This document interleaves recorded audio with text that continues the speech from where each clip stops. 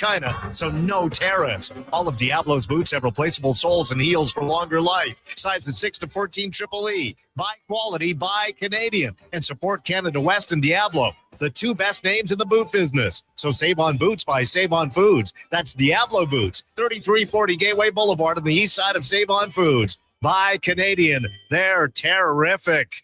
Walmart is taking low prices even lower. Thousands of holiday deals that are piece of Lay's chips, now only $2.97. Shop online and in store today. Hey, you know winter is really freaking cold, right? So play it smart. Don't get caught freezing in your car with your pants down and no power. At Big Toy Shop right now, lead acid batteries are just $129. $129 is a great price. 5 seconds left. 5 seconds. 797. Across rural Alberta, volunteers and community groups work hard to make life better for their neighbors, creating new playgrounds. Bring us together. Rebound play back behind McDavid. Over to try settle bound. McDavid. Over to try McDavid. Shot. Edmonton extends to 8-5-2. Edmonton extends to 31st, 2026. Edmonton extends to 8-5-2.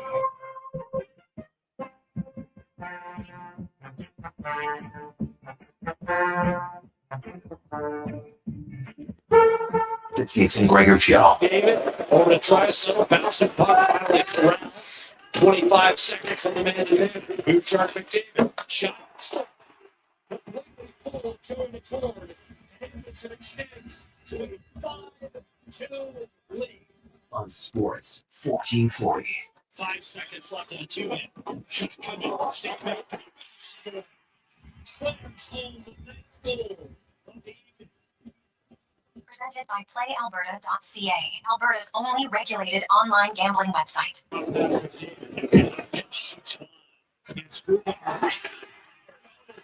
From the short angle, there's the entry for Connor McDavid.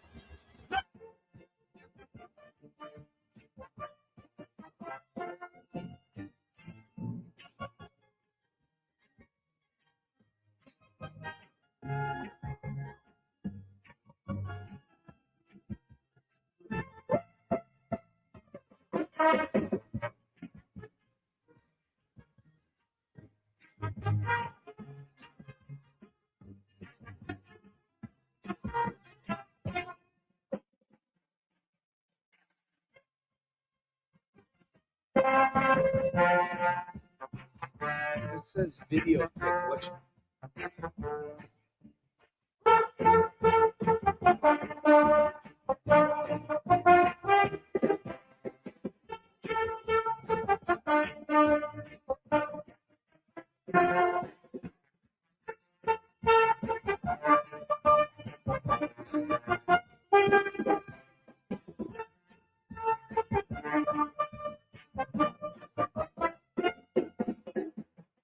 Are you? And welcome to the Jason Gregor Show on Sports 1440, sports1440.ca, YouTube, Facebook, X, and Instagram.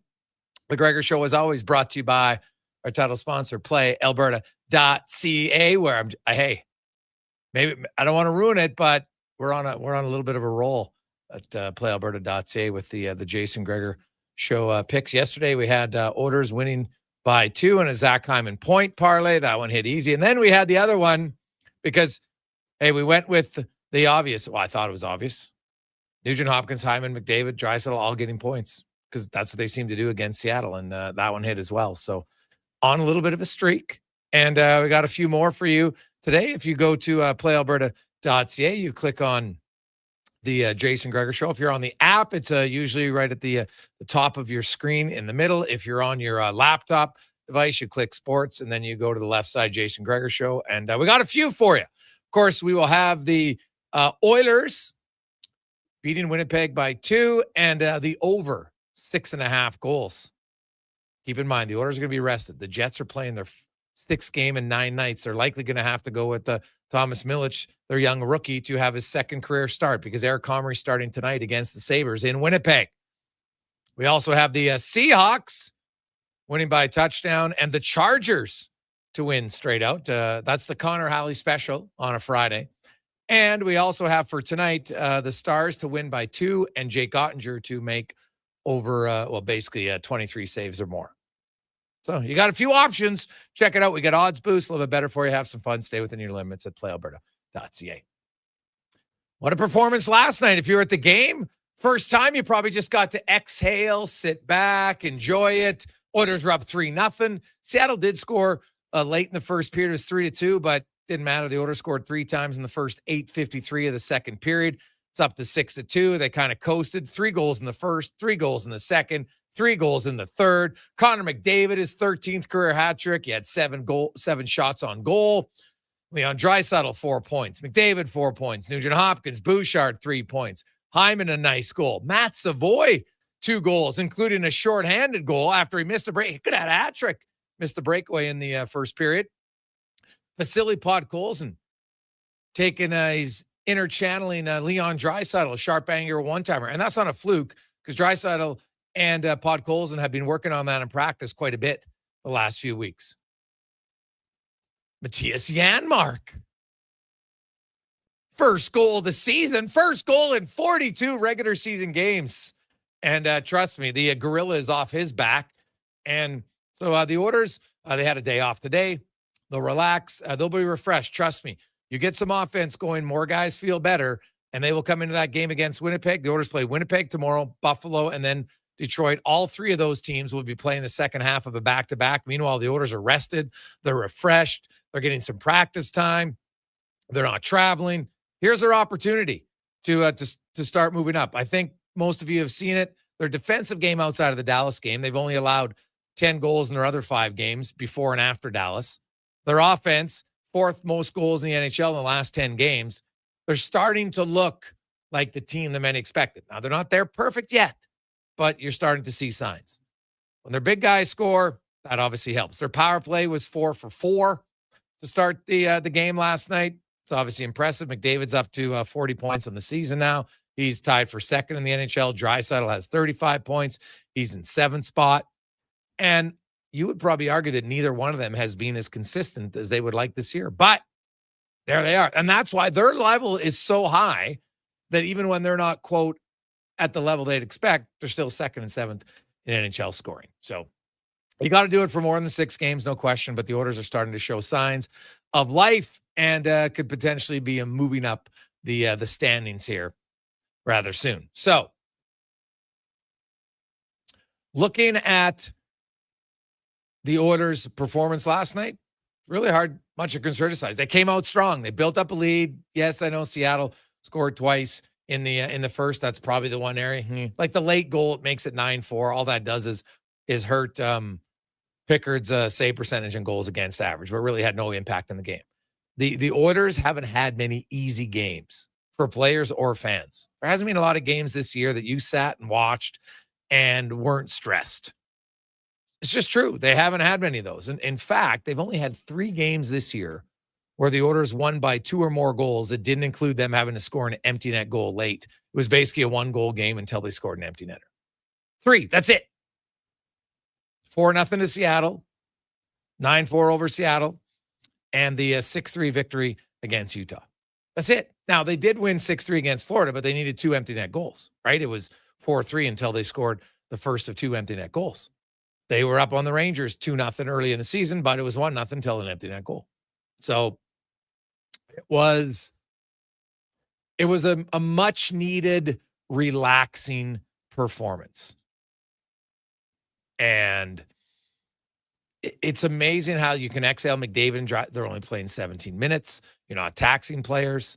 Everybody's relaxed on the bench. You don't see the Oilers. They're not a very jovial, laughy, chuckly kind of group, but they were post-game on the bench afterwards, as they should. Hockey's supposed to be fun, and when you score goals, it's more fun for everybody. Many of you who went to the game last night, you got a little cheer on, so that's good. And you know what? It's probably perfect timing, because today It's a pyramid of giving in the month of giving. And maybe you're new to it. If you're a new listener, this is awesome. If you want to be part of it, it's very simple. All you got to do is text in. This is how we build the pyramid. We have 15 people donate $100. 10 people donate $200. 4 people donate $500. 2 people donate $1,000. We raise $7,500 for the holiday hamper. And that goes a huge way for families just to get a simple meal at Christmas. And it's important. It's something that we probably take for granted. So if you're in a position where you can help, 100, 200, do the math. That is only 31 listeners. It's a really small percentage of our audience today. So if you're in that position where you can help out, 833-401-1440. 833-401-1440. It's very simple. Just text in your name and the amount. We'll add it up and we build the pyramid. And away we go on a Positive Friday. Big shout out, Con Man. I left. It was like 6,200. Con's just working the phones. Ended up yesterday, Joseph, they finished at 7,500 for the Glendale package. So that's awesome. I love it. Now, if we end up with a few more, like if we end up with 18 people at $100, we'll take it. Don't worry. But our goal is we got to fill out the pyramid. 100, 200, 500, or 1,000. It doesn't matter which order. If you want to do it from the bottom up, all hundreds, we don't care. We'll just fill it in. It's like squares. Just fill in the pyramid, and away we go. So it's that simple. Cons, what were your thoughts on the game last night? Hope you took the over. I suppose would be the first thought. But yeah, you know what?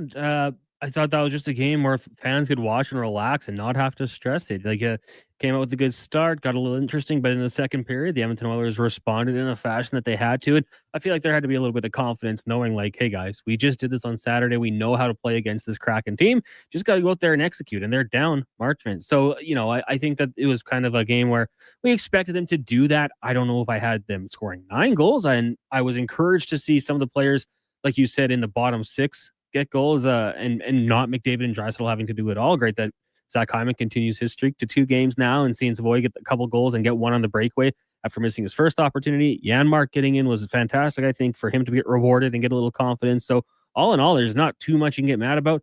I did notice on our social media posts, some people pointing out the goaltending. Hey, how about, you know, no more button hooks in your own end with no defensive help behind you. Then eliminate those sorts of things before you blame the goaltending. But in a 9-4 win, you can have those happen. Good for them heading into the game tomorrow night against Winnipeg, who, like you mentioned, should be fatigued after playing tonight. Yes. Well, hey, the Jets play tonight. Tonight's their 5th in 8 games. Tomorrow's their 6th and 9th game. They got no Connor Halley. They lost to Buffalo. They've lost to Montreal. You got Eric Comrie. This will be his 4th consecutive start. He actually got pulled in the Buffalo game. And, Milic got to come in relief. Like, I guess you could go Comrie back-to-back. But either way, if it's Comrie back-to-back, then he's playing his 5th straight game as a starter. And he's not really used to that. Or you're going with the rookie. Either way, without Connor Hellebuck and a Jets team that's, a little leaky this year, this is a game. The Oilers, I thought they should beat Seattle. I would never call for 9 goals. It's only the 3rd time in the salary cap era, basically 20 years that they've scored 9 goals, but you'll take it. But tomorrow night's another game they should win. No question in my mind. Hockey night in Canada, Saturday night, the building's going to be rocking. It's always a little bit more jovial on a Saturday. And your star guys get some points. Make no mistake. Connor McDavid, I loved what he said afterwards. Like, I made a concerted effort to shoot more. And now he got success. So is he going to come out firing tomorrow night? I hope so. He should. Get him and Draisaitl going and everybody else falls into place. You get Savoy chipping in. You get Podkolzin and you get if you can get 1 goal a game from your bottom 6, that's if you ended up a season with 80 goals from your bottom 6, you're really excited. So maybe last night was the start of the bottom 6 contributing on a more regular basis. And good news, Clattenburg is just a cut above his eye. Everything's good. We got some text wondering about him. So there you have it. Other than that, not much to really concern yourself with. Your backup came in and he got a win. For me, I've said it. I believe that that's a position they're looking at upgrading between now and the deadline. And I think they'll look at it. And if he wins, that's all that matters. Wins trump save percentage. They trump expected save percentage. That's what matters is you win. And you know what? I would fully expect Stuart Skinner to be in goal tomorrow. I'd probably think Skinner's going to start against Buffalo and Detroit. And then next weekend on the road, they will split the back-to-back games. So that's kind of how they'll move from here. We got Sean I always hey, I have no problem going from top down. Sean's our first donor today, and it's at a G note, $1,000. All right. So there we go. We're off and running in the pyramid of giving. It's always good to get the big ones out. So, hey, I know you're out there.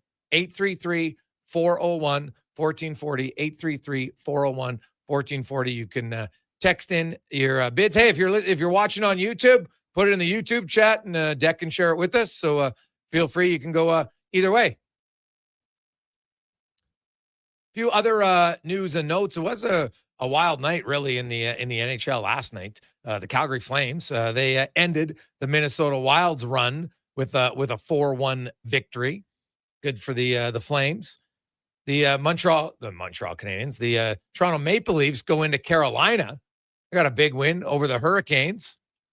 You had the Blue Jackets and Red Wings, high-scoring game, which ends in a 6-5 win for them. What about the Islanders? A, you hold Nathan McKinnon off the scoreboard. And B, you get 42 shots on the Avs and you win 6-3. That doesn't happen very often. That ends the Avalanche run where all they did was win games or lose in overtime or slash shootout. So that was their 17-game point streak comes to an end. Nashville was trailing the entire game. They tied up late, and then they beat the Panthers in overtime. The Panthers, I wonder when you start to get concerned in Florida. We all know, hey, no Tkachuk, no Barkov, no Losterinen since he burnt himself in that crazy barbecuing incident. It burned himself pretty bad on the inside of his legs, I'm told. And he's still wrapping bandages. It's probably going to be a while before he plays. But if you look today, the Panthers are the second worst team in the Eastern Conference. They're actually tied with Buffalo, but they played one less game. They got 26 points. And, you look in their division, they're only 6 back of second place Boston. And they've got some games in hand. So that's the good thing. They don't have to panic crazily, but you just wonder, Bobrovsky's not playing great. He's got an .886 save percentage. They obviously miss Tkachuk and Barkov. Tkachuk probably not back till after Christmas. Maybe realistically in the new year. I just wonder when, you can say, hey, we'll come back. But if all of a sudden, you start to fall behind and it's 7 or 8 or 10 points, that's a difference. It's like the Oilers had a bad start, but Oilers wake up today and guess what? They're 2 points behind LA. They're 3 points behind Vegas. They're 4 points behind the Ducks. And they're 1 point out of a second wild card spot. They're not in a bad position at all. They've got a tough schedule. They haven't played as well as they would like, but they're in a pretty good spot overall. And now they have a chance to I think, make some hay here. You look at the remainder of this homestand. The Jets don't scare you. Buffalo doesn't scare you. Neither does Detroit. Those are 3 very winnable games if the Oilers bring their A game. Right? Very winnable game. So 833-401-1440, 833-401-1440. Hey, boys, I probably cheered the loudest for Janmark. I'm glad to see him get off the schneid from Greater Man. Jay, hey, guys, is that Seattle's first game where they've scored 4 goals in regulation on a goalie? No, they've scored. They've had a few other games where they had 1 and then they scored in overtime. It's their second game where they scored more than 4 without and I think it's only the second time without an empty netter. So, yeah. Now they scored late in the game with what? I don't even know what it was, 5 seconds left. So not ideal. Jonathan is in at 100. And so now we got the bottom and the top. So let's get rolling here, boys and girls, on the pyramid of giving. Hey, Gregor, it's a great game. All we need is Knobloch to turn off the blender. Leave the top lines heavy and let the bottom 6 prove they're worthy of it. Too many of them coasting, making their dollars. Perform or beat it, from Wayne. Well, I don't see any reason really to change the lines especially the next 3 games. You got home ice, last change. You got your top 2 lines, and then you just say, hey, and you're not playing any teams that's super deep that you're worried about too much. So, and now even when you go on the road in Montreal and Toronto, maybe you'd split it up, but I don't know if you have to be honest. You might kind of just roll with this. Tomasic at some point will probably get into the lineup in the bottom 6, but that's it. Until Roslovic or Kapanen come back, I don't see many changes there. Similarly on defense, until Jake Wallman is ready to go. And that's it's kind of interesting on the Wallman front. The guy is always banged up. So we'll see where that goes. Quick break. We'll return. It's the Gregor Show presented by PlayAlberta.ca, Alberta's only regulated online gambling website. At Papa John's, our butter chicken pizza is a Canadian favorite, and we think we know why. We start with a velvety, tangy, and subtly sweet sauce. Then it's our better ingredients: fresh, never frozen original dough, juicy grilled chicken, and crunchy green peppers and onions. Sounds delicious, right? Well, wait till you try it. It's butter chicken made better. Order your large butter chicken pizza today for only $19.99. Better ingredients, better pizza, Papa John's. Proudly locally owned and operated. The job isn't done until the last load is hauled, and having a semi-trailer out of commission is not an option. Whether replacing or adding to your convoy, Edmonton Trailer has a huge inventory of new and used semi-trailers, trusted by the gravel, logging, oil field, fluids, and freight industries. Find a trailer right for you online or at one of their 3 locations. For sales, service, parts, rental, and finance, when you're in it for the long haul, Edmonton Trailer.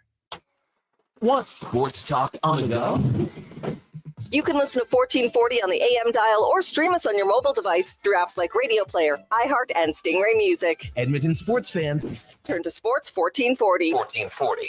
Vinny and Don in Hockey are dedicated to skill development for all hockey players. If you know a student athlete interested in growing as a person and a player, register for a free shadow day. Beginner or experienced, this program develops a student athlete skill in a supportive environment. It's a great opportunity for prospective student athletes entering grades 3 through 12 to see what Vimy and Donnan have to offer. Visit vimyridge.epsb.ca or donnan.epsb.ca for more info and to sign up. River Cree is the place for all your favorite sports. River Cree Resort and Casino, featuring UFC action and boxing live on the big screens at Tap 25, the MVP of sports bars, and in the Center Bar. Plus, catch this fall's biggest games: every goal, every tackle, every home run. River Cree is also home to the Twin Rinks, where rec hockey and community teams come to play. Public skating available. Details at rivercreeresort.com. River Cree Resort and Casino. Excitement. Bet on it. Subaru is built for winter. Symmetrical all-wheel drive delivers power with incredible control, stability, and grip. Add 220 millimeters of ground clearance, and you're not getting stuck in snowbanks. You'll drive right through them. And inside, luxurious heated seats and a heated steering wheel. Plus, for 19 years in a row, Subaru vehicles have earned top safety pick status, giving you unmatched peace of mind. Subaru is engineered for Canadian winters, built for real-life confidence. Welcome to Uncommon Standards. Across the province, Albertans are taking their shot on Play Alberta. With casino winners every hour, jackpots worth millions, and revenue that stays in the province, there's never been a better time to sign up. Right now, our listeners can score a $50 free bet when they make a minimum $50 deposit with code Gregor50. That's code Gregor50 for a $50 free bet. Start playing with your game sense today to find out if you're Alberta's next winner. You matter. Your mental health matters, and you're braver than you think. Not Alone is an organization focused on creating a space of acceptance and support through tough, meaningful conversation. My name is Tyler Smith, and you are never alone. NotAloneCo.com. It's okay to not be okay.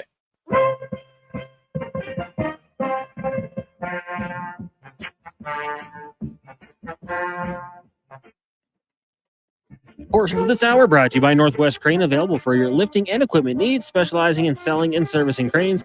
Get lifting at northwestcrane.com. The Jason Gregor Show, the best of Edmonton sports talk and beyond. This is Sports 1440. Presented by PlayAlberta.ca, Alberta's only regulated online gambling website.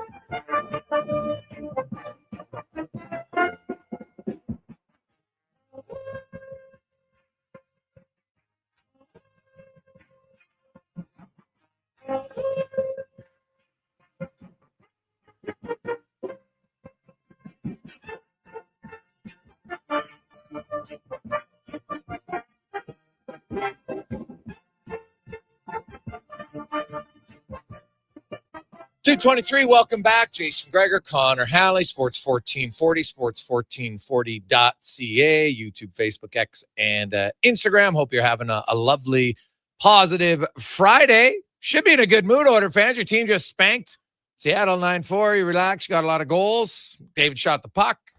Power play was unreal. He scored a shorthanded goal. Janmark scored a goal. Anything's possible. Anything is possible on a positive Friday. Steven comes in at $100 as well. Declan, our main man, Declan Kruger, first in at 200. So we're off and running. Let's go. 100, 200, 500, or $1,000 to help out the holiday hampers. A lot of people in need. So if you're driving around, you got a little extra cash, you can help out. Text in with your name and the amount. We already got one of our $1,000 done, which is great. So we need one more at 1,000, 4 at 500. We're down to 9 at 200 and 13 at 100, and we will fill it out in the pyramid of giving today on a positive Friday. So it's a big day to get a lot of different people involved. So it's awesome. So all you got to do is text in your name, 833-401-1440, and then include your amount, and we are off and running. The Edmonton Oilers will be taking on the Winnipeg Jets tomorrow night, but the Jets are actually in action tonight as we go around the NHL. Brought to you by McDonald's, and it's a new era for veggie lovers. Have you tried the McVeggie yet? More than a sandwich, it's an iconic flavor moment. The McVeggie or the spicy, and it is a little spicy, I'll warn you. Only at McDonald's. Longtime beat reporter for the Winnipeg Jets, Ken Wiebe, joins us now. Ken, welcome back to the show, my man. How you doing? Very well, Jay. Great to be with you on this positive Friday. Yes. The right positive.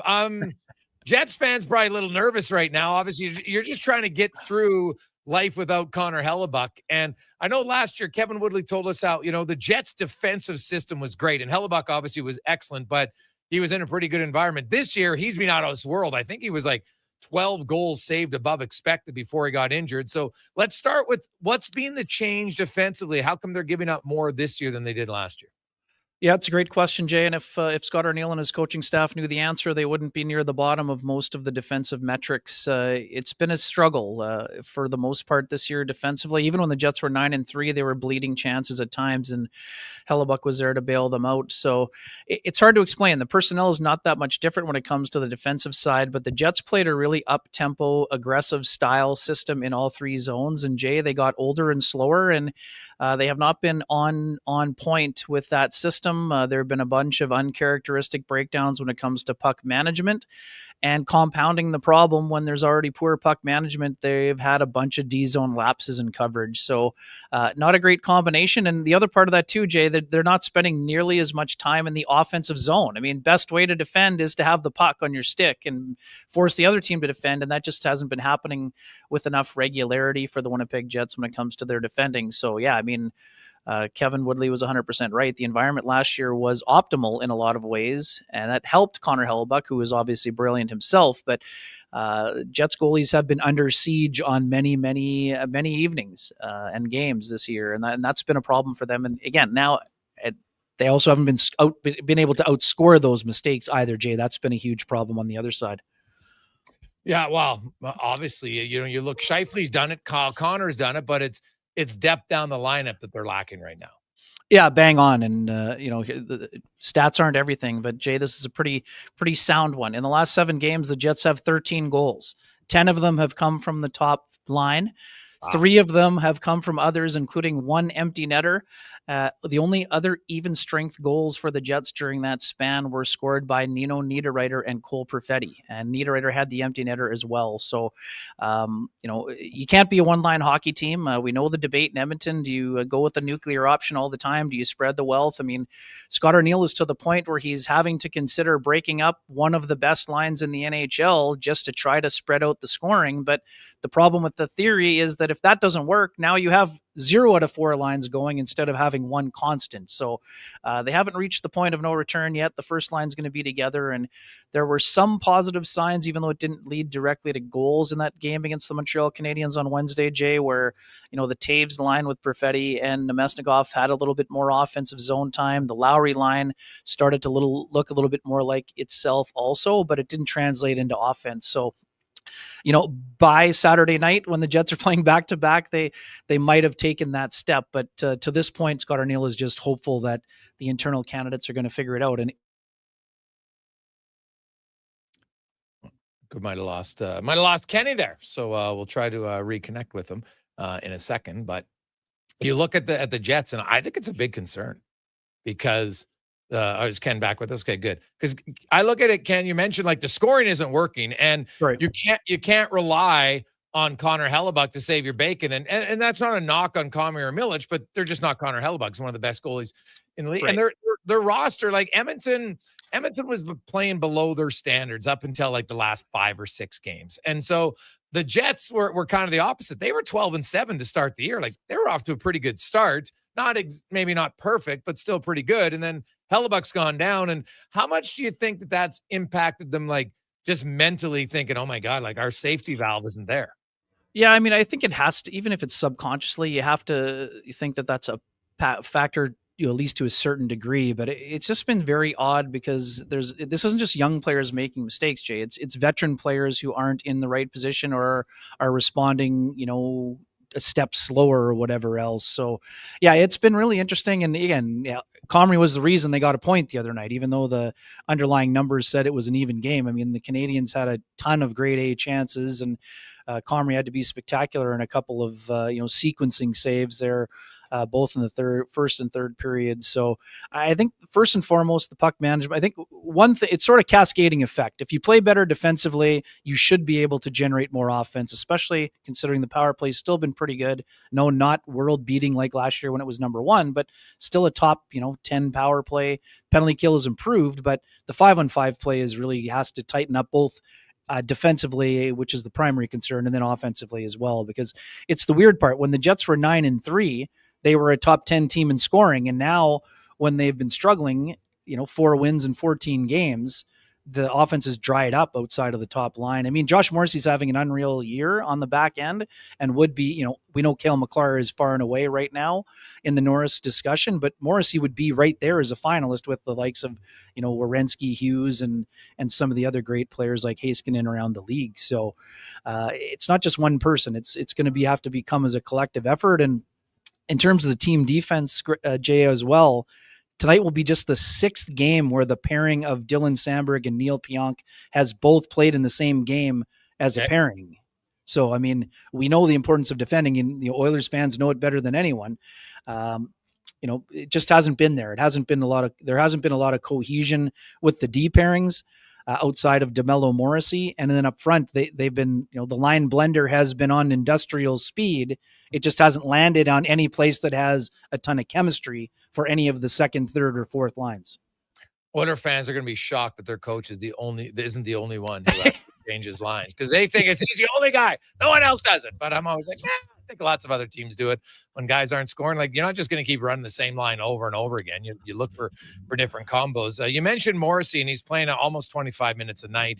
Yeah. I remember Dylan Samberg in the playoffs, and I was like, God, he was really good for the Jets last year. One of those underrated, just solid defenders. And you know what? They don't really, they've kind of relied on 3. It's a clear void, when they don't have Dylan Samberg, because the next defenseman, they kind of play Morrissey and they play DeMello and they play Pionk, but they don't really trust any of the other guys. Even in the absence of Sandberg, no one else is even averaging more than 16 minutes. Yeah, it's been a challenge on that front for sure. Too many guys not playing at a high enough level. I mean, and Logan Stanley was forced into the top 4 and actually had some decent minutes there at times. But I mean, when you're playing above your standing, sometimes you bleed chances, right? So, and again, it's so wild. I mean, you saw this throughout the preseason, Jay, a ton of nothing burger, no hit games. And in one of those games, Ryan Lomberg takes a run at Dylan Samberg, but just actually finished one of the few hits in the game. His wrist crumples up in the corner, and he's on the shelf for 6 weeks, right? So, and again, he was the Jets' second best defenseman last year, with all due respect to the year Neil Pionk had. He was sort of playing at that Slavin light level that we saw at the Four Nations. So, yeah, not having him was massive. Pionk's start was kind of uneven. But then when Pionk left the lineup himself, now Samberg wasn't able to carry his own pairing necessarily either. So they've been testing out Elias Solomonson, who is their top defense prospect. This will be his 4th NHL game coming up this evening. But again, there's growing pains with young D-men, right? There's going to be turnovers. There's going to be situations where they get their pocket picked because the pace is so high. But, now if you're Scott Arniel, you're kind of fighting through the balance of, can you afford to have that young player make those mistakes because his ceiling is higher and because the other two options in front of him are, pending UFAs that are in their 30s, or do you go with the veteran guys that are also occasionally making mistakes? So it's been a bit of a challenge on that front. I think, like I said, Elias Salomonsson has a great ceiling, can be a top 4 defenseman, but he's not a top 4 defenseman today at a time when the Jets probably could use an additional top 4 defenseman like every other, contending team that's trying to, take a significant run. So it'll be interesting to see if they can get that done internally or how long the leash is going to be, because Hayden Fleury has, he's cleared concussion protocol and is back on the ice. So, unless the Jets are willing to waive a defenseman or a forward to try to help the offense, those younger guys that are waivers exempt are generally the ones that get sent back because it's path of least resistance and teams don't like to potentially lose assets. Yeah, no, it makes sense. Ken Weave joins us, a longtime beat reporter for the Jets. Now, give me your thoughts on Logan Stanley. Logan Stanley in his first 5 seasons had 5 goals and 36 points. He has 3 goals and 9 points in 26 games this season. Like, he's a hulking guy. And I've always, I look at him, I'm like, God, I think there's more there. Is he starting to show more? Like, is it lucky goals? But is he showing a little bit more offensive flair? Yeah, I mean, and that's always been the thing, Jay. Like, coming out of the Ontario Hockey League, this was a guy who, 6'7", big beast, right? I mean, he's a guy who's willing to fight, but I wouldn't say he's like a bona fide heavy that's going to be throwing down with the Arbor Jackeyes. And not that he wouldn't, but I mean, I'm not saying he's a reluctant fighter, but he's not going out there looking for it at all times like some of those guys are. So, and he's always had some offensive flair in junior and moving up, but he just hasn't had much of an opportunity. And again, most of his points are 5-on-5 points. So, if you had told me Logan Stanley would have 9 points through the first third of the season, you would think that that's very impressive, and it has been. But I mean, some of that was the minutes being elevated in that top 4 role with Pionk. But also too, I mean, it's just, he's given them some secondary scoring, but when Logan Stanley is tied in points with Jonathan Taves and has more points than Vlad Nemestikov, who's on the second line, it's good for Logan Stanley, but it's probably part of the reason the Jets are, a 500 or just over a 500 hockey team. So, but in terms of Stanley's development, he's been not a fan favorite at times. Let's say he's been someone who's felt the wrath of the fans. Jets traded up to get him. He was going to be a project player, but now it's, this is a project player from 2016 draft. So the fact that he's become a regular is, a step in the right direction for him. But again, it's probably going to end up being a third pairing guy. And those guys are important because, Jay, I mean, like you were thinking, like the minute a team gives up on a player who's 6'7" and 235 pounds, they're looking for one. So when you have 9 years of sweat equity invested in the player, you would always rather that player graduate internally. So he's definitely made some strides, but again, third pairing hasn't been good enough as a whole, and he has to wear some of that responsibility. But at the same time, you're not asking Logan Stanley to carry the third pairing. You want him to be an effective regular NHLer. And, between the physicality and, he's not afraid, he's at his best when he's getting under the skin of the opponent and being an abrasive player. And we're seeing more of that on a consistent basis, along with some enhanced offensive numbers for sure. Ken, how has Jonathan Taves looked? Yeah, I mean, Jonathan, there have been some nights where, you can see the vision and he's in the right place offensively. He puts his line mates in good spots. Those line mates haven't been finishing. But at the same time, Jonathan is also a guy who has a Selke trophy in the trophy case, and he has not been playing Selke level defense right now. I mean, their line has been outscored dramatically at 5-on-5, and that's not always the fault of the centerman, but as a guy who holds himself to an incredibly high standard, I would say that on some levels, he's certainly not performed at the level maybe we expected or he expected. But I always remind folks, Jay, the first 30 games after a 2.5-year absence were always going to be the toughest, right? Trying to get up to speed.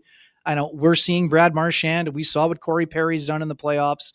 But, I mean, Jonathan's had some serious health issues in terms of, long COVID and the respiratory issues that he's dealt with. So I would say it certainly hasn't been his best, but I also think that, the Jets brought him in for other things other than points. And, he's among the league leaders in faceoffs, over 63%. So that's an area they struggled dramatically in last year. And again, for a team trying to get over the top that won the President's Trophy, certainly makes a lot of sense to bring in someone with 3 Stanley Cups and a guy that's won every international medal available to him. So I think he's fit in fine, but I think that he's still looking to kind of get, and when I say get up to pace, I don't mean skate faster, but it's just things aren't happening as naturally as they used to, which makes sense given the circumstances. But I expect him to improve as the season goes on. And again, I understand the folks that are on the other side of the coin saying Father Time is undefeated and it might only get harder. But Jonathan's always been a guy that when the games get tougher, he gets better. So I think it's a little bit too early to, say this is a, massive failure or anything like that. But I think Jonathan would also be the first to tell you that he's got another level to reach. Ken, great stuff. Now, do you expect Milic to start tomorrow in Edmonton? Yeah, I really do, Jay. I mean, it's a 3-4 for the Jets also. So again, and not to say, it's desperate times and all those things, but I just don't think that the Jets also play the Dallas Stars on Tuesday, a huge divisional game. I don't think you can run the risk of, kind of running Comrie into the ground in 3-4 with travel at the end of, what will be 12 games and 16 games on the road itself. So I do expect Milic. I mean, people look at the numbers and say it was a tough first start for him, and that's, by the numbers, it's true, but this was a 1-1 game with Carolina into the third period, and Milic was a big part of that. Obviously, WHL Goalie of the Year, gold medal winner at the World Junior. Maybe there's some, a little bit of comfort playing in, in the arena that he played with in at times, maybe in junior. So he's a great story. Late round draft pick as a 20-year-old. He's had an unreal year with the Moose, but yeah, I mean, this is throwing the Lion, throwing a young man into the Lions den here on a Saturday night on Hockey Night in Canada. But this is a guy who's a pretty composed young man, but it'll be a test for him for sure. Ken, as always, man, great to catch up. Do you appreciate it? Enjoy the game tonight and tomorrow. Yeah, you as well. Great to be with you, and have a great weekend here on Positive Friday. I bet you that is Ken Weeb joining us, a longtime beat reporter for the Winnipeg Jets. Jets hosting the Sabres tonight. They lost 5-1 on Monday in Buffalo. They'll try to get some revenge, and then they're coming to Edmonton. They'll be a little bit tired. Have to take that train, no airport, and then they get into Edmonton tomorrow, where the Oilers will be rested, fresh off of a 9-4 victory last night. That is Around the NHL, brought to you by McDonald's. So it's 2:40 when we come back. Lorianne Munzer is back from traveling. We'll talk to her, but also let's get the month of giving going. Let's get it up here a little bit. We're looking for donations for $100, $200, $500, or $1,000. We got 1,000 already in from Sean, so we only need one more of those: 4 at 500, 9 at 200, and 13 at 100. So let's get it rolling. It's Positive Friday. We're helping out the holiday hamper, which helps families just have the most basic, but the most important things at Christmas.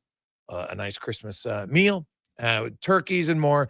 Can help out with that today by making your donation. Just text in with your name and the amount, 833-401-1440, 833-401-1440, and we'll roll through here on the Gregor Show, presented by PlayAlberta.ca. Now for today's holiday special, Legacy Heating and Cooling saves Christmas. Santa's furnace broke down in the shop last night, and the elves couldn't make any toys, that's right, so Santa called up his pals at Legacy Heating. And ho, ho, ho, golly gee, 1 year, no payments, interest-free, and the elves are working merrily with a brand new furnace from Legacy. Happy holidays from Legacy Heating and Cooling. Across the province, Albertans are taking their shot on Play Alberta. With casino winners every hour, jackpots worth millions, and revenue that stays in the province, there's never been a better time to sign up. Right now, our listeners can score a $50 free bet when they make a minimum $50 deposit with code Gregor50. That's code Gregor50 for a $50 free bet. Start playing with your game sense today to find out if you're Alberta's next winner. I'm Grant Fedork from Leading Edge Physiotherapy, and sadly some people think orthotics are just glorified shoe cushions. But I've seen a runner drop 8 minutes off her marathon, a grandmother ditch her painkillers, and a 12-year-old nail her long jump, all thanks to custom foot orthotics. So if your feet are screaming for help, flat, high, or funky, that pain's heading to your knees, hips, even your lower back, our professionals will assess you and, if indicated, custom fabricate a pair of orthotics made just for you. Happy feet make a happy person. Feet shouldn't hurt. LeadingEdgePhysio.com. And here comes Action Electrical service team sprinting onto the scene. These are your first responders for any electrical emergency. That's right. With their fleet of service vans and specialized gear, they assess, they service, and maintain electrical lighting and automation systems. They're all about rapid response. Quick diagnostics and repairs to restore power and safety fast. Hire the Action Electrical team to bring home a win for your project. Visit actionelectrical.net. Craving a dining experience that rises above the rest? Head to Summit Restaurant, nestled in the heart of the Silent Ice Center and just minutes from South Edmonton Common. Savor Summit's exceptional house-made pizza, delectable entrees, and expertly crafted cocktails, all served in a stylish, modern atmosphere. For a casual meal or a special night on the town, Summit Restaurant offers a straightforward yet refined experience where every bite and sip reflects our dedication to quality. Elevate your dining experience. Visit Summit Restaurant tonight. At Papa John's, our butter chicken pizza is a Canadian favorite, and we think we know why. We start with a velvety, tangy, and subtly sweet sauce. Then it's our better ingredients: fresh, never frozen original dough, juicy grilled chicken, and crunchy green peppers and onions. Sounds delicious, right? Well, wait till you try it. It's butter chicken made better. Order your large butter chicken pizza today for only $19.99. Better ingredients, better pizza, Papa John's. Proudly locally owned and operated.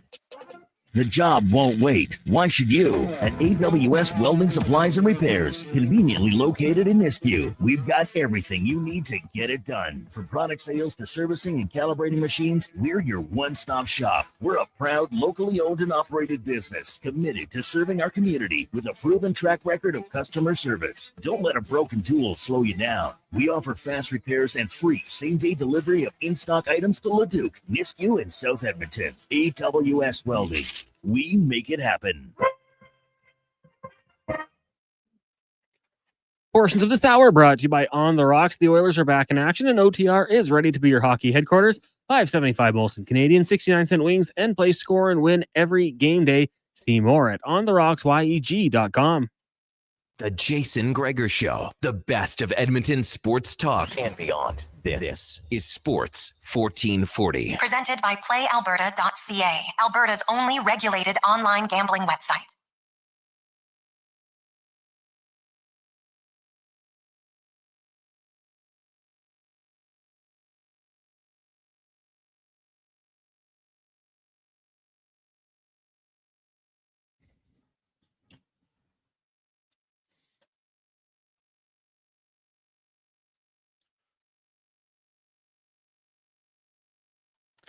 $2:46. Welcome back. Jason Gregor, Connor Halley. Sports 1440, sports1440.ca. Got a few more donations. Brad is in at $500. Attaboy, Brad. We got Pierogi Eric, who is in at 100. And the legend, at least in his own mind, Cam Tate is also in at 100. So, all right, let's get going. We got the spot on every step of the pyramid filled. 100, 200, 500, and 1,000. It's always good. So let's keep it rolling here. We're going to help out the holiday hamper today. 833-401-1440. 833-401-1440. All you got to do is text in your name and the amount you want to donate, and we'll walk and roll. So we got, what am I doing my math here? We're down to, we only need 23 more listeners to donate. That's really a small amount. So 1,005, 2, or 100. Text them in at 833-401-1440. As now we go in the mind, brought to you by Action Electrical. 53rd year in the industry, the most diversified electrical contractor in Alberta, 4 divisions with projects. They do design, build, switchgear replacements, new constructions, and renovations. Also have service, testing, and solar. ActionElectrical.net. As Lorianne Munzer joins us once again. Lorianne, how you doing? I'm doing awesome. Happy Friday. Good. How was your trip? It was good. We went to Thailand, so did Bangkok, and then we went north. And I would have put it out there, never follow a typhoon because it's a little bit wet later. There's always that after effect. So a lot of rain after the typhoon? There was, Okay. yeah. We were going to go south to Phuket and then a couple of the islands, do the last week of beach, and 100% rain. Every day? Every day, and 50 mils. So we said, 50 mils of rain every day? Yeah. There was a lot of flooding. There was a Oh lot my of God, flooding. that is wild. Yeah, and it was really interesting because when we got to Bangkok, we were staying on a hotel that was like riverside, Mhm. and it was really brown. It was really high. There was things floating in the river, like Oh, that's not good. chunks of trees, and I don't know what the other stuff was, but it was a really cool experience. So, yeah, I bet. Yep. Well, I'm sure it was a cool experience. Like but it's that there is a lot of rain there usually, not to the extent of this, but it is a pretty humid place, is it not? Oh my God, 95% humidity. Yeah. I looked like I had really poofy hair. My skin was beautiful. It's that's the one thing coming back to Alberta. Oh, It's yeah. a little bit dry. Yeah, you feel it when you walk off the plane. It's just Yeah. like your skin just tightens up. Everything cracks. Yeah. Yeah. But it was just the people, Jason, they are so kind. And if you can picture, Edmonton is about 1 million people. Mhm. Toronto is 3. LA is almost 4.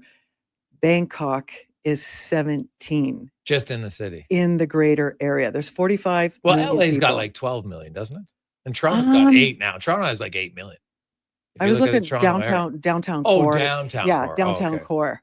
But it was like, oof, there was an awful lot of people. And no park space, no green space. All the roads were just busy. And I tell you, I only heard a car honk once, and they drive. We could take some lessons from them. Oh, it is like there's no hesitating there. Like if No. you're on it, you're on it. I know. And they let them in, they move. Yeah, they know how to merge. The Albertans are afraid of the Yes. merge. Yep. They think like the zipper merge is a bad thing. You jerk. No, it's supposed to go A line, B line, 1 1 1 1. We just go. But Yep. we seem to fight that philosophy here in Alberta. I'm not sure. I'm not sure. There's a lot of anti-mergers.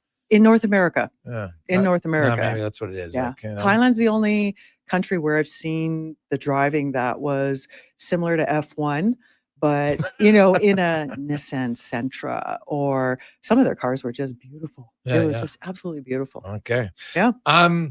It's funny. We had the draw today for the Road for the World Cup, and as an athlete, you're sitting there, you're watching it, right? And then you see the draw, and then everybody talks about it. Well, this is a group of death, or here or there, and there's tons of speculation. Like obviously, the athletes are excited to want to go, but I would see the draw and then probably not worry about any of the afters, because if you tell yourself we're in a good pool or in a bad pool, that's probably how you think about it. You should be like, hey, this is what we get. Like you can't control it. It doesn't matter if who you're playing against. Now it's just like, hey, we've got to prepare for ourselves. But like I know it's different. There's not a lot of sports that have that 7 months out where they have a big deal. Like, that's just how it is in soccer. And it makes sense. I get it. The World Cup is huge. And this is the biggest one they've ever had with more teams in it. But what do you make of the psyche of somebody that far out of the event? Oh, I think it's perfect. It gives you that much more time to prepare. And you can either run with it in your favor, or you can run with it and let it run you into the ground. And when you're looking at it, Jason, you've got to look at it with at least 3, if not 4 case scenarios. And hopefully they're going to be in your favor. But it's like, what do you want to do, first off? And then number 2, what are you going to do if it doesn't go your way? And you have to always think about that scenario, because you're going to miss a shot.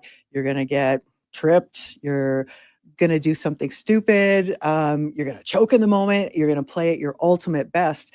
And you have to prepare for all of those things. But this 7 months leading into it gives you the time to prepare for it, so that it becomes a new norm. It becomes your new automatic. We all have what we call paradigms. That's how we're wired. That's how you've trained. That's how you've learned a habit or a skill. But what if you could up-level it and do 2 or 3 different ways? Because that element of surprise is where you're going to shine. And if it becomes automatic, that's when there's going to be those golden moments that they capture on, in the moment on TV. You're watching it, you're just going, oh my God, do you remember that play? Do you remember that move? We all remember certain events and certain results where somebody won and somebody lost, but only one person or one team can win. Yeah, no, that's fair.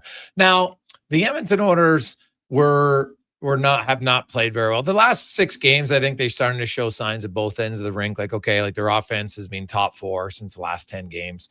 Their defensive play, like the Dallas game, is probably still, they're not perfect, but in the other 5, they've only allowed 10 goals.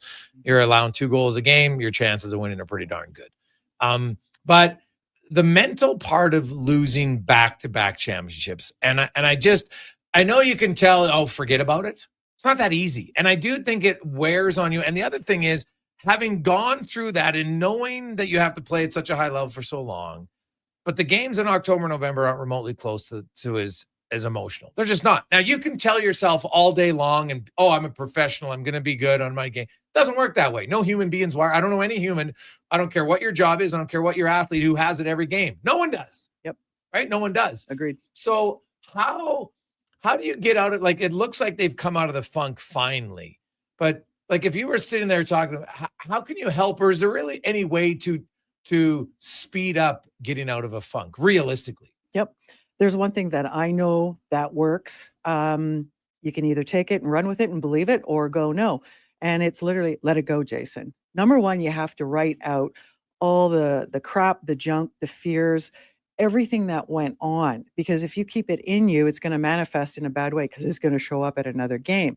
If you can get it out of your head, if you can get out of your system and literally go, fudge it, it happened, I'm going to move on. And you just literally take a deep breath in and go and blow it out, be Puff the Magic Dragon there. It will literally work. And it sounds really odd. Every athlete and every client that I've had who has done and had a bad result, they've done that. And they were like, wow, I just let it go. Because what you do is you let go of the attachment. And if you're still hanging on to the result, you're hanging on to that play, that game, you're done. But you just got to let it go. And it's like, am I going to be attached to it, or am I going to detach? And when you detach from it, that's when the letting go goes. But is it hard? Because I think in real life, people out there, like, we say, hey, just let it go and move on from it. We had Tyler Smith on the show.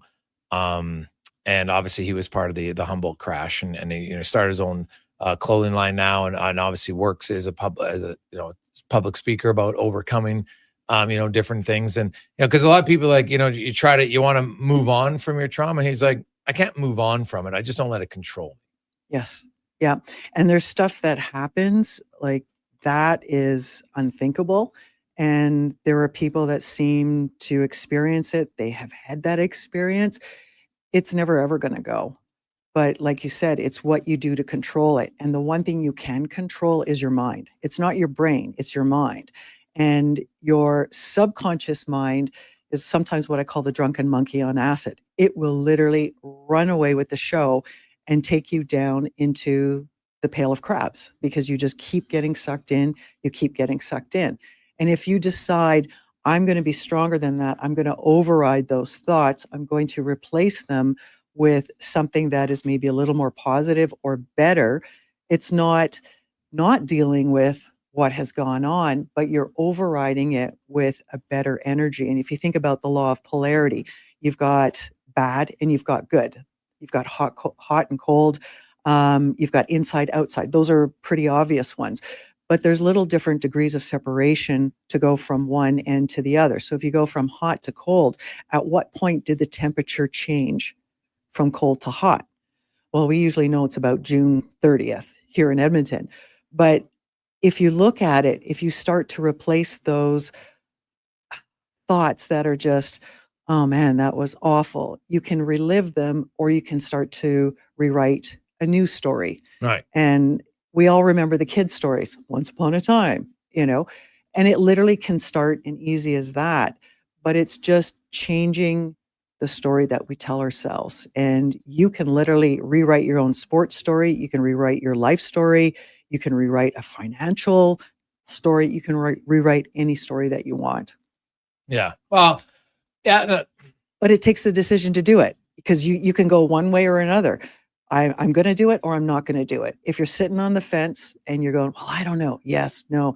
And you've got that ping pong game, that's ambiguous. That's ambiguity.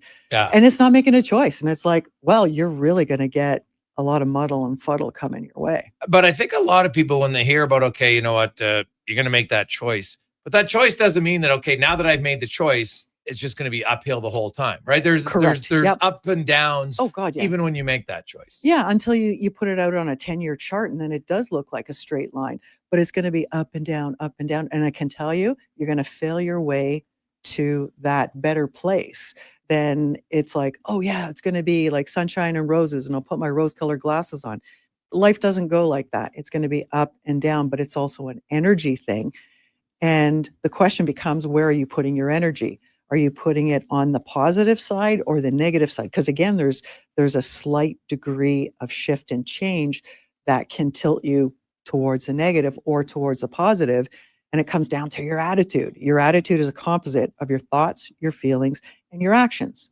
You can think something, you can feel something, but if you're still sitting on the couch, nothing's going to happen. Right. And it's the action that is the antidote. And it doesn't matter at what is going on. If you take action towards what you want instead of the negative stuff or stuff that's not working, you're going to start to figure out what's a better way because you took action. And the more action you take, it's inevitable, Jason. It's got to turn out. It truly has to turn out.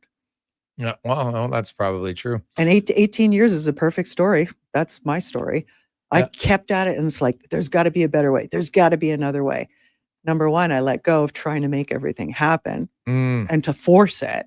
Because when you force, you're pushing that rock up. So what the do you mean hill. by forcing it? Like, what were you doing that forced it? Oh, I was trying so hard that I was so tight. I was restricting myself. I wasn't loose. And, you know, if you fall off a mountain, the best thing you can do is relax because then you're going to bounce. But if you fall off a mountain and you're stiff as a board, you're going to break a ton of things.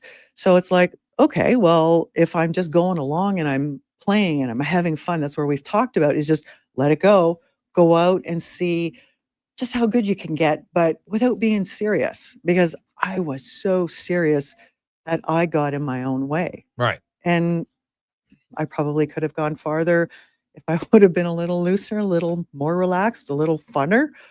I think we all can. Oh, right? I don't discount that at all. Like, I don't. Yeah. I look at Florida, and that was a team that seemed to. They knew the moment was big, but they had a lot of fun. Like, and I know it sounds dumb, but just going out for a ice cream on the road as a team together, right? Getting ice cream. It's something that you do as kids. Like, how excited you get when you go for ice cream as a Dairy kid, Queen. right? Yeah, Totally. exactly. Yeah. So small little details like that, I do think help. And you got to bring the fun back because otherwise, when you get too serious, it's like, oof, Yeah. these guys are tight, or it's like no sense of humor. And it's like, yeah, you can be wound tight as a clock, but you're going to snap. Yes. And that's usually not good. Not good at all. Lorianne, great stuff. We appreciate it. We will chat with you next week. Absolutely. Thanks, Jason. That is Lori and Munzer. It is Positive Friday here on Sports 1440. We had a good first hour. Picking up a little bit in hours number 2, 3, and 4 today here for the Pyramid of Giving to help out the holiday hamper. $1,500, $200, or $100 donations. That's what we're looking for today. Let's get to the Con Man and a Sports 1440 update brought to you by Legacy Heating and Cooling, home of the no payments, no interest for 1 year on your furnace. Stay warm all winter. LegacyHeating.ca. This is a Sports 1440 update.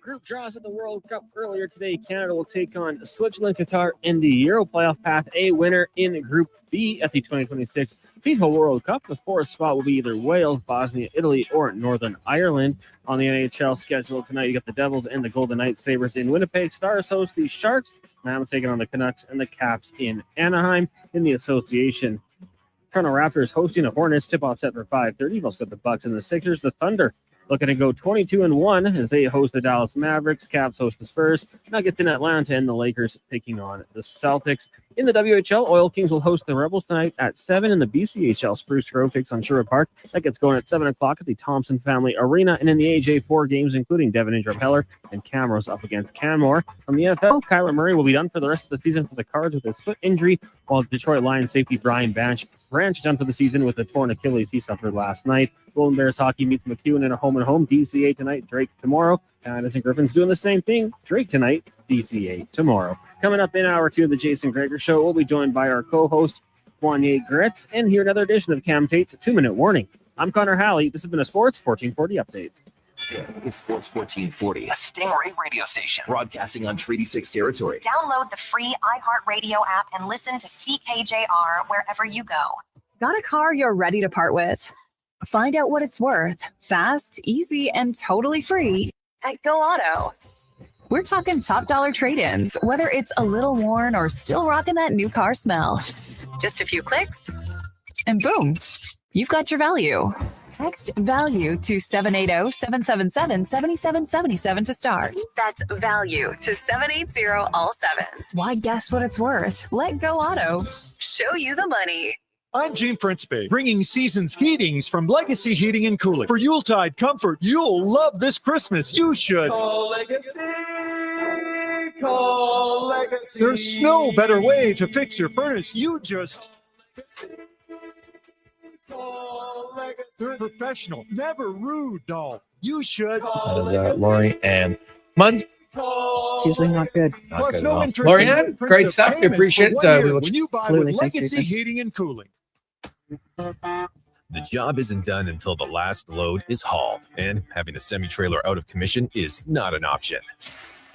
Whether replacing or adding to your convoy, Edmonton Trailer has a huge inventory of new and used semi-trailers, trusted by the gravel, logging, oil field, fluids, and freight industries. Find a trailer right for you online or at one of their 3 locations. For sales, service, parts, rental, and finance, when you're in it for the long haul, Edmonton Trailer. No fluff, no fillers, just pure entertainment. Sports 1440 brings the heat with bold opinions, big personalities, and Edmonton's fiercest fans. This is your turf. This is Edmonton's sports leader, Sports 1440. Get ready, Edmonton. Glow Christmas Festival returns to light up the Edmonton Expo Center from December 4th to 31st with dazzling activities for the entire family. 220. Wander the glowing trails, meet Santa in his sleigh, and shop from over 30 local artisans and vendors with handcrafted gifts and holiday treasures, perfect for everyone on your list. Get your tickets and learn more about what's on this season by visiting the calendar of events at edmontonexpocenter.com today. Diablo Boots sells only Canadian-made work and biker boots made by Canada West. No American or boots made in China, so no tariffs. All of Diablo's boots have replaceable soles and heels for longer life. Sizes 6 to 14 triple E. Buy quality, buy Canadian. And support Canada West and Diablo, the 2 best names in the boot business. So save on boots by Save On Foods. That's Diablo Boots, 3340 Gateway Boulevard on the east side of Save On Foods. Buy Canadian. They're terrific.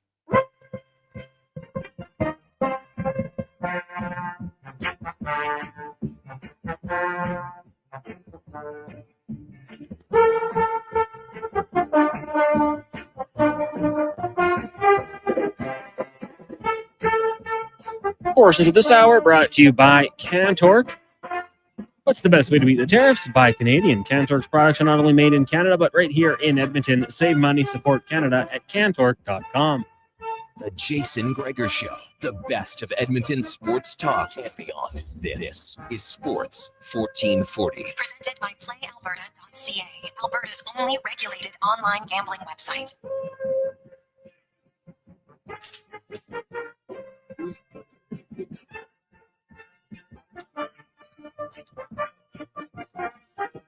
Just after 3 o'clock, how are you? Welcome back to the Jason Gregor Show, Sports 1440, sports1440.ca, YouTube, Facebook, X, and Instagram.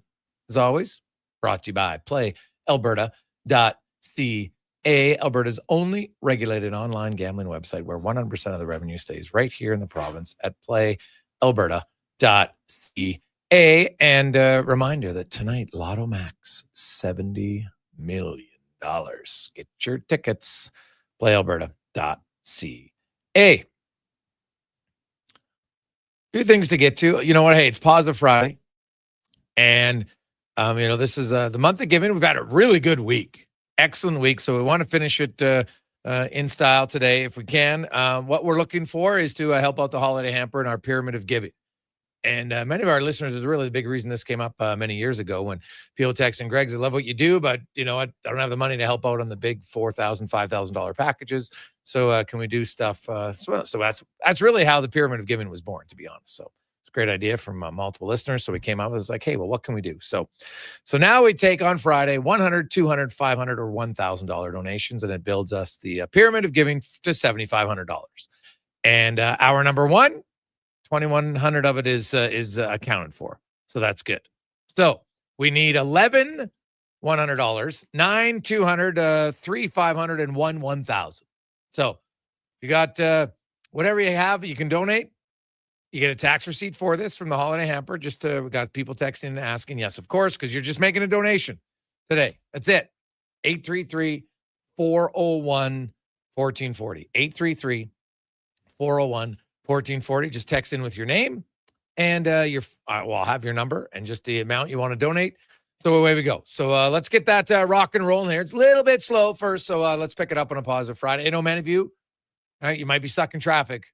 The roads all over the place. Man, a little bit of craziness out there. So drive safe. Calm down. Don't text and drive. Just wait till you get to your destination. You got a few hours before you can text us. No problem. But we try to get, doing the math in my head, basically, if we can do like $1,500 each hour the rest of the way, we'll reach our goal. It's pretty standard, pretty easy. So 833-401-1440. So we rock and roll on a positive Friday. Oilers fans, you should be in a good mood. Your team spanked Seattle last night 9-4. McDavid was a 13th career hat trick. Matt Savoy, his first ever multi-goal game. Podkolzin scores. Matthias Janmark. It's like the Undertaker coming back from the dead. You thought he might never score again in the regular season. 42 games since he'd scored a goal. Hadn't scored one yet this season, but he did last night. Also, Leon Draisaitl, Zach Hyman, Nugent Hopkins, 3 helpers. Evan Bouchard, 3 helpers. So lots of the guys that you wanted to score did score. And now the Oilers, day off today. They'll face the what should be a little bit of a fatigued Winnipeg Jets team tomorrow. Away we go. Todd the Sign God is in at 500. Todd, sick handle from 3T Signs. I like it. Is in at $500. Thank you very much for Todd. Tanner is in at 100. Attaboy, Tanner. Now we're rocking and rolling just like that. Boom. Let's keep it going. 833-401-1440 as we welcome to the show Wanye Gretz from Oilers Nation. Wanye, how you doing? It was chaos on the streets, Gregor. I was on the white mud. I was kind of near Southgate Mall, and it was inching along, and it looked like the line was never going to stop. So I said, well, I got to be a professional and text Connor. Connor, I'm going to be late. And then all of a sudden the traffic parted like the sea. And then I had a clear lane, it seemed. And then it looked like I was going to be 15 minutes early. And I texted him, never mind, LOL, I'm going to be early. And then it slowed right back down again. And I was like 1 minute late. It is, you got to leave a little earlier at this time of year now. And the thing is, it's not like the roads are really that slippery. I'm kind of confused as to I think there's just must have been some accidents, but I actually thought the roads were worse yesterday than they are today. I don't know. Maybe I'm wrong on that. Maybe I'm driving in different places, but it's kind of how it was for me. So either way, hopefully wherever you're driving, people, you get home. Last night, everybody would have left the arena in a good one of the rare relaxing wins for Oilers fans, and even the players, like you could see them on the bench. They're just kind of like, oh, you're relaxing. You know what? The coach is rolling lines. Everybody's getting a shift. Your second unit power plays on the ice for 2 minutes near the end of that double minor, and then they score with 1 second left. So the power play starts out 4 for 4, ends up 4 for 5. Bastards! What a loser power play. Can only go 80%. Kidding, of course. You get a shorthanded goal. You get 4 even strength goals. So overall, pretty good night for the offense and much needed. Everything you could ask for. A Connor McDavid hat trick. People were getting down on him. I couldn't believe the other day when our colleague Lowtide did the quote about, is Connor McDavid in decline? I could see the Sports 1440 logo on the back, and I gasped so loudly. Yeah, that is. And Connor answers the bell with a hat trick and reminds everybody. Like, all you got to do is look at Sidney Crosby. Connor McDavid, decline of what? 153 points? Okay, might not be a 153-point player, but he's still second in the league in scoring. So what if he finishes with 135 points? I guess it all depends on what your definition of decline is.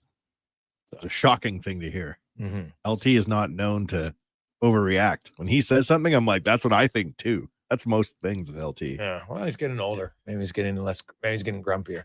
I'm not sure, but I would say it's a little premature to suggest that McDavid is on the decline. Connor, you're laughing, but you agree with that. If LT says something, I'm like, okay, that's also what I think. For almost like half my life, he's been the voice of reason. When he said Martin Marinson was the future, I'm like, okay, I could get behind this. Cater. I just want to quickly say my mom sent me a text. $100 for Shelly Halley. There you go. All right, Shelly, I like it. Okay, perfect. There we go. Keep it rolling. 833-401-1440.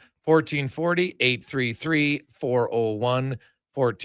So that's down to only 9 $100 donations left. And we got 2 $500, 9 $200s, and 1 $1,000. So let's rock and roll. Let's keep it going on a positive Friday. 833-401-1440. Jason Gregor, Wanye Gretz with you. A few other texts flying in.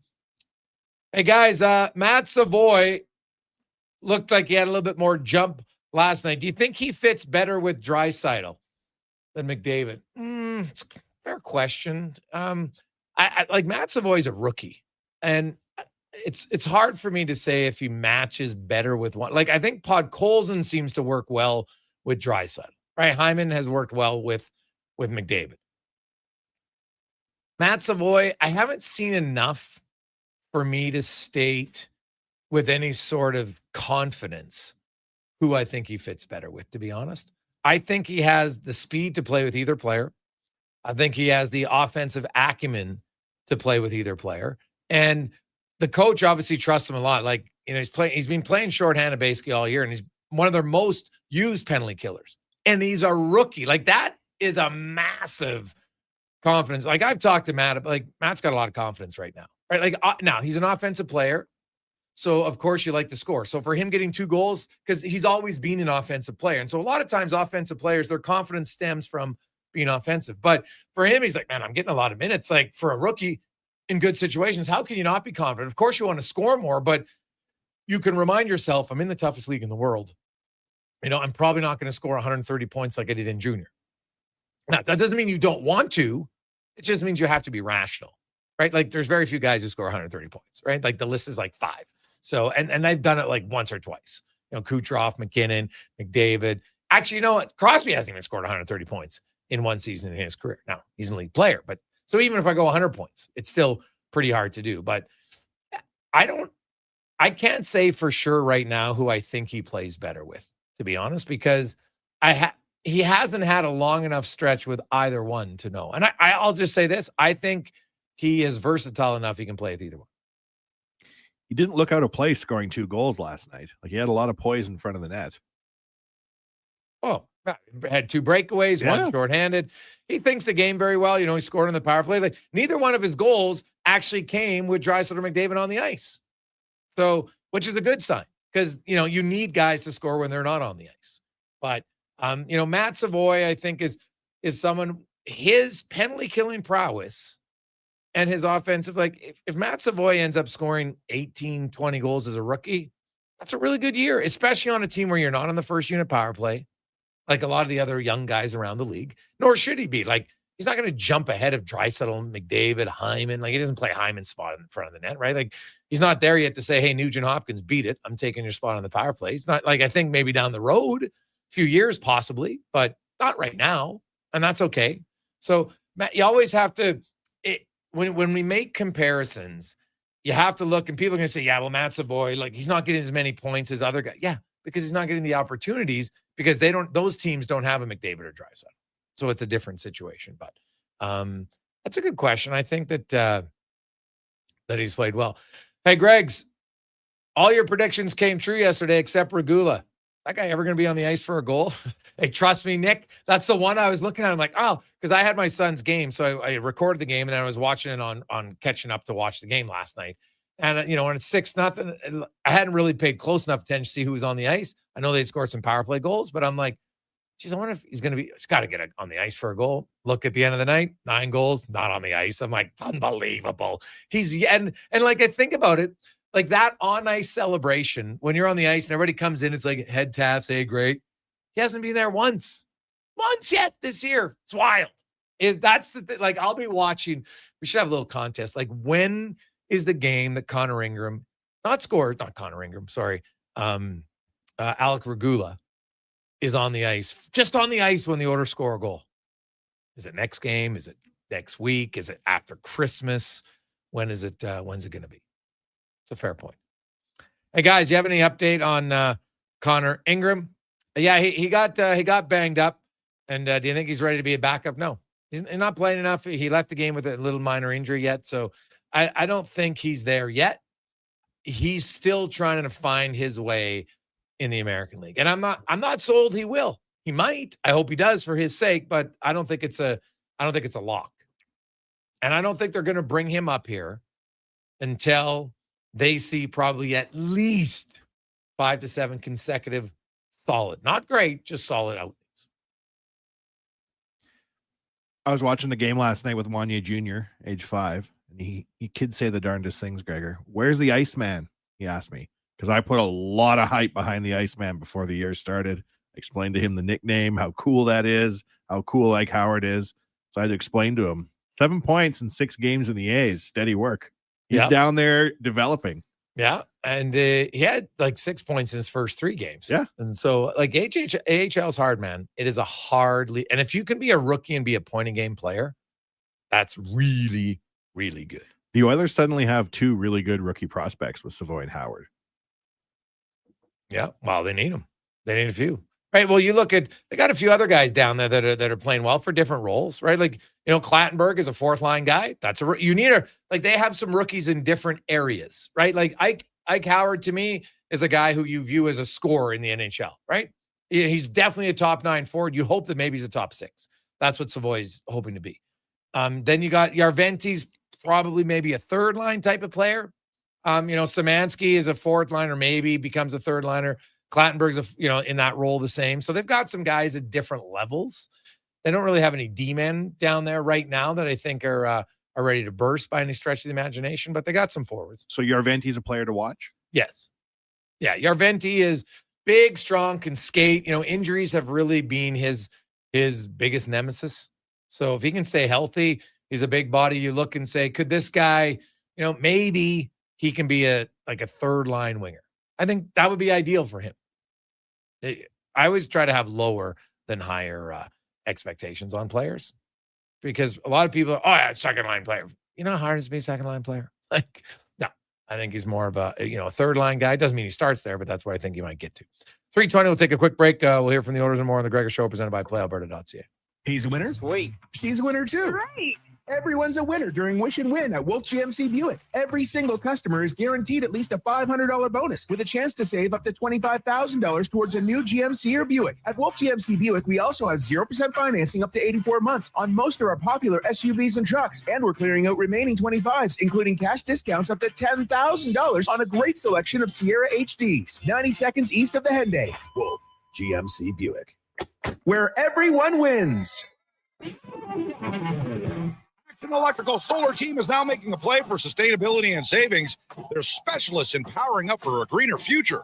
That's the strategy. Designing and installing high-efficiency solar panels. They're helping homes and businesses combat rising utility costs by harnessing the power of the sun. A smart move for efficiency and the environment. Hire the Action Electrical team to bring home a win for your project. Visit actionelectrical.net. It's the biggest game of the season. The Edmonton Oil Kings Teddy Bear Toss, presented by The Brick. Family Fun Sunday, December 7th. Bring your new stuffed bears to the game, and when the Oil Kings score their first goal, the fur will fly onto the ice. Help Santa's Anonymous collect thousands of bears this holiday season for families in need.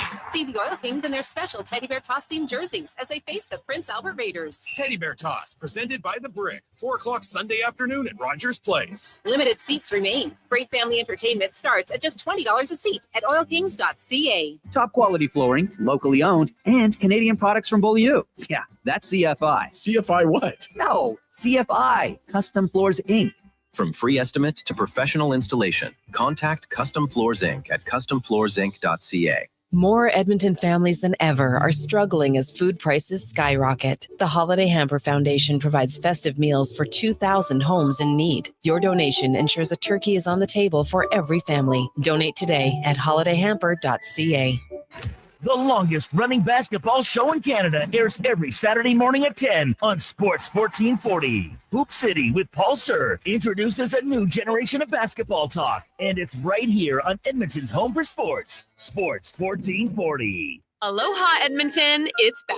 Century Vision Care's 4th annual Maui Christmas event on Friday, December 12th from 9 to 5. Century Vision Care, Edmonton's biggest Maui gym retailer, is bringing the island spirit to your holiday shopping. Enjoy in-house savings on all prescription and non-prescription Maui gyms, plus giveaways, prizes, snacks, and beverages all day. Same-day eye exam appointments are available, and they direct bill most insurance plans, but spots are filling fast. Get ahead on your Christmas list and treat yourself to a new pair of Maui gyms.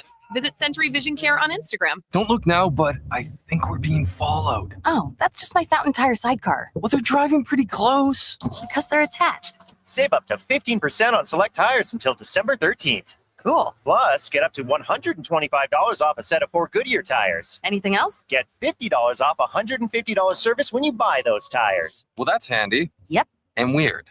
Well, I love my Fountain Tire sidecar. Book your appointment online today. Restrictions apply. Fountain Tire.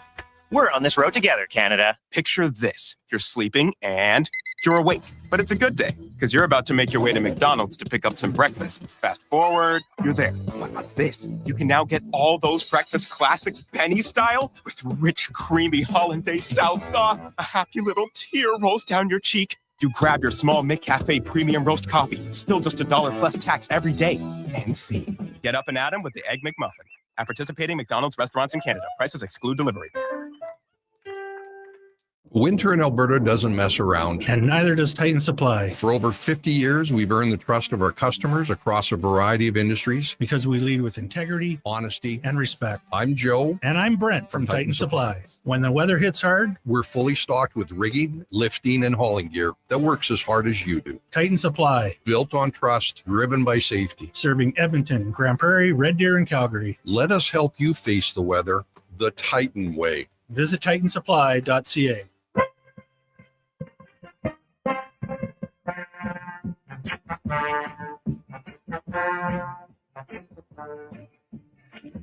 Course to this hour brought to you by Japa Machinery. Japa is digging deep on their 50-year history of supporting Alberta's construction industry with a line of special edition blackout excavators. Visit japamachinery.com for all the details. The Jason Gregor Show, the best of Edmonton sports talk and beyond. This is Sports 1440. Presented by PlayAlberta.ca, Alberta's only regulated online gambling website.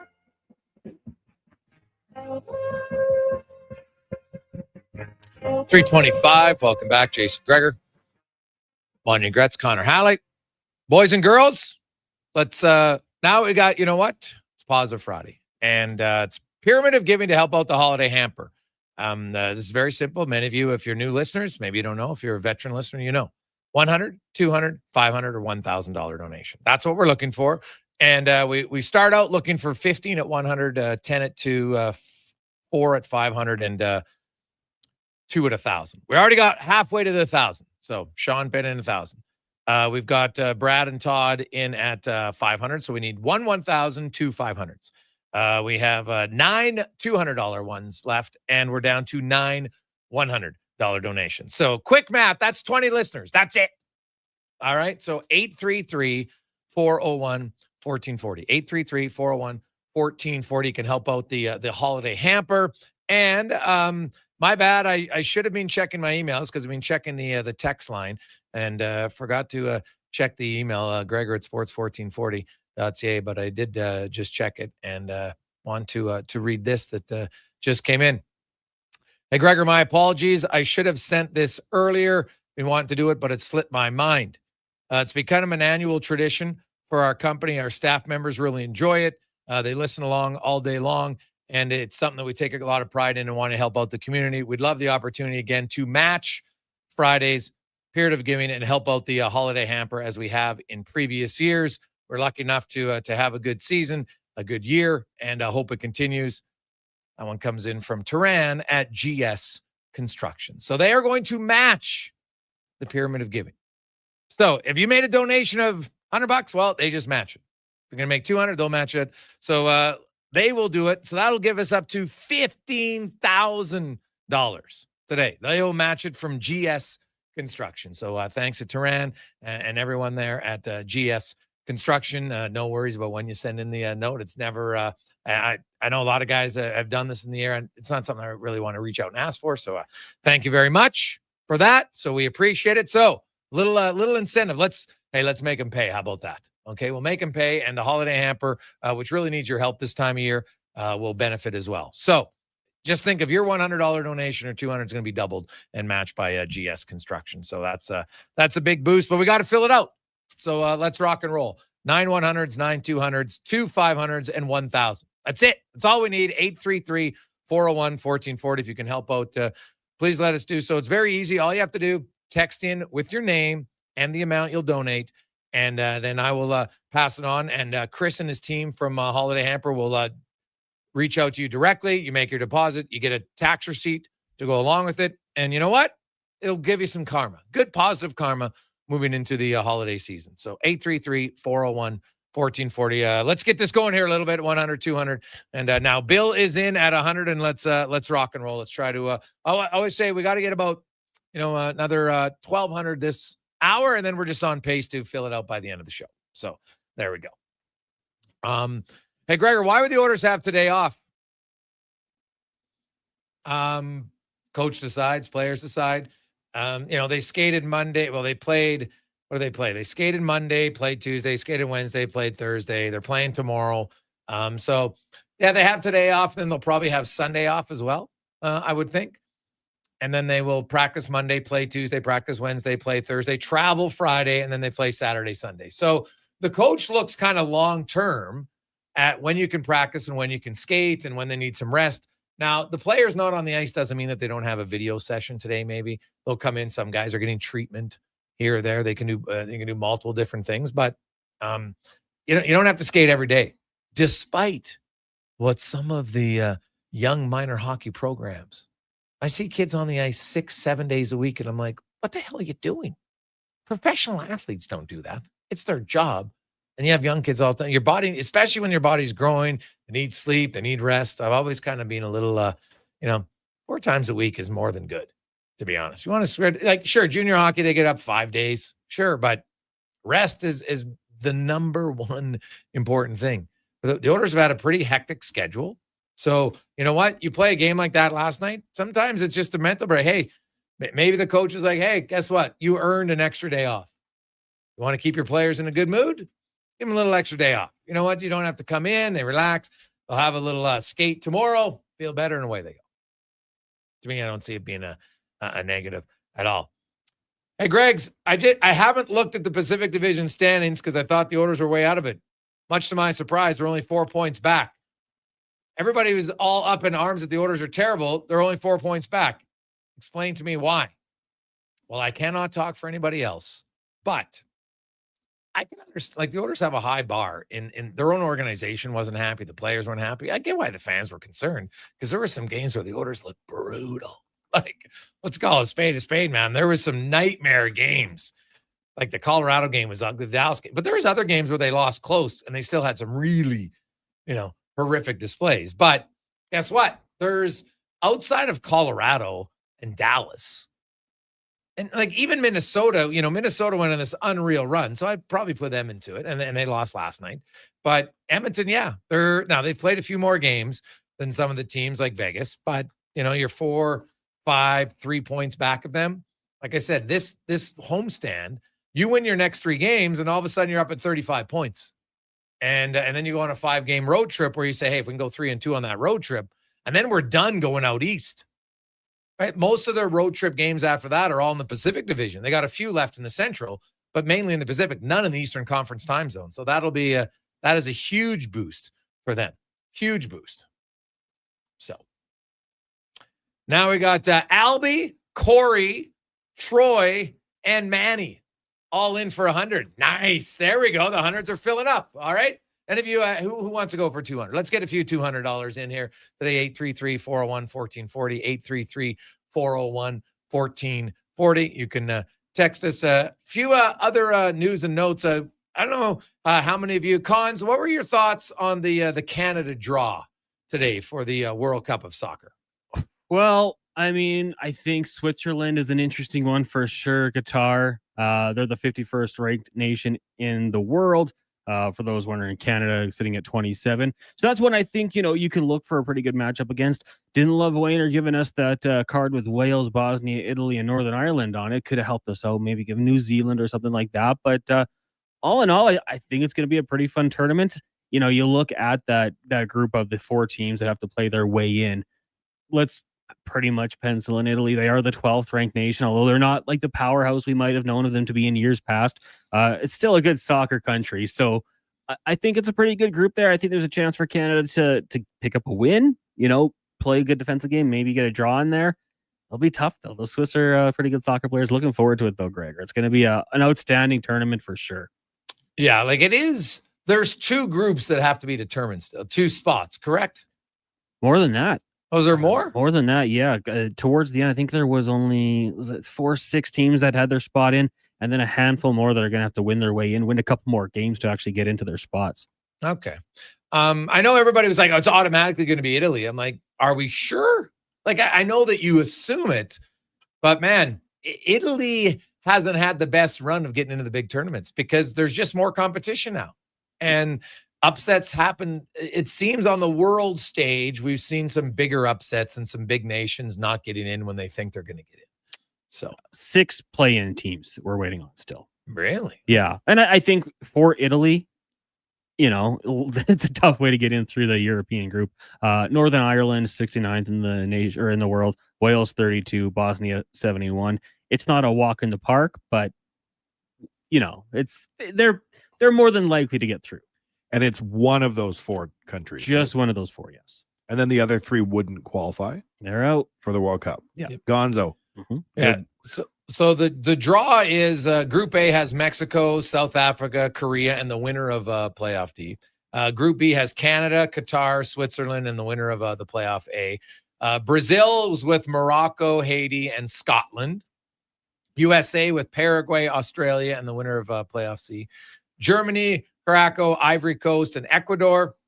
The Netherlands in Group F with Japan, Tunisia, and another play-in winner of B. Group G has Belgium, Egypt, Iran, New Zealand. Then Group H has Spain, Cape Verde, Saudi Arabia, and Uruguay. Group I is France, Senegal, Norway, and the winner of the other play-in. Then you have Argentina, Algeria, Austria, and Jordan. Group K is Portugal, Colombia, Uzbekistan, and the winner of Playoff 1. And then England's with Croatia, Panama, and Ghana. So have they determined who the pool of death is? Connor, have you seen one? Well, I know that the English group wasn't happy with their first matchup being Croatia. Yeah, but then they got Ghana and Panama. It's Panama. not terrible. Yeah. Panama's not that good. That's kind of the one that people have looked at so far. Yeah, that's probably all the English people just looking for an excuse. They're already making an excuse already. What are you talking about? It's coming home. It's coming home. Yeah. No. I'm looking forward to it. Should be fun. Gonna Do be you awesome. even know what soccer is? Yeah, for the gist of it. No, the World Cup's fun because you can appreciate the magnitude of the event. Like, even if you're not the biggest soccer fan on the planet, if you tune in, especially like quarterfinals and up, you can understand it's like watching an Olympic finals. It's like watching a gold medal game. It's definitely a event of note. Is that a fair thing to say? Oh, God, yeah. You can feel the tension, even if you don't know who any of the players are. Yes. No. I think it's I think it, you know what? You just kind of get excited, I find, when in a big event like this, like you don't have to be a diehard fan. You don't have to be, right? If you cheer for Canada, you're like, hey, the country's playing, I'm in, right? Like there's a lot, and that's what makes sports great. You don't have to commit and watch every leading game, every play-in game, and know every player on the Canadian roster to be excited about it. At least that's how I view it. I don't think it's one where you're like, oh my God, like, oh, you don't really know the games. It was like, dude, who cares, right? Can I be proud of my country and want them to win? Great. That's all you got to do. And games on our soil, which I think is fantastic. It's not going to be getting up at 6 a.m. or staying up late to watch these games. I think that's huge too for the common fan, casual fan, I should say. I remember one time I went to Barcelona to watch a game there, and the night before we went out, and the pubs were electric. Like, you went out to the bar the night before the game, and the tension and the excitement in the air, you'd swear the game was on the TV. It was just the night before. Like, it means so much to these folks. Oh God, yeah. as it should, man. Like, it's a big deal. It's a huge deal. Like, think about how excited you are for the Olympics, for men's hockey or any other sport. And like the World Cup, like men's hockey, you like it, but it's like 12 countries. And let's be honest, there's like 5 who have a chance to win, right? In the World Cup of soccer, there's at least, I'd say 10 countries with a legit chance to win. And every other country, everybody who and maybe some would say more. If your country is qualified and you're playing, your home country is dialed in, no matter where you're from.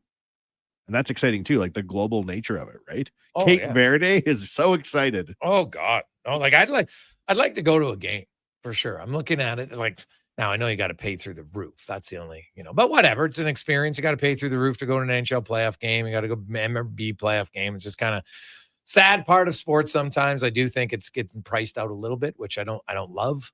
I'm not sure how you change that. So, but I do, certain sporting events are like an experience. And like, if you went to Switzerland, I don't think you have to worry about crowd control. It's not like the Swiss are going to come in there and suddenly they'll be brawling in the crowd. So, even Qatar, I don't think it's going to be that way. It's like going to an Olympics and just watching a random sport. It's still Olympics. Watching any game at the World Cup, even if it's not your team, is still worth watching. Just throwing this out there, there's, the betting odds, of course. Spain, top dog. England, France, Brazil, Argentina rounds out with the top 5.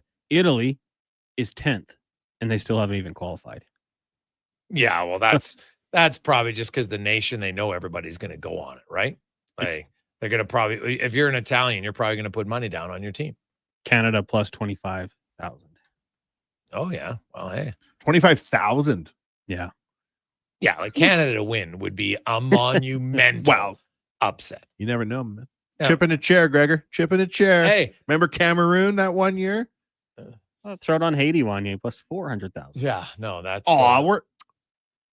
400,000, what were we? 25,000. Aw. Way better odds. So there you have it. Good for Haiti. Let's take a quick break. Cam Tate comes up next. We also we got Craig Button joining us a little bit later on in the show. Spec, LT, and more on the Gregor Show, presented by PlayAlberta.ca. Mr. Ruther decorates a gingerbread house. Wow.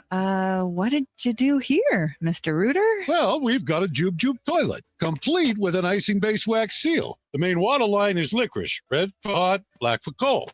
You got your standard marshmallow hot water tank and a candy cane sewer line. And on the outside, candy corn hose pips. Disgusting, but they get the job done. To have your Yule clogs fixed, trust one plumber, Mr. Rooter. Scott McGilvery here, HGTV host and renovation expert. The one upgrade I know homeowners will love: better, fresher Culligan water straight from the tap.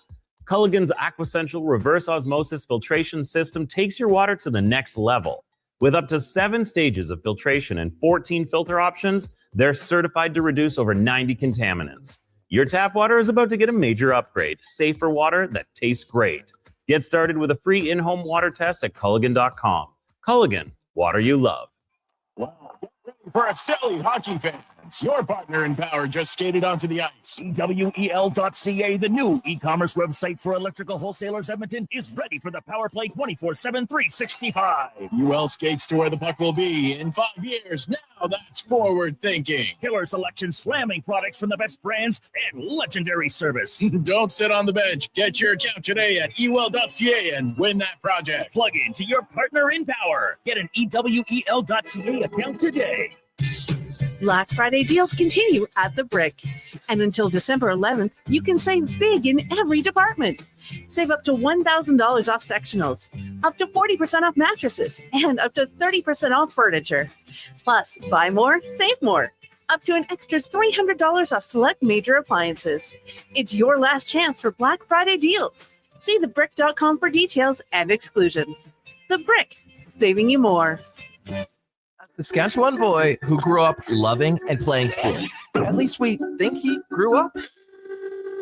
Listen to Kevin Carius weekday mornings from 7 to 11 on Edmonton's home for sports, Sports 1440. When you have lifting and material handling needs, Northwest Crane delivers. Western Canada's Sandy dealer, backed by the industry's toughest one. 3 years, 3,000 hours, no compromises. They service all crane makes and models with skilled technicians and deep industry expertise. Alberta owned with locations in Leduc and Grand Prairie and fully equipped service trucks. Northwest Crane keeps your operation lifting.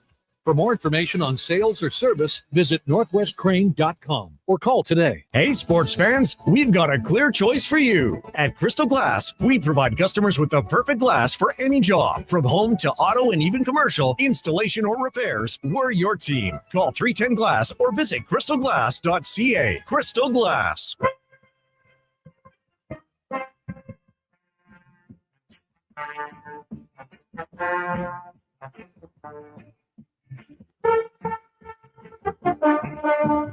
Portions of this hour brought to you by Papa John's. Enjoy a taste of Hawaii with Papa John's Aloha Trio. Try the classic Hawaiian, Super Hawaiian, or Hawaiian barbecue chicken pizzas for only $19.99 each at papajohns.ca or on the Papa John's app. The Jason Gregor Show, the best of Edmonton sports talk and beyond. This is Sports 1440. Presented by PlayAlberta.ca, Alberta's only regulated online gambling website.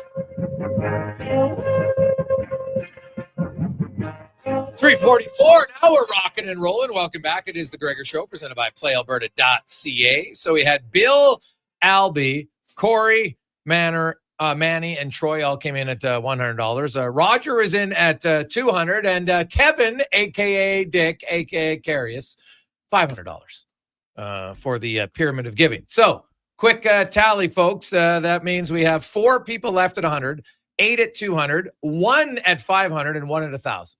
That's it. So that's 14 listeners. It's a really small number. And GS Construction is matching our donation so we can raise $15,000 for the pyramid of giving today. So you're in a giving mood. You know what? Maybe you had a good month. You're just like, you know what? I can afford $100 because for a lot of these people, you're just making the difference for them to have a meal at Christmas and one small gift from the holiday hamper. So they do a ton. I know Con Man is actually delivering. He got his family for the holiday hamper. And is going to go shopping for them. Now, they're actually sold. They filled all the families this year, which is amazing. So a great job for all the Edmontonians who have stepped it up. I've done it for many years, and I can tell you, now my son's old enough. It's a great family. We go together. You go shopping together as a family. You got to pick out the food, and then, you pick out some gifts, but then you deliver it. And I find it's a great opportunity to show your kids just to, you're giving to someone, because I remember my son asked me, he's like, well, Dad, who are these people? I said, well, we don't know them, but and I explained to them, like, you know what, they're in a situation where they need some help, and we're in a situation where we can help them. And you know what, like, you come there and the people are very, very friendly and very welcoming. And you know what, it's something that my son still talks about now. Like, hey, Dad, are we doing the hamper? Right. And so he knows about it, which is great because and it's anybody, most people, you receive a gift, you're super excited, but usually when you give a gift, you're almost different. So a little bit better. So that's awesome. Dawn just came in, Dawn W at $200. Awesome. So getting closer, 833-401-1440, 833-401-1440. And of course, GS is going to match it, which is great. Now let's get to the 2-minute warning brought to you by Legacy Heating and Cooling, where the rates never change. No overtime charges. Your furnace kicks off at night. You're like, oh my God, I need it fixed. Call Legacy. No OT charges. That's how you build a legacy at legacyheating.ca. Cam Tate, longtime journalist in town. Cam, born with cerebral palsy, is in a wheelchair. Never lets him slow it down. He's actually wheeling through the halls right now. He's probably crashing into someone else, as he likes to do, especially on a Friday. And Cam has always wanted to be on radio. Never could until now. The wonders of technology. Cam's words come to life in the 2-minute.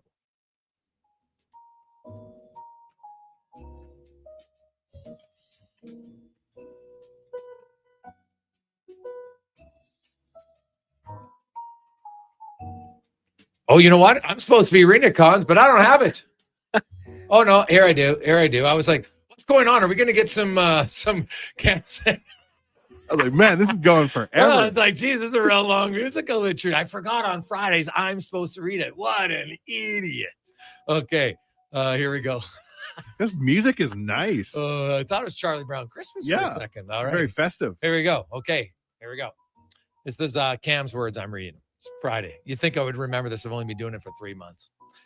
The easy thing, the wonderfully temptingly easy thing for the Edmonton Oilers to do right now is to send Santa Claus a note. Not by email, not by text, but old-fashioned North Pole post, written in the hopeful cursive of December hearts. Dear Santa, if it wouldn't trouble you terribly, could we play the Seattle Kraken 10 more times before the Olympic break? Because based on the last 2 outings, the Oilers glided through Seattle as if skating on Destiny's freshly polished kitchen floor. Every bounce, every blade, every pass seemed charmed. The kind of nights where even the goalposts feel cooperative, leaning in like old friends at a reunion.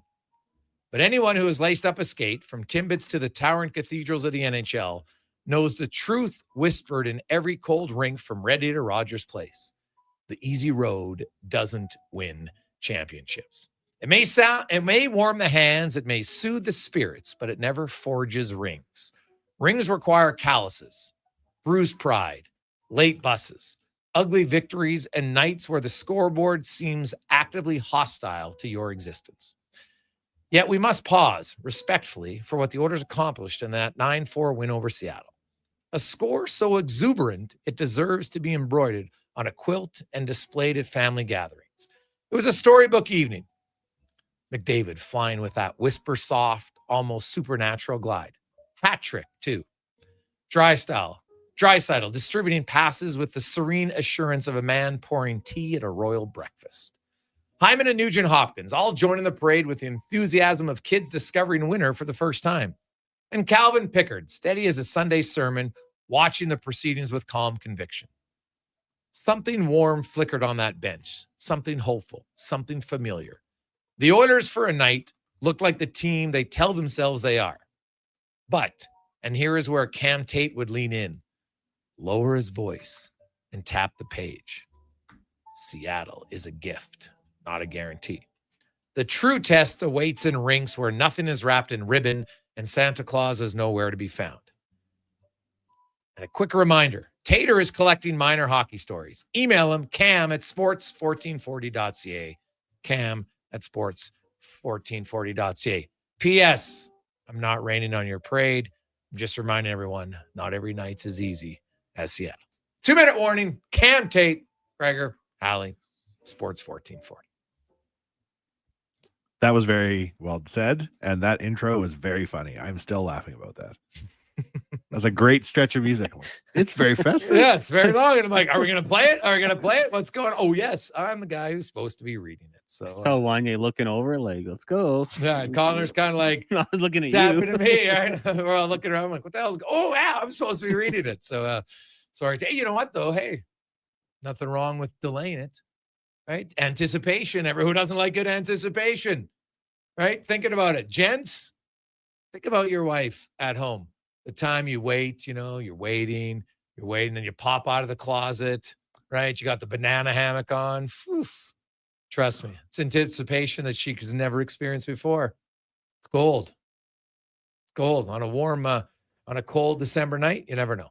You never know. Is that how you're living, Connor? Oh yeah, that's a con man's go-to, buddy. We should call him Borat as much as we call him Connor right now. You don't have a Borat suit at home, do you, for special occasions? No, not anymore. Not anymore, Not right? anymore. The wife vetoed that one. Yeah. Not for that. No, didn't even get a chance to try it on. It was vetoed so quickly. Come on, man. Don't be scared. Give it a go. Give it a run. Hey, Greggs, I have to disagree with Cam. I want Seattle every night, not just 10 nights, jokingly. He is true, though. The games will get harder. But I think the Oilers have had a pretty hard schedule. Looking at their schedule this month, they seem to have a lot of easier games. What say you? Yes, I agree. Like Winnipeg tomorrow? I'm saying it. PlayAlberta.ca. Oilers to win by 2. Lock it in, man. The Jets are playing tonight. That's their 5th game in 8 days. Tomorrow's going to be their 6th and 9th and their 3rd and 4, and they're playing a rookie goalie, Thomas Milic, in his second start. And oh, by the way, the Oilers offense just woke up. Connor McDavid's like, guess what happens when I shoot the puck? Oh, it works. 7 shots on net, 3 goals. Pretty good odds. So look for 97, who was Connor. Like there's times when he gets frustrated at how the outcome is. there's very few times I think where he gets frustrated directly where he feels that he impacted the game negatively. And that was the sense. And he repeated himself. I didn't like it. I passed up some good looks. We lost 1-0. And like Connor McDavid, it's true. Like him and Leon Draisaitl say, hey, we're paid to score goals. That's our job. So they take it personally, aka Michael Jordan, when it doesn't go the way they want. And especially when they like, if McDavid walks in and is ripping shots and hits the post, he's like, man, okay, I didn't, at least like I made an effort. Or the goalie made a good save. But when I'm not shooting it, now it's on me. And that's the pressure that comes with being one of the best players in the world. And that's how you respond. And we've seen this movie and script many times before. McDavid, Draisaitl get on a run. They're on their own separate lines. You had Nugent Hopkins, Hyman, and McDavid back together. And, they scored some goals 5-on-5, which is good. The power play, obviously, Draisaitl and McDavid work well there. They score. I look at the orders and I say Winnipeg, second half of back-to-back, 6th and 9th. I see Buffalo, second half of back-to-back. Like these are 3 games that the orders should win. Full stop. They should win. Which goal for Connor was it where the goalie was out of position? He was on the board. The hat trick goal. Yeah. That's a shooter first mentality goal, right? If we're wanting him to shoot more, the fact he was shooting with the goalie that far out of position, I thought that was a good signal for perhaps more goals to come in the future. What was interesting, I think it was Reed who asked him the question after the game about, you don't see you score from there on a rebound like that very often. And McDavid's like, well, it actually reminded me of my first ever hat trick goal where and he even mentions the guy who shot the puck, Jesse Puljujarvi. And you're just like, what? Like that's those guys, you know what? What? A little bit of a different level for sure. So. Nice one, Gregor. I can just picture Tater screaming at the radio, start reading. I know. You know what? Come on. Sometimes we got to screw around with Tater. He loves giving it to us. We got to give it back to him every now and then. I like it. Hey, Greggs, when was the last time you shotgunned a beer? I sure did last night after that one from Austin and Flin Flon. Last time I shotgunned a beer. Oh, man. You know what, Austin? I'll probably disappoint people, and it's been a while. I can't remember. I was never, when you shotgun, if you're going to shotgun the beer properly, you got to do the top and you break it off in the bottom. So you got a little airflow, right? Like I can't open my throat. I'm not like guys who can chug the beer in like a second. I can't do that. But I would say golf tournament. No, I don't chug at golf. You never participate? No, I don't actually. I'm like, you know what? Hey, I'll drink it, have fun. But the shotgun a beer, actually, you know what? I did it at a golf tournament. Probably 4 or 5 years ago, foursome with guys. I was with them, and I think a guy drained in from the fairway, right? So he got a 2 on a par 4, and then all the boys did one. So like, wow, I'm not going to be a fun sponge. So yeah, that would have been at, I think it was at the ranch. I can't remember. Might have been Chopper's tournament, actually, now that I think about it. Our eye specialist, aka eye doctor, Chopper. Yeah. So I want to say 5 years ago. I worked in a golf tournament one time in a tent. And they're like, here's a case of beer. Just give it out to people when they come up. I'm like, okay, I'm 18. And you give somebody a beer and they're like, oh, thanks. That's great. About an hour in, I'm like, this isn't fun. So I started making everyone shotgun a beer, and it changed the pace of play. Like people act way differently after they just shotgunned a beer on a hot day. Yeah. Yeah. So good times. Yes. So no, hey, you know what? Anything sometimes you just there's a little bit of and all of a sudden things are a little bit more exciting around here. I like it. So there you go. 2 hours in, we're halfway through on a positive Friday. We'll return coming up in the final 2 hours of the show. We're going to be joined by Low Tide Button, Spec. Oilers had the day off. We're also going to probably head out to another NHL market here in the 4 o'clock hour. But first, let's get to the con man and a sports 1440 update brought to you by Loca. And they now deliver 2 locations, but they make it even easier. They will bring it right to you. How do you order? Simple. meals.loca.ca. Dinner just got a whole lot easier and tastier. You can head to meals.loca.ca, select the number of chef-crafted meals you'd like, and they'll get delivered to your door every Sunday for as low as under $10 a serving. Eat, heat, repeat. Meals.loca.ca. This is a Sports 1440 update.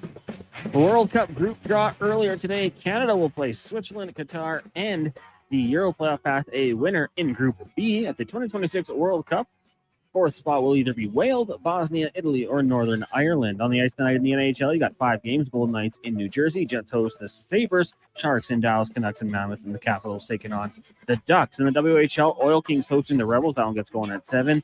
In the BCHL, Spruce Grove up against Sherwood Park. That'll start at 7 as well. The Thompson Family Arena. And in the AJ, 4 games, including Devon and Drumheller and Camrose in Canmore. In the NBA, the Toronto Raptors are hosting the Hornets. Tip-off 5:30.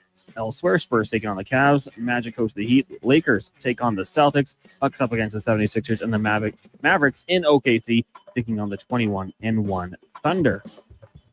Kyler Murray will be done for the season, the Cards announcing, with his foot injury. Also, Lions safety Brian Branch done for the year with a torn Achilles.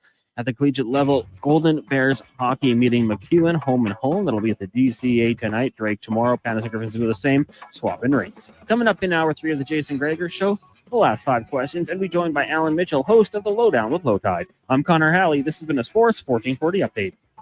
Sports 1440, Stingray radio station. CKJR broadcasts from West Edmonton Mall and Wetaskiwin. Download the free Stingray music app and listen wherever you go.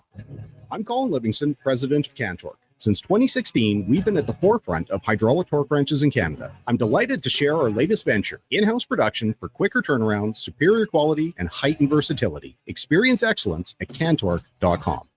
I'm making my list, checking it twice. And guess what? I'm giving Will Hawk beef jerky to everyone, naughty and nice. Because honestly, everyone deserves a taste of Alberta's finest, no matter if they've been bad or good. So this holiday season, skip the chocolates and pass on the turkey. Make sure you're Will Hawking around the Christmas tree with Alberta's best beef jerky. Ho, ho, ho! Call to place your pre-order today at 780-986-2537. Whether you're a craft beer connoisseur or more of a wine aficionado, there's always something new to discover at Sherbrooke Liquor, a unique family-owned independent liquor store. The selection, incredible. The non-alcohol section is also very impressive. Sherbrooke Liquor, expert, knowledgeable staff with a passion for unique finds. More than just a liquor store, we're a community. Alberta's best, the one and only Sherbrooke Liquor. Wine, spirits, and oodles of beer. Visit SherbrookeLiquor.com. After 20 years, Canada's most prestigious international hockey tournament returns. The Camrose Viking Cup, December 28th to January 4th at Encana Arena. Tickets at vikingcup.ca.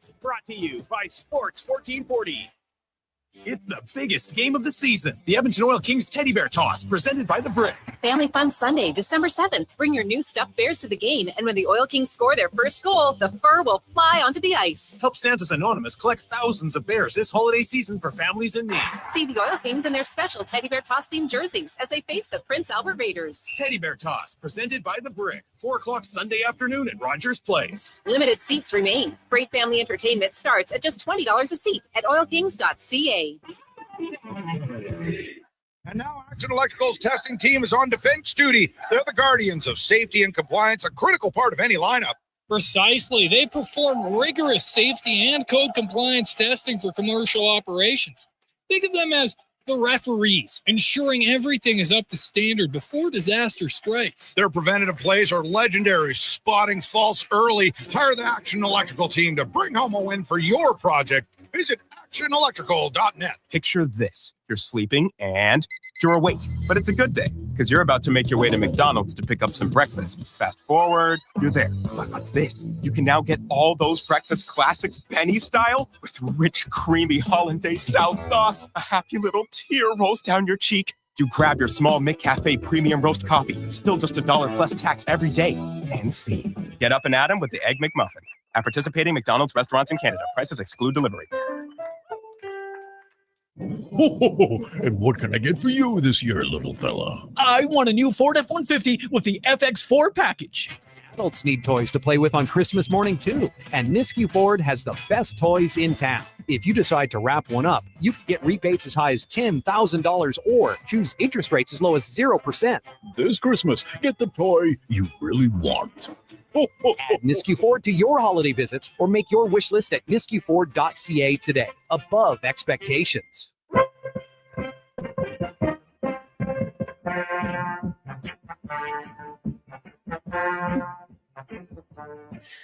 Portions of this hour brought to you by Leading Edge Physio. From weekend warriors to professional athletes, kids playing soccer to grandparents in the garden, rotator cuff tears and tendonitis to post-surgical knees and hips. We fix your body. Life shouldn't hurt. LeadingEdgePhysio.com.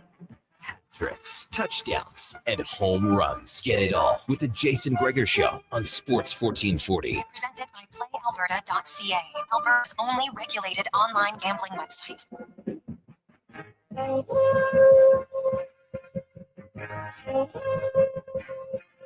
Just after 4 o'clock. How are you on a positive Friday? Oilers Nation, you should be in a good mood. Big win last night for your team. They've actually played pretty well in the 5 of the last 6 games. The Dallas game, obviously the difference where it was not a good performance, but I think the 2 before that and the 3 after, pretty solid. In those games, they allowed 10 goals against, and they have scored, doing the math in my head, 20 goals. So outscoring your opposition basically by an average of 4-2 in those other 5 games. It's pretty solid.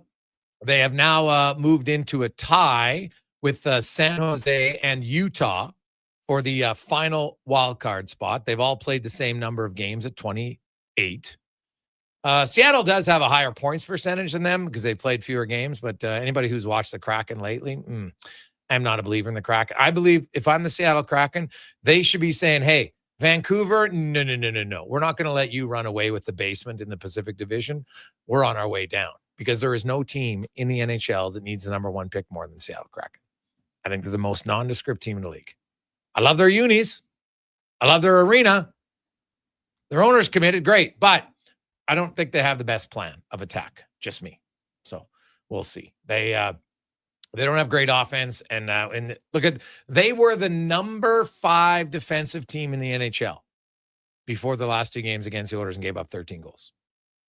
And now, if I look quickly where they are at in goals against per game, they go from being 5th, and in 2 games, now they're 13th at 288. So they are, obviously a few games can change things quickly.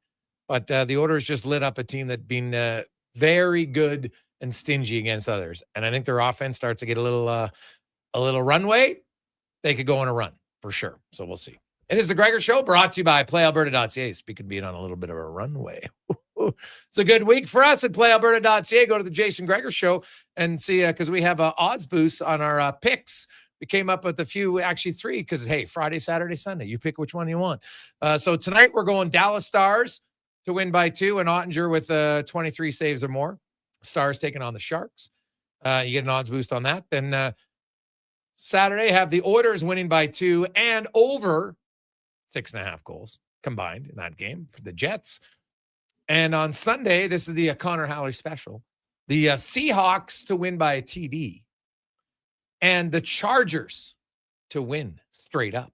So check it out. PlayAlberta.ca. We give you odds boost when you use the Jason Gregor Show special. So good luck. Stay within your limits. Winnipeg's tired. Edmonton's offense just woke up. Like, that's a great bet, and taking the over at 6.5 as well. Oh, yeah. I like it. Hey, you know what I like? Month of Giving.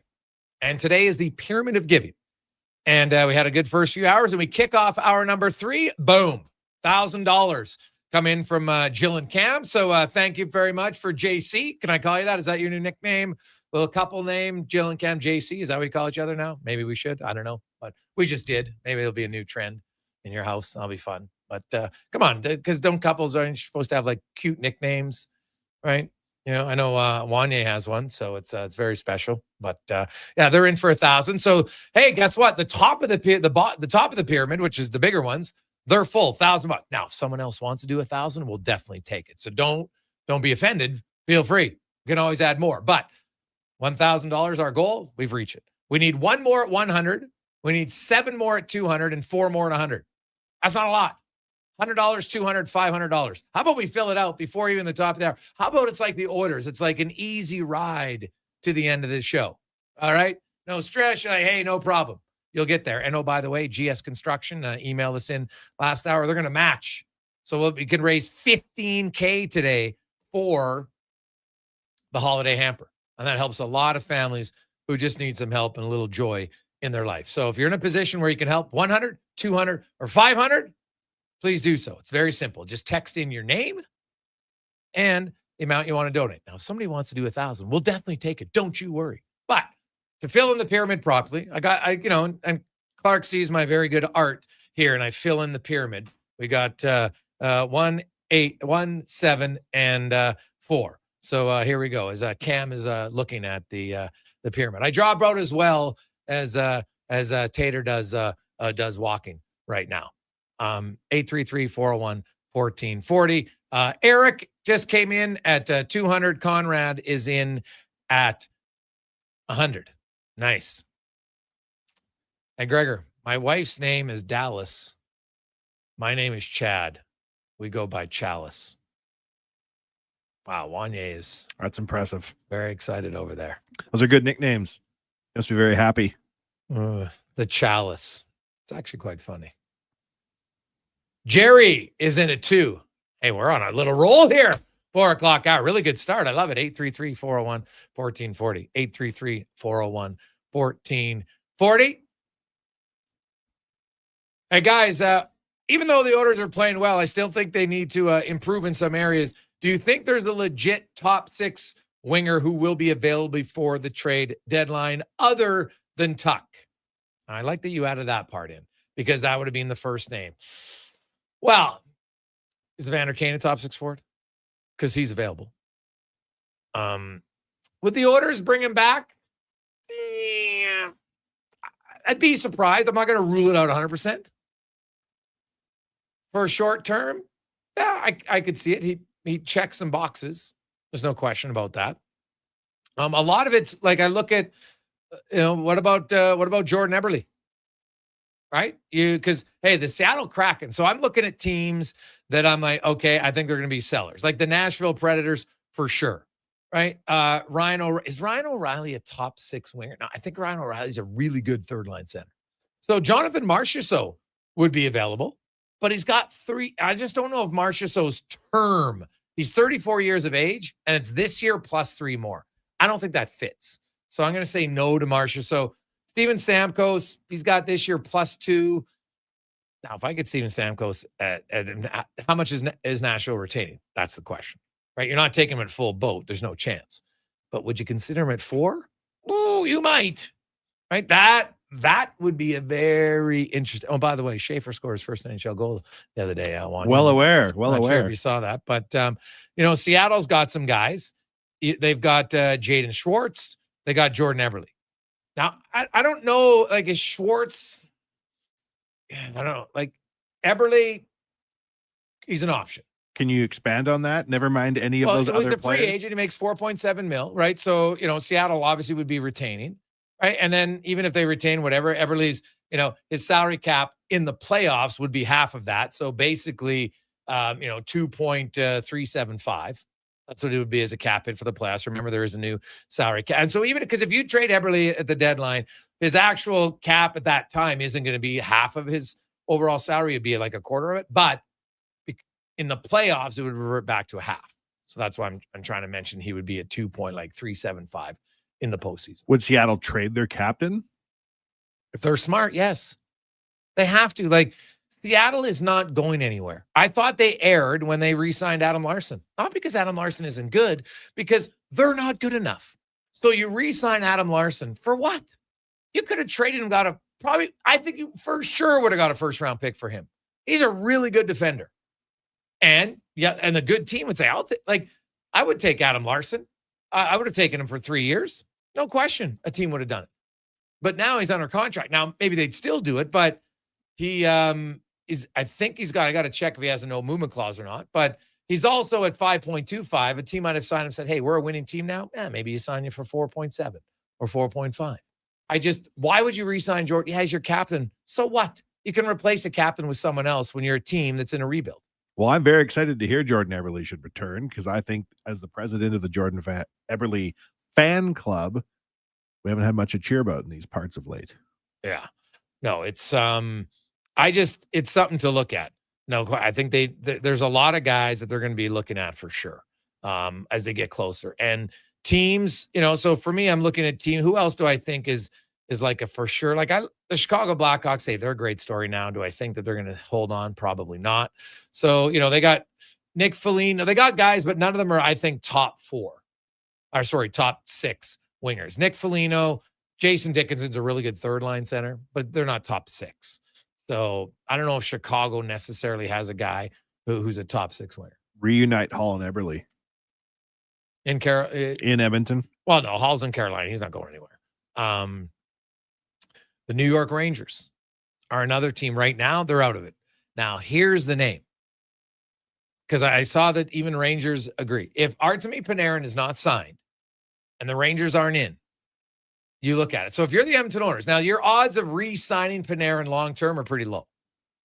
But if you could get Artemi Panarin for a cup run, would you do it knowing that the assets you're giving up are for a pure rental? Most of their other assets they gave up, Ekholm, Wallman, Frederick, they re-signed those guys, right? It wasn't just, so Panarin might have to be a different, now maybe he'd stay in Edmonton, I don't know, but I don't know if it's a for sure. But that one would be maybe more risky where it's like, we're just doing it. And we might be okay with just giving up the assets and not getting the guy on even an extra 1 or 2 years. But I'm telling you, Panarin, his salary cap in the playoffs would be 5.63, I think. Is that what it would be? Maybe even more than that. No, he's 11.6. So 5.5 is 11. Now 5.8. He'd be 5.8. I would look at that. But I think other teams would look at it too. But man, I'm telling you, Panarin for a 1-year run, that would be a guy to look at. Now, I don't know what the cost is. We have to see. I don't even know if the Rangers will be out of it. But I don't love their team right now. So there's a chance they could be. That's a big swing, man. But you're a team that's been to the Cup final 2 years in a row. You're good. Now's the time you swing big if you're the Edmonton Oilers. Right? The risk, like I like swinging big for a guy who gives me 2 or 3 chances, though. I will admit that. It makes more practical sense than to put a lot of your eggs into one basket for one, right? So we'll see. Now, they do have Roslovic. That helps. But to me, if Nugent Hopkins, and Knobloch said it again the other day, hey, we're playing Nugent Hopkins now but ideally they think he's best as a 3C. And I think that's good. So then you need 4 top 6 wingers. Hyman's 1. Roslovic can be 1. Then you got Podkolzin and Savoy. Like, I don't know. I like both of them. I think you could be a 20. And if Podkolzin gets to 20 goals, that's a top 6 winger nowadays. Now, it's not an elite top 6 winger, but it's pretty good. And then if Savoy's on your third line, then you got Kapanen, right? You got some others. But I still think they need at least 1 top 6 winger, even with Roslovic here. That's what I think. So it would be a big move. And then, hey, Greg's, what about their third pair defense? You think they have to improve there? Well, when Wallman comes in, I think he's your second pair right defenseman. So then Regula or Emberson. And Regula started well, but God, he hasn't been on the ice for 1 goal. How's that possible?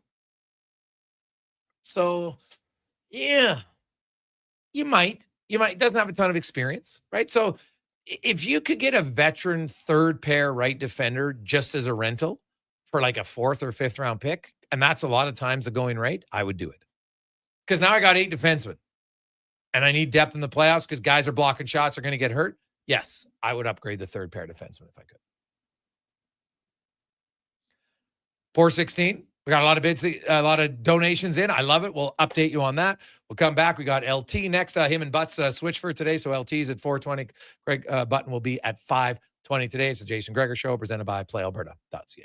Ring in the new year with a Canadian country legend. December 31st, in concert at the Silent Ice Center in Nisku. Brett Kissel. She drives me crazy. With special guests Haley Benedict and Morgan Clyburn. Bring your friends, your cowboy boots, and your party spirit for a night full of hits, celebration, and unforgettable memories. Hosted by Chris Sheets. The countdown to 2026 starts with Brett Kissel live on stage. Get your tickets now at silenticecenter.com/events. At Papa John's, our butter chicken pizza is a Canadian favorite, and we think we know why. We start with a velvety, tangy, and subtly sweet sauce. Then it's our better ingredients: fresh, never frozen original dough, juicy grilled chicken, and crunchy green peppers and onions. Sounds delicious, right? Well, wait till you try it. It's butter chicken made better. Order your large butter chicken pizza today for only $19.99. Better ingredients, better pizza, Papa John's. Proudly locally owned and operated. Don't look now, but I think we're being followed. Oh, that's just my Fountain Tire sidecar. Well, they're driving pretty close. Because they're attached. Save up to 15% on select tires until December 13th. Cool. Plus, get up to $125 off a set of 4 Goodyear tires. Anything else? Get $50 off a $150 service when you buy those tires. Well, that's handy. Yep. And weird. Well, I love my Fountain Tire sidecar. Book your appointment online today. Restrictions apply. Fountain Tire. We're on this road together, Canada. Black Friday deals continue at The Brick. And until December 11th, you can save big in every department. Save up to $1,000 off sectionals, up to 40% off mattresses, and up to 30% off furniture. Plus, buy more, save more. Up to an extra $300 off select major appliances. Don't wait for the crowds. It's your last chance for Black Friday deals. See thebrick.com for details and exclusions. The Brick, saving you more. Hey everybody, it's Chief Principe and Jason Stredler. Join us on a 7-night cruise through the Mexican Riviera, leaving from Los Angeles and including Cabo, Mazatlan, Puerto Vallarta, and more. While we relax and cruise the tropical waters and have some drinks with umbrellas in them, you could attend an intimate meet and greet with legends like Bill Ranford, Jason Strudwick, Kelly Buchberger, Ron Lowe, Jack Michaels, Louis DeBrusque, and more. Don't miss out on every hockey fan's dream cruise, the Edmonton Hockey Legends Cruise. It's going to be one hell of a trip. Price start at just $23.99. Part of the proceeds support the Ben Stelter Foundation and Kids with Cancer. The Edmonton Hockey Legends Cruise, July 2026. Visit cast.tours/Edmonton or call 1-833-347-7678. Book now and save $500 per cabin when you mention promo code Stingray Radio. That's cast.tours/Edmonton. More Edmonton families than ever are struggling as food prices skyrocket. The Holiday Hamper Foundation provides festive meals for 2,000 homes in need. Your donation ensures a turkey is on the table for every family. Donate today at holidayhamper.ca.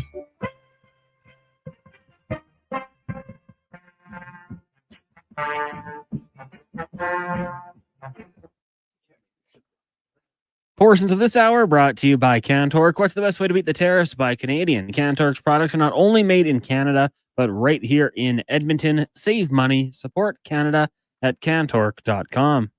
Hat tricks, touchdowns, and home runs. Get it all with the Jason Gregor Show on Sports 1440. Presented by PlayAlberta.ca, Alberta's only regulated online gambling website.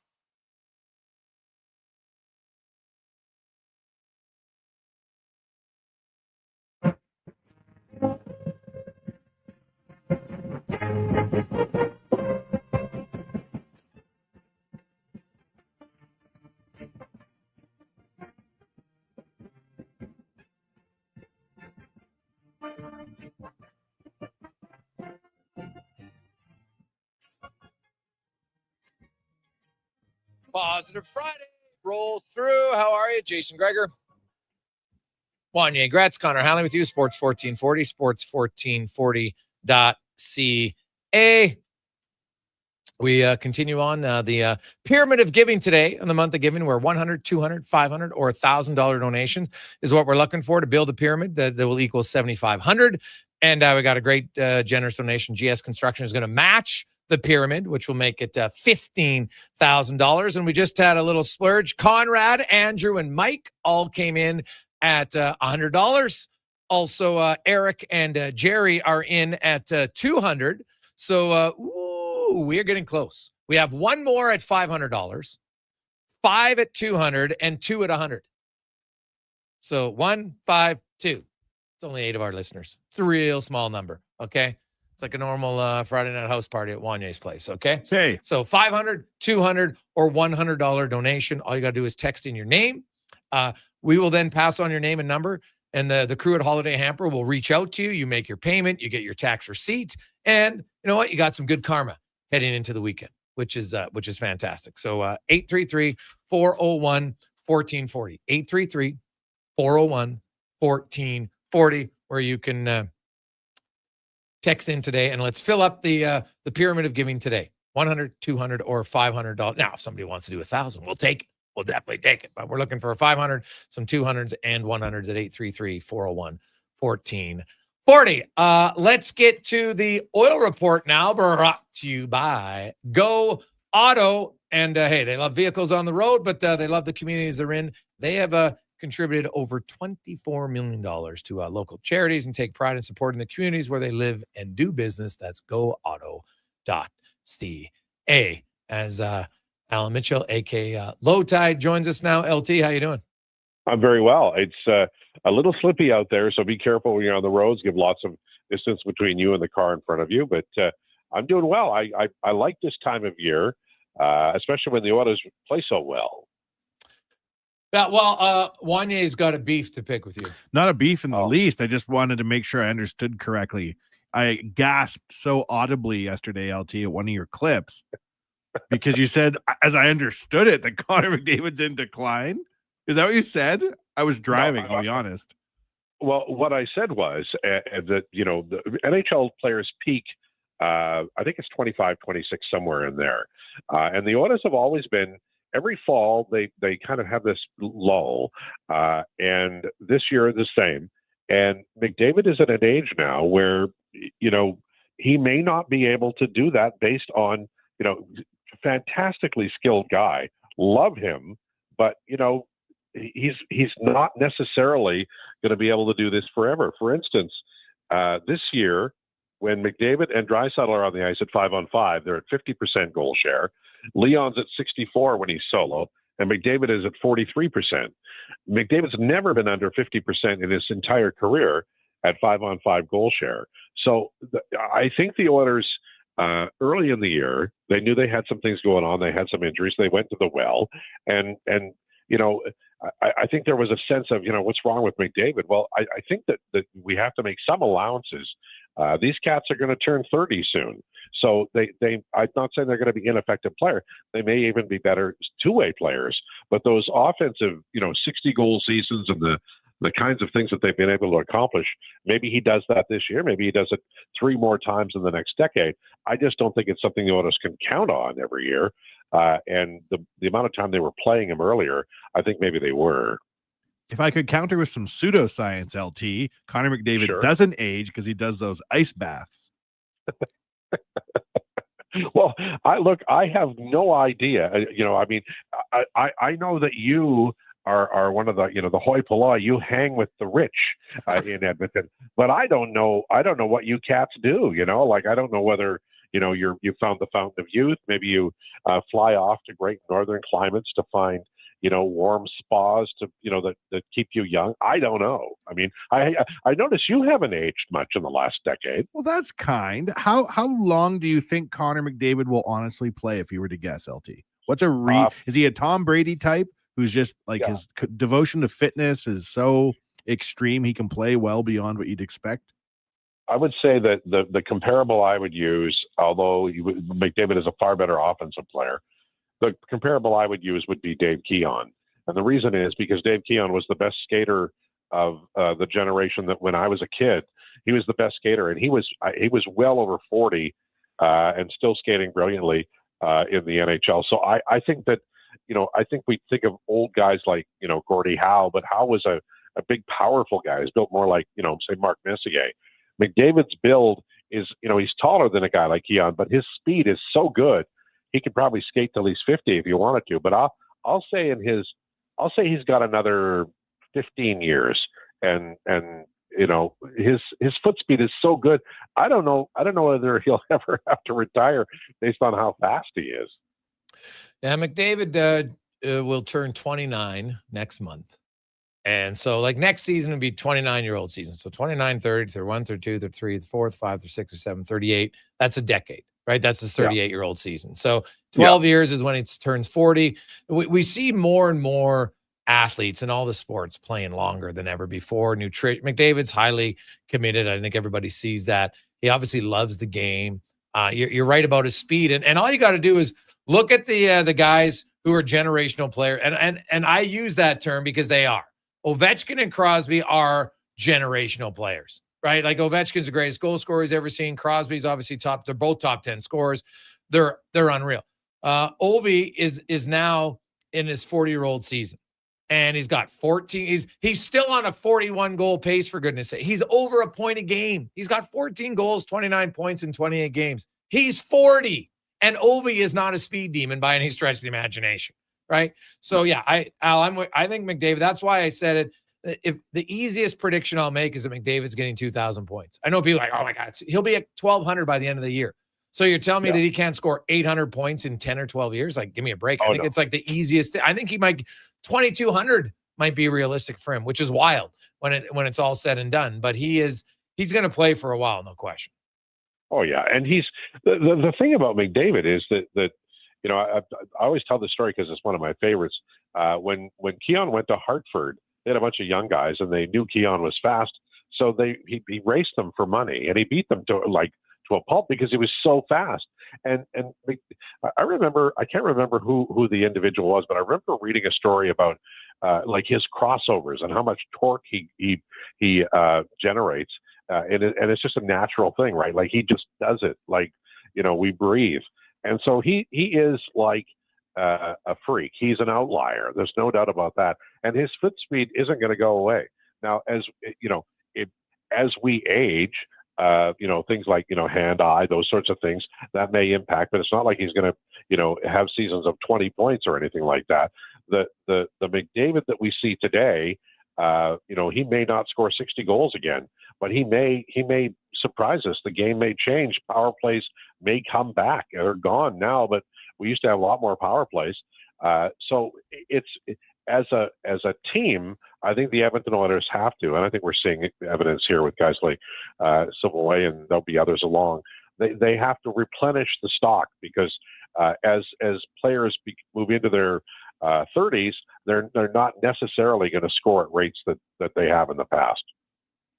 Well, hey, Sidney Crosby says, wrong, right? Like you look at him and Ovi, they're rated. Like obviously maybe not at their best, but actually Crosby is the best goal scoring rate of his career. Now the season isn't over, but I think Connor McDavid will score 100 points in multiple. He'll probably have a year where he scores 90 points or something and 36, and then he comes back and scores 100 a year or two later. I won't be surprised at all. I look at the Oilers, and you know, last night checked a lot of boxes out. Most importantly, that was like a low stress game. McDavid's playing 17 minutes. Lots of guys are playing more minutes. Your power plays 4 for 5. Your penalty kill scores a shorthanded goal. Janmark scores a goal, right? Savoy scores 2, and he's not on the ice with Draisaitl for either one of them or McDavid. Like there was a lot of things to look and say when like guys left that rink last night. There's lots of players that are pretty happy. Oh yeah. I mean, I think that's I think fans and players really, that's the game you thought we'd get at least a couple of times during the first, 26 or 27 games. You know, I assume Wanye bought 5 jerseys last night. He would have been so excited. But the point of the Oilers is that, you know, they have struggled. There's no doubt. But it's a long grind. They played basically half a season more than a lot of teams in the last 2 springs because they're in the Stanley Cup final every year. So you know, it's impossible to get up for every game, and it has been a long, long run. I think they just have life back in their step now, and they're not squeezing their sticks. They've found some things that have worked for them. The goaltending in the last 5 games has been better. The defense seems to be coming together a little bit, although you'd like Wallman healthy. So I think they're finding their way, and then they're not traveling as much. They're not on that road trip, and the schedule is easing a little bit. So I think there's a lot of good arrows for this team. They have to put together a really good record in December. I think they will, and then the rest of the season will fall into place. But I do think that every team has a really compressed schedule because of the Olympics, and I think it took a lot out of the Oilers because they didn't have the recovery time over the summer. Florida the same. They were the longest playing teams a year ago. They go into a compressed schedule, and it really took a toll on these players and this team in the first 25, 26 games. I am thinking about getting an Ike Howard Condors jersey. LT, thoughts? Nice. Those new ones, are they ever nice? Eh? They are. They're a beautiful jersey. Yeah, they are. You know what? marketing, man. When I saw the Oilers, first time I saw the Oilers jerseys they played last night, I was like, nah, not gonna like it. I love it. I love that damn jersey because when you see it in action, they flow, and you're like, it's very cool. So, you know, I think an Ike Howard in that new look Condors would be great. And you know, that's a sharp look for you. You know, Thank you. I think your eyes would pop with that kind of jersey. My stars. Thank you, LT.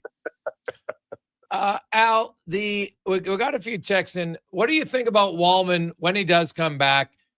Playing the right side, do they need to play him on the left side? So if so, do they need to acquire a right shot defenseman?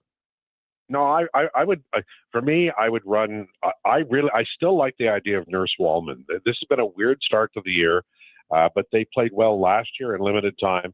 I'd almost throw out the first 25 games, and I'd run them again. And then you know you've got.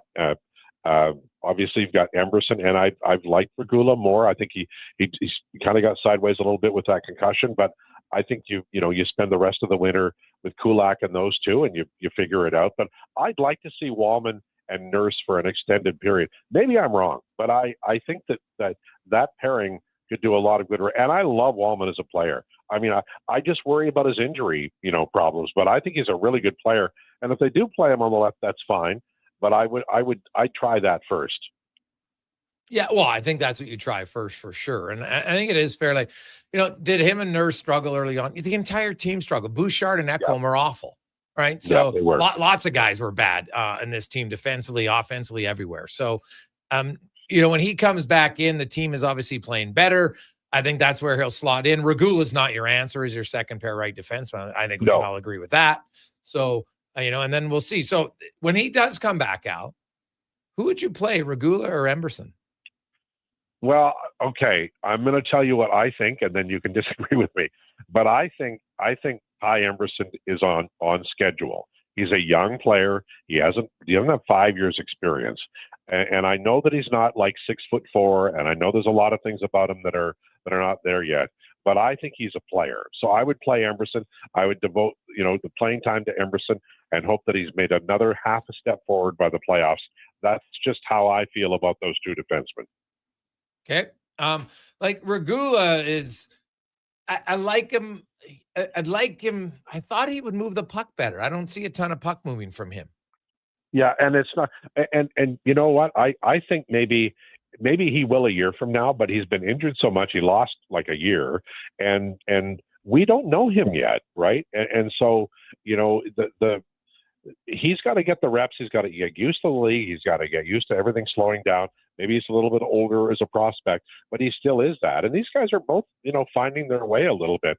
I just think Emberson is showing signs of stepping able to hold the progress without falling back. I'd go with him. Doesn't mean I dislike Regula. I just think Emberson can give more. And by the playoff time, you need one of those guys to be able to play, and play consistently. And I think the answer is Regula. Or I'm sorry, the answer is Emberson. Okay. Stuart Skinner starts the next 3 at home. I think so. I mean, he has had some tough starts in his past, but I'm liking him. I mean, I always have. I admit that, but I think that he's a goaltender who's had to, overcome some tremendous pressure, and they lost as a team against Florida, not the individual goaltender or anything like that. And he played brilliantly against Dallas. I think I swear to you, if McDavid had scored that goal late in the third in Game 7, the Oilers might have 2 Stanleys. I think that's how thin the margins are between these two teams. I didn't like the outlet passings in the Florida series last spring, but I think they're close, and I think that the Oilers can win the Stanley Cup with Skinner. We'll see. But I think that I would go get another goaltender, to be honest, before the end of the season, but I would not send out Skinner. I'd keep him, and I would probably keep him at least in a 1B as opposed to a 1A. But I think they should play Skinner as much as they can and let him establish himself or not as the starting goaltender. Al, I still believe the Oilers need another top 6 winger. Like left shot, right shot, to me, it doesn't necessarily matter. In an ideal world, it's probably a left shot, but I'll take either one.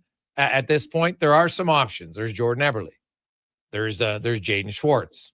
Alex Tuck's name has been out there for a long time. Jonathan Marchessault. What about, he's got 3 years after this. Steven Stamkos, if they retain, I don't know, half or 40%, would you have any interest in either of the last two? Well, I like Marchessault. I think Stamkos is how old is Stamkos? He's got to be up there now. Well, he was drafted in 2008, so I think he's 37, 38. Right. Whoever's playing the best of the deadline is my answer, but I like Tuck a lot. And I got to mention Everly because Wanye's on the show. So I would Actually, say Stammer's only 35. He'll be 36 in February. Okay. All right. Well, then that's not so bad. I would say that of the group, I like Tuck the most. I agree with you. I'd prefer a lefty. But you know, if you, I'll say I would put it Tuck. I would say Tuck, Marchessault, Stamkos, Everly. If Everly comes back, LT, I'm going to go get a BlackBerry. I'm turning back the clock. It's 2015. Let's go. I used to see this somebody wearing a green Everly jersey all the time at the games, and I always wondered if Everly ever came back, maybe they bring back that green jersey. You'd see them in the stands, right, moving around, or at the beer line. And Everly has that first goal he scored with the Oilers. Live in infamy forever. Oh God, yeah, against Kiprusoff and the Flames. Yeah, that's one of the greatest first goals in NHL. Like in the history of the game. Like if we went greatest first goal scored by a player, that one's got to be top 5. Yeah, sure. I agree totally. Yep. There's also the Doug Waite one against the Flames. It wasn't his first goal in the league, but that Doug right Waite off the face off. Yeah, that's what he did. Wow. That's when he did like the little eagle turn when he came in around. Yeah, that was a If we're pretty. talking Flames goalies, we got to go with Gretzky over the shoulder, though, right? Yeah. I mean, that was before. When you see footage of that nowadays, it seems like such a crazy shot to have go in, but boy, was it a rocket. Man, you know, great players do great things. They just do. Yeah. No, that's very true, Al. Very true. Al, have yourself a great weekend. What's big matchup? You and Conman, you guys got anything on the line this weekend? Eagles, Chargers, what's going on? Well, I'm putting all my money on the Chargers because the Eagles suck. You know what? I swear to you, that they should have two different sets of defenses because that offense doesn't stay on the damn field ever. Holy crap, that's a bad offense. 3 and out. That should be the nickname of the Eagles offense. It's garbage. Yeah, well, you're right. Their offensive play calling is brutal. And it just seems like they don't seem like they're having a lot. Like that team seems pretty dysfunctional right now. You know, there's lots of guys unhappy. AJ Brown is, you know, he's kind of the prima donna receiver attitude right now. So that doesn't help. Saquon just looks like he's tired from last year. I don't know, but he can't run. Their offensive line, your quarterback's scared of throwing a tight ball. So, but you know what? Hey, it's the Chargers. So you never know. Yeah. No, you well, never know. Giants got rid of Saquon 1 year too early, and the Eagles are going to get rid of him 1 year too late. That's fine. I got my Super Bowl, boys. I'm a happy man. Oh, well, that's true. Very true. Al, have a great weekend. What's happening to the Oilers and the Jets on Saturday night? The Oilers will win. It'll be 5-2. It's going to be not easy in the beginning because the Jets have a lot of heart, but they'll score a couple of late goals, maybe an empty netter. And then late in the second period, there'll be a buzz about Everly coming to Edmonton, but it'll be just Wanye wearing the Everly jersey is what it's going to be. It's a golden age we're about to witness. No. I think the Oilers might spank the Jets. 6th game in 9 nights, 3rd and 4. The rookie goaltender in Milic. I think the Oilers are going to. Now they do get Sandberg back. That's going to help the Jets defense for sure. And they'll probably be a little fearful of the Oilers, but the Oilers offense historically can, you know, they start to get a little mojo going, and usually that carries over for a few games. So and the Jets can't clutch and grab like they would have 30 years ago. So the Oilers are going to wheel a little bit. Al, have a good one. You too. Have a good weekend, boys. There you go. That's Alan Mitchell, AK Low Tide. Jeff came in at $200, man. We are getting close. All right, boys and girls, let's finish strong. We need a $500, one of them. We need 4 $200 and 2 $100 donations. 833-401-1440. 833-401-1440. We fill out the pyramid of giving. Now, if somebody wants to do 1,000, even better. We already filled those two out with Sean and JC / Jill and Cam. But if you want to you can. Eric and Beaumont just came in at 200. Attaboy, Eric. So, hey, we're getting closer. Let's try to bump this up. Let's try to shoot for the top of the hour just to get it over. We want to be like the Oilers last night. Just kind of cruise home. Be relaxing. 833-401-1440. We're helping out Holiday Hamper, and GS Construction is going to match. So it'll be $15K. We'll return on the Gregor Show, presented by PlayAlberta.ca. Hold up. Are you pulling my beard? Booster Juice has 2 new booster balls for the holidays this year. That's right, Santa. The Eggnog Booster Ball and Caramel Pecan Pie Booster Ball are 2 new flavors to put some extra jingle in your step. So are you a pie guy, Santa, or a nog guy? Both! Good call. That's extra jolly. Happy holidays from your friends at Booster Juice. Canadian born, blending since 1999. Now for today's holiday special, Legacy Heating and Cooling saves Christmas. Santa's furnace broke down in the shop last night, and the elves couldn't make any toys, that's right. So Santa called up his pals at Legacy Heating. And ho, ho, ho, golly gee, 1 year, no payments, interest-free. And the elves are working merrily with a brand new furnace from Legacy. Happy holidays from Legacy Heating and Cooling. Across the province, Albertans are taking their shot on Play Alberta. With casino winners every hour, jackpots worth millions, and revenue that stays in the province, there's never been a better time to sign up. Right now, our listeners can score a $50 free bet when they make a minimum $50 deposit with code Gregor50. That's code Gregor50 for a $50 free bet. Start playing with your game sense today to find out if you're Alberta's next winner. Wondering what you can afford? Let Go Auto do the math with our free car loan calculator. No pressure, no awkward convos, just quick answers on your budget and payments. Bad credit? No credit? We got you. Text CHECK to 780-777-7777. That's CHECK to 780-all-7. Find out what you qualify for and start shopping with confidence. Go Auto. Drive what you love with payments that make sense. Do you listen to sports radio at work? Like right now? Well, do you? Who, me? No way. I swear. Okay, friend, we won't tell. Tens of thousands of sports fans listen to Sports 1440 each and every day. On the radio, on the listening apps, on YouTube, and on social media. If you listen to Sports 1440 at work, well, maybe it's time to advertise on Sports 1440 at work. Grow your business. Get your name out there. Shoot our ad team an email. Gregor@sports1440.ca. Let's get to work for you. I'm Saxon, and this is my little sister Goldie. I'm Goldie, and this is my little sister Saxon. Wait a minute. I'm the big sister around here. And I'm Rick Showers from Noble RV, and these are my granddaughters. They like to help with the holiday commercials. It's sort of a tradition in our family.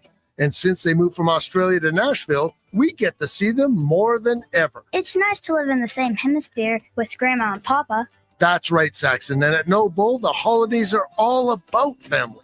And really, that's what camping is all about, too. Maybe I should come work for you at your store, Papa.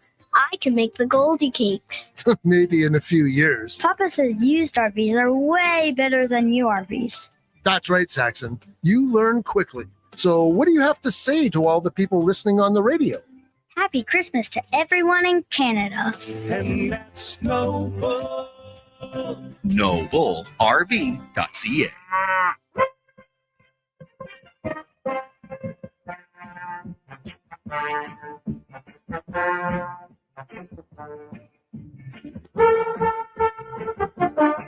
Portions of this hour brought to you by Northwest Crane, available for all your lifting and equipment needs, specializing in selling and servicing cranes. Get lifting at northwestcrane.com. This is Sports 1440, where Edmonton talks sports. On YouTube, Facebook, and X. Here's Jason Gregor. Brought to you by PlayAlberta.ca.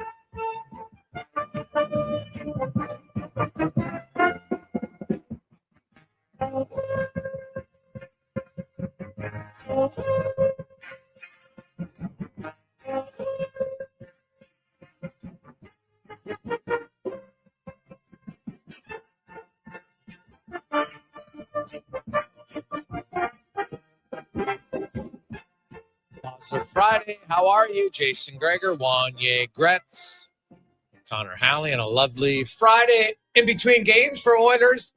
9-4 win last night. They'll take on the Jets, who are home tonight, hosting the Buffalo Sabres. And the Jets, they'll kind of be limping in to Edmonton, 6th game in 9 days, second half of a back-to-back. No Connor Halley. Eric Comrie is starting tonight. So Thomas Milic will get his second NHL start. And I know, and I did the numbers last year. Because, but Gregor, the orders against rookie goalies, I'm like, yeah, they crushed them. Okay. Yes, Dostal had one game where he stood on his head, and you've had a few, but it's rare. Okay. I got to go back and find the exact number, but the orders were something ridiculous, like 22-4-1. Okay. So I wouldn't put that much stock into it.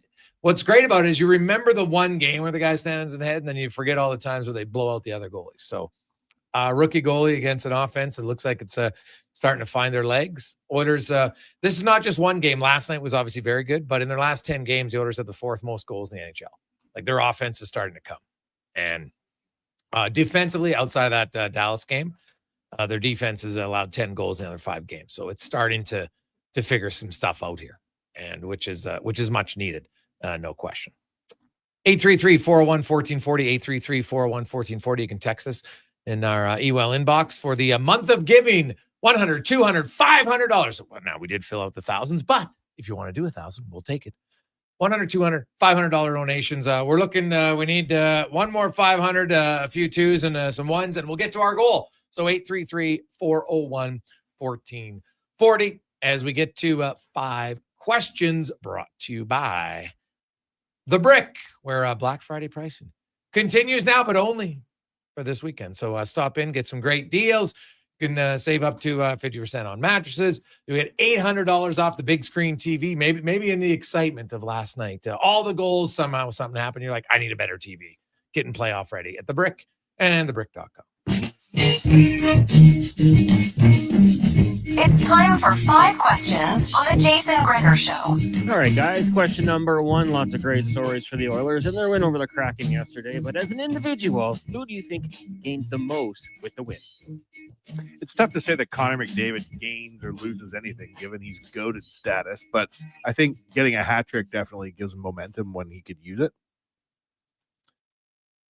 It's an interesting question, Cons. I look at I'm going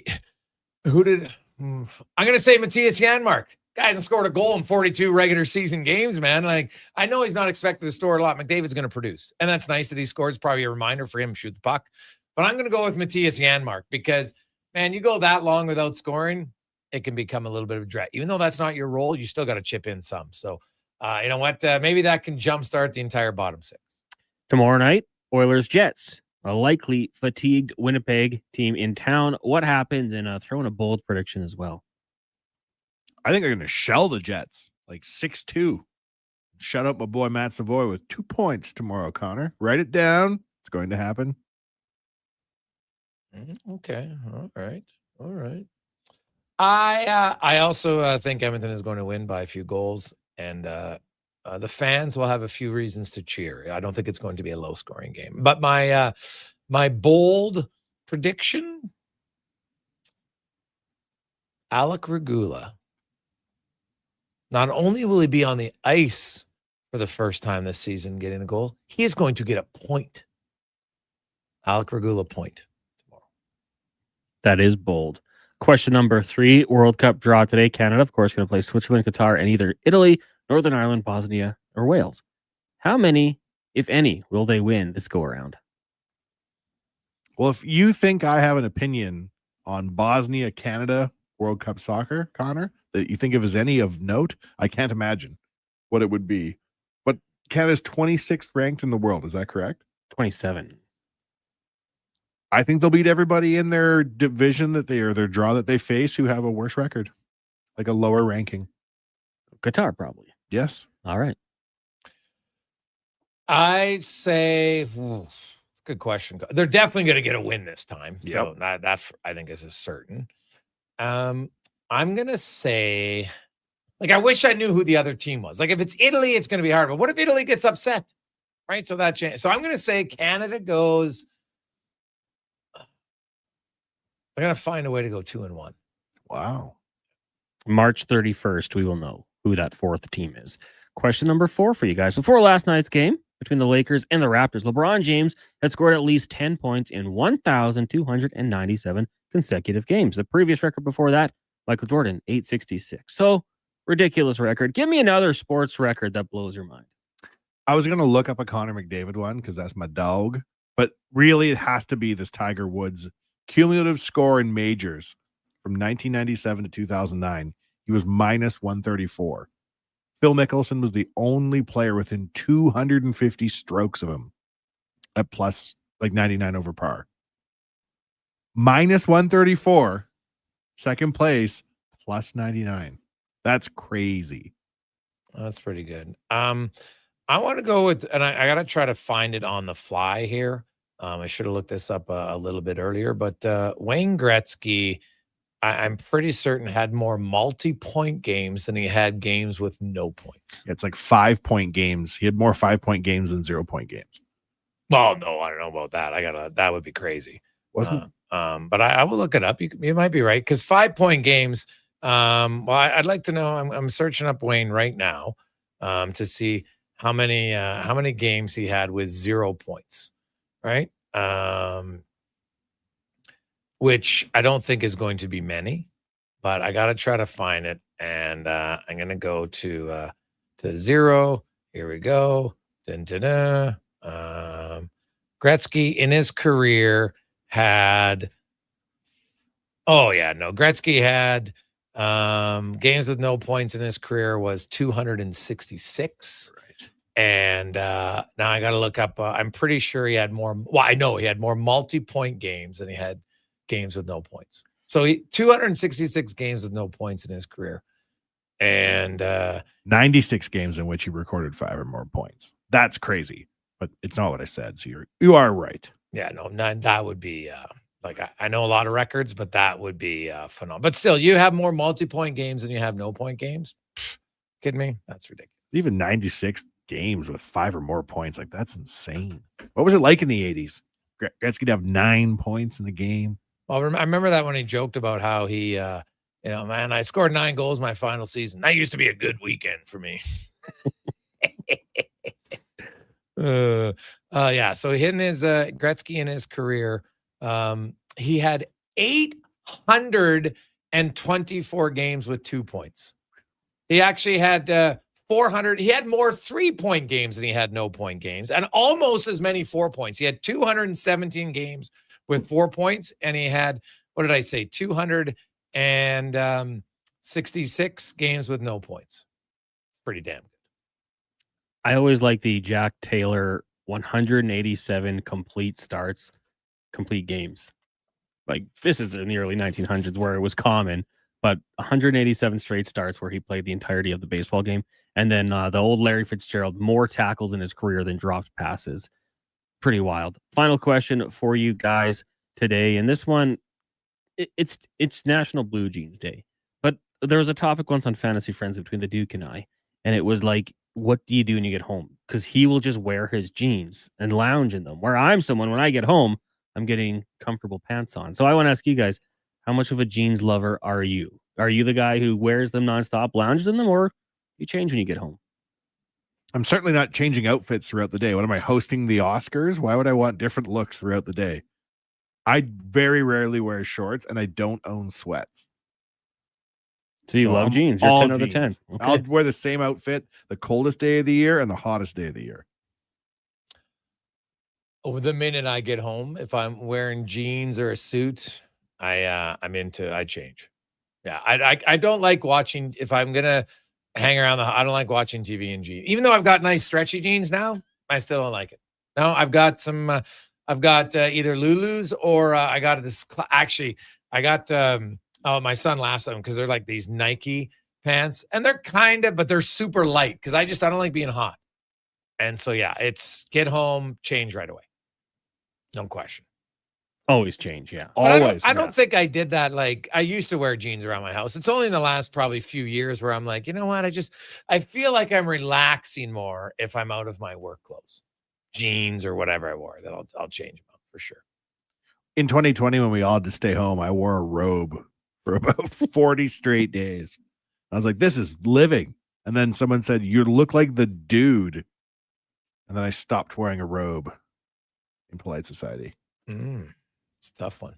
You shouldn't take offense to that. The dude was pretty cool. Yeah, but you can't say you look like the dude. He's cool. You kind of do, though. Wow, in a robe. I get it. All right. Hey, Nick is in at 100. Eric and Eldon each came in at 200. And Dale came in at $500 for the Pyramid McGiving. So we are very close. We need 2 more at 200 and 1 at 100. We can get it by the top of the hour. 833-401-1440.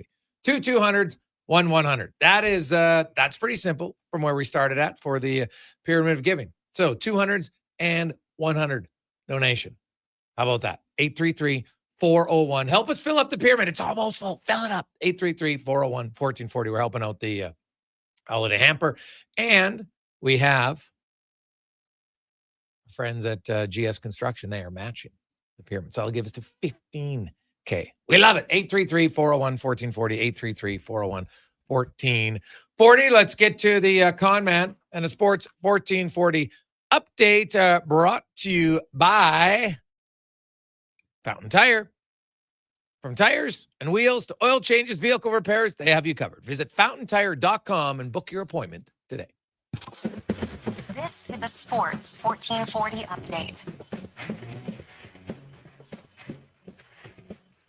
World Cup group draw earlier today for the Canadians in Group B. They'll be joined by Switzerland, Qatar, and the Euro playoff push A winner in Group B. That'll be either Qatar or Wales, Bosnia, Italy, or Northern Ireland. On the ice tonight in the NHL, you got 5 games on the schedule. Devils take on the Golden Knights, Sabres in Winnipeg. Stars host the Sharks, Hamilton Canucks, and the Ducks hosting Ovi and the Capitals. In the association, Raptors are in action. They'll host the Hornets, tip-off 5:30 from Scotiabank Arena. Elsewhere, you got the Lakers and the Celtics. Heat, Magic, Pistons host the Trailblazers. Suns in Houston, and the Mavericks travel to OKC to take on the 21-1 undefeated at home OKC Thunder. In the WHL, Oil Kings host the Rebels at 7. In the BCHL, you got Spruce Grove hosting Sherwood Park. That gets going 7 o'clock at the Thompson Family Arena in the AJ. 4 games tonight, including Devon and Drumheller and Camrose up against Canmore. And from the NFL, Kyler Murray done for the season with the foot injury, as is Lions safety Brian Branch, who tore his Achilles last night. Collegiately, Golden Bears hockey meeting McEwen in a home-and-home. DCA tonight, Drake tomorrow. Pandas and Griffins do the same thing, but in reverse. Coming up in hour 4 of the Jason Gregor Show, we will be joined by Mark Spector of Rogers Sportsnet and Craig Button from the NHL on TSN. I'm Connor Halley. This has been a Sports 1440 update. Sports 1440 in West Edmonton Mall and Wetaskiwin. CKJR is a Stingray radio station. Download the free radio player app and listen wherever you go. As 2025 comes to a close, GS Construction would like to take the time and thank our crews, our partners, and our communities for another successful year of teamwork and growth. Together, we've helped keep Edmonton and the surrounding area moving by building and maintaining the underground infrastructure that keeps everything running smoothly. It's been another year of dedication, pride, and hard work the team has put in to make it all possible. To learn more about our people and our projects, visit gsconstruction.ca. Your New Year's Eve plans just got a major upgrade. On the Rocks is throwing the ultimate party to launch you into the new year with a bang. The legendary Tall Boy is hitting the stage live, providing the soundtrack for an unforgettable night. A 3-course dinner is available to kick things off before the main party starts. This is how you celebrate New Year's Eve. Dinner and a party tickets are available now. Book your spot online at ontherocksYEG.com. Oodle Noodle Origins. In 1864, Francis Oodle took over his dying father's business as a leatherman. He was quite proficient, but his heart was never truly in the trade. After his father's death, Oodle met a cocksure young man named Vladimir Nudell, who was a trailblazer in the popular new art of food boxes. They formed a partnership and aimed to ply their trade in the New World. At Ellis Island, Nudell was renamed David Noodle, and henceforth, the franchise has been known as Oodle Noodle. You've got a go-to coffee spot, a trusted barber, even a lucky game day jersey. But when it's about looking your absolute best, there's only one name you need. Mr. Dirk. Family run since 1939, we're experts in crafting impeccable tailor-made suits and offering a wide variety of everyday styles. Pair that with personalized one-on-one fittings and the convenience of on-site tailoring. Mr. Dirk, elevate your style game. Visit our Edmonton store or explore MrDirk.com. Score big on style with Mr. Dirk. Japa Machinery Group knows that XCMG may not roll off the tongue, but Japa's team will help keep your construction jobs rolling on time and on budget with heavy equipment sales and rentals. Visit japamachinery.com to find out more. Hi, Mike here from Northgate Chevrolet Buick GMC. It's not lost on me that this radio ad competes with a lot of other dealerships on the air. So what sets us apart? Honesty. At Northgate, we believe in giving you the very best price we can with the most value possible. We aren't giving away free trips or paying off your credit cards, but it is my promise you will get exactly what you paid for every time. Stop in and see us today, 13215 97th Street, or visit us online at northgategm.com. Looking for the perfect gift? Give the gift of great taste with a Loca Quality Market gift card. Redeemable at any Loca Quality Market or Loca operated restaurant. It's a treat for food lovers. Ready anytime. Grab yours today at loca.ca. He's heading into the driveway. Temperature's dropping fast, folks. He opens the hood and, oh no, the battery's on thin ice. Yeah, that's a tough break, Tim. I mean, you can't expect to compete and win with weak parts in your game like that. But wait, he's made a clutch move. He's gone to Napa Auto Parts for the win. They've got batteries, winter-grade oils, antifreeze, and wiper blades built for cold Alberta conditions. That's a championship play, Tim. With over 85 Alberta locations, visit your local Napa store today or shop online at napacanada.com. That's Napa know-how.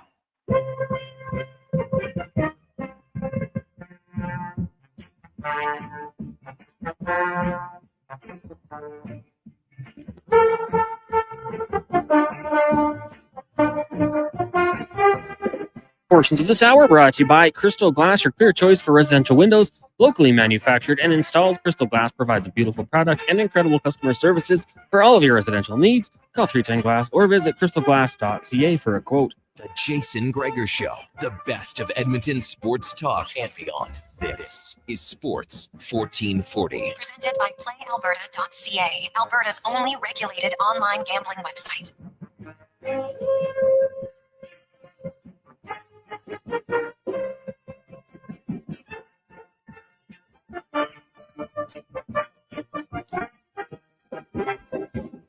Just after 5 o'clock. How are you on a positive Friday, man? It's always positive around here. I love it.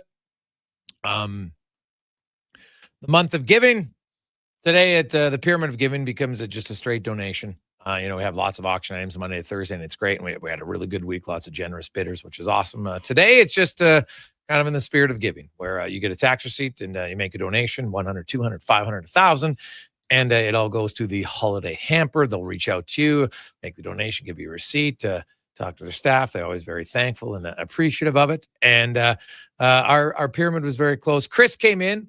He took both of the final $200 and the $100 donation. Wanted to do that, which is awesome. We also had Amin and Narman, the Kassam family. They came in at $500. And we got $1,000 from BHD Tubular Limited. So thank you very much. So we got over it, which is great. We can always, so if anybody, hey, it's Positive Friday. The goal was to fill out the pyramid, which we have.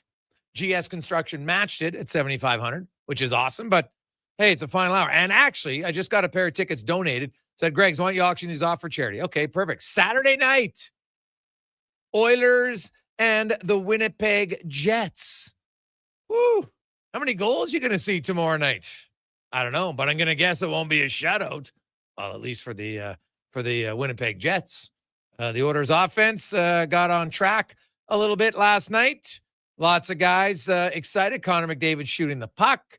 Pud Colson's one time in the puck. Savoy has his first ever multi-goal game in the National Hockey League.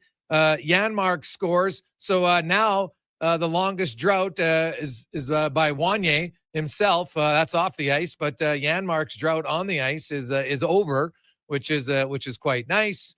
Who else scored? Oh yeah, Draisaitl. Hyman scored actually pretty nice goal coming down the wing and then go roof daddy to bury it. So if you want to go to the game, 833-401-1440, we'll have a little auction item. to help that out. And if you just want to make a donation of $100, $200 in the final hour here, Positive Friday, and maybe we'll have a goal of like an extra 500. Why not? You can do that. The 5 o'clock hour. That'll be great. So 833-401-1440, 833-401-1440 is where you can text in. It is the Gregor Show, as always, brought to you by PlayAlberta.ca. Tonight, it's a big one. $70 million up for grabs. Lotto Max. Get your tickets. PlayAlberta.ca. Just remember the deal. If you win, you invite us to the party. Because if you win that much, you better have a party. And we'll invite you to ours. Because we'll have to have multiple, which would be totally fine by me. Oh, my God. That'd be probably like one a month for a year. That'd be unbelievable. Why not, man? You got to celebrate life. Win 70 mil? Come on. Like, how much fun of a party? You just say, you know what, I'm going to have a party. And it's going to be like, I don't even know, like, how much could I waste on a party? Like, I don't need to have like, I don't need to be Joey Tribbiani and buying some stupid big white porcelain doll or anything like that. But I should say, but put on a big shaker, like at OTR every Friday night, Saturday could probably drop 25K and be no problem. Right. I saw a documentary clip about a guy who'd won the lottery in Texas. And what he did is he's like, I wanted to give people stuff, but I wasn't quite sure what to do. He hosts parties every Saturday at his house. Oh, and there's like chefs there, and they had like beer tubs full of all sorts of things. And he has this huge mansion in the small town he used to live in. But once a week, he invites everybody over for a barbecue. That's a good way to do it. Yeah. Well, 65 million, you could throw a few barbecues. Ooh, I think you could. I definitely think you could. So there you go. 833. Mike opens a bid in at 150. All right. Well, let's get to face value, but hey, we got to start somewhere. So 150, I want to go to the Saturday night Oilers Jets. Could be a good game. 833-401-1440. As we get to the spec report brought to you by GS Construction. Huge shout out to Taran and everyone at Mike and everybody at GS Construction for their generous donation of matching the pyramid of giving, and their staff gets into it. So that's awesome. So you know what? I want to work for a great company that cares about the community. It's GS Construction. Apply today. As Mark Spector from Rogers Sportsnet joins us. Spec, good afternoon. How you doing? What's going on, Jay? How you doing, man? I'm doing pretty well. Raising lots of money, sounds like. Yeah, it's been a good Positive Friday for sure. So that's nice. Been a good week actually. So lots of people donating, which is everybody's asking where the seats. Seats are in the lower bowl. Supposedly where the Oilers attacked twice. So yeah, my apologies. Oilers attacked twice, lower bowl. I should double check. I think it's row 15, but I'll double check. But it's one of those, 15 or 16. So there you go. Good seats in the lower bowl for those asking. We're making good money. Spurred on maybe by the excitement of the Oilers. They made good work of the Seattle Kraken last night. Yeah, we've become used to a team that pulls a game like that out every, I don't know, maybe once a month-ish. Where they go off for 6 or 7, right? I mean, last night was 9. That's a lot. But we haven't seen that team this year. Like, that team's been in absentia. So it's a little, I think it's sort of in a city that's waiting to recognize its hockey team again, Jay. I think what we saw last night sort of looked like what we've been used to seeing and what fans want to see. So, yeah, that was a welcome blowout last night at Rogers. Yes. And really, like, they started well in every period. They're up 3-0 in the first, and then it was 3-2, and then they scored 3 straight in the second. And was it 6-2 or 6-3? I can't remember if it was 6-3. Then they scored 3 again, right? Like they really got rolling.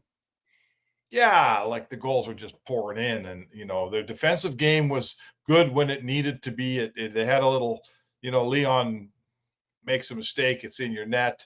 They give up a late goal at the end of the first period. It's a hockey game again, and they had to refocus and come out and boom, boom, boom. They get up 6-2, and frankly, once you're up 6-2, like, it's garbage time, right? Everything that happens after that, I'm not, Are you discount? Did Matthias Janmark not score the 7th goal? He did. I guess my point is more so the goals. Guys been scored in 42 games. You got to at least include him for one day. Okay. More so the goals against is what I'm getting at. Oh, sure. It's kind of a shame they got to 4, but whatever. You know what? Whatever. Who cares? Pickard was excellent as long as it mattered, he was excellent. And then in the end, his team was just trying to pour goals in and left them all alone or whatever. But it was a good bounce back game or it was a good game for him. Second good game in a row. Good game for the Oil. Good game for everybody. Lots of guys off the schneid. We talked 24 hours ago. You and I were discussing the merits of putting that top line together. I guess it was a pretty good idea, huh? Well, I thought it was a no-brainer. I really like that idea. And honestly, like I'd keep them together for the homestand, right? Like they're right. Hey, Janmark scored great, but let's be honest, their bottom six hasn't been producing a lot. And you're taking on teams that are their next 3 home games are against teams who don't have much real big high offensive power. The Jets, we talked to Weber early in hour number 1. They can't score right now, and they don't have Connor Halley. Like they're in a world of hurt a little bit.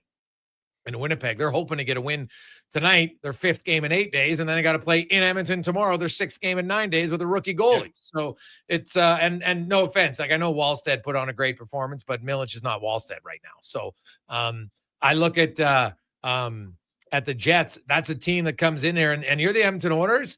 You should be like, I smell blood. Let's jump on them like we jumped on Seattle early in the game. Yeah, they're in a tough part of their schedule, man. They just played a road trip, but they come home for 1 game, and then they got to head back out on the road for a back-to-back.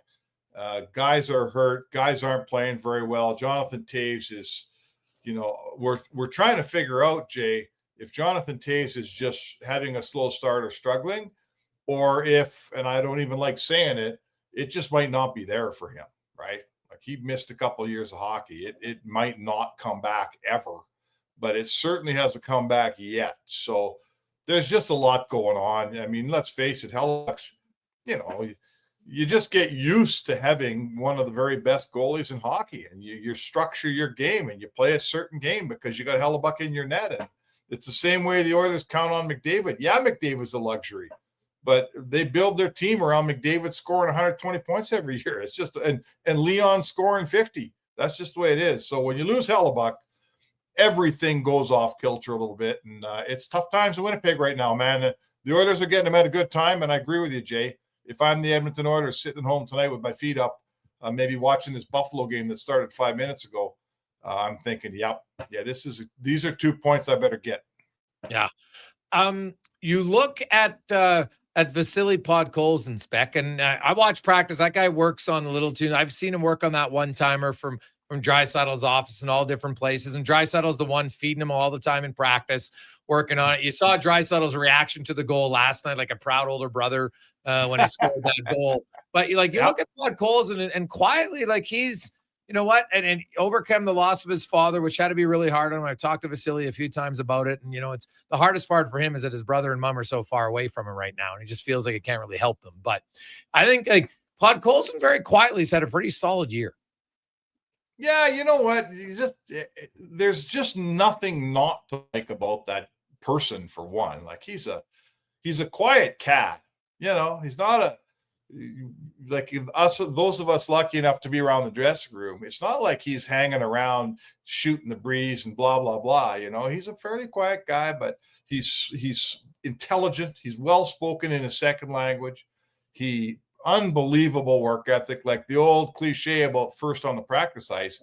Like this guy's on the practice ice 20-25 minutes before every practice starts. He is the first guy on the practice ice every single day. And honestly, a guy that works on his trade so much, Jay, I'm kind of waiting for it to pop. I'm kind of waiting for him to find that 20-goal season. Like he still struggles to produce, right? He does everything right, but the puck doesn't go in that much for a guy that has that kind of shot and plays with Draisaitl and works on his game so much. So I think everybody on that team and probably everyone in the city would love to see, some success come his way, right? He does everything right. He deserves some success to come his way, doesn't he?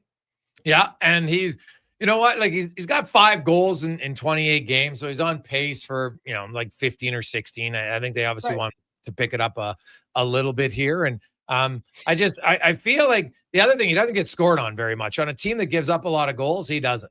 Right. And that's kind of the other maybe underappreciated part of his game. And I look at him and then I look at Matty Savoy. right? Like, I know he missed the breakaway in the first period. And it was interesting, his comments after the game, how he said, you know what? I had the whole intermission to think about it. And Stu Skinner was the one who said, hey, Stu was the one who said, go backhand because of something he saw.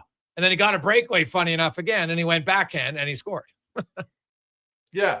It's kind of weird that you'd even consider the fact that I got a breakaway and I might get another one. Right? Like, you don't get two in a game very often, but he checked in with Skinner. And, you know, I think that the what I see with Savoy and Podkolzin, the similarity there is both guys have totally earned the trust of their coach. So they're working on their offensive numbers, but they're doing it from a position of you know, they get the ice time. Like they're getting their ice time because the coach trusts them.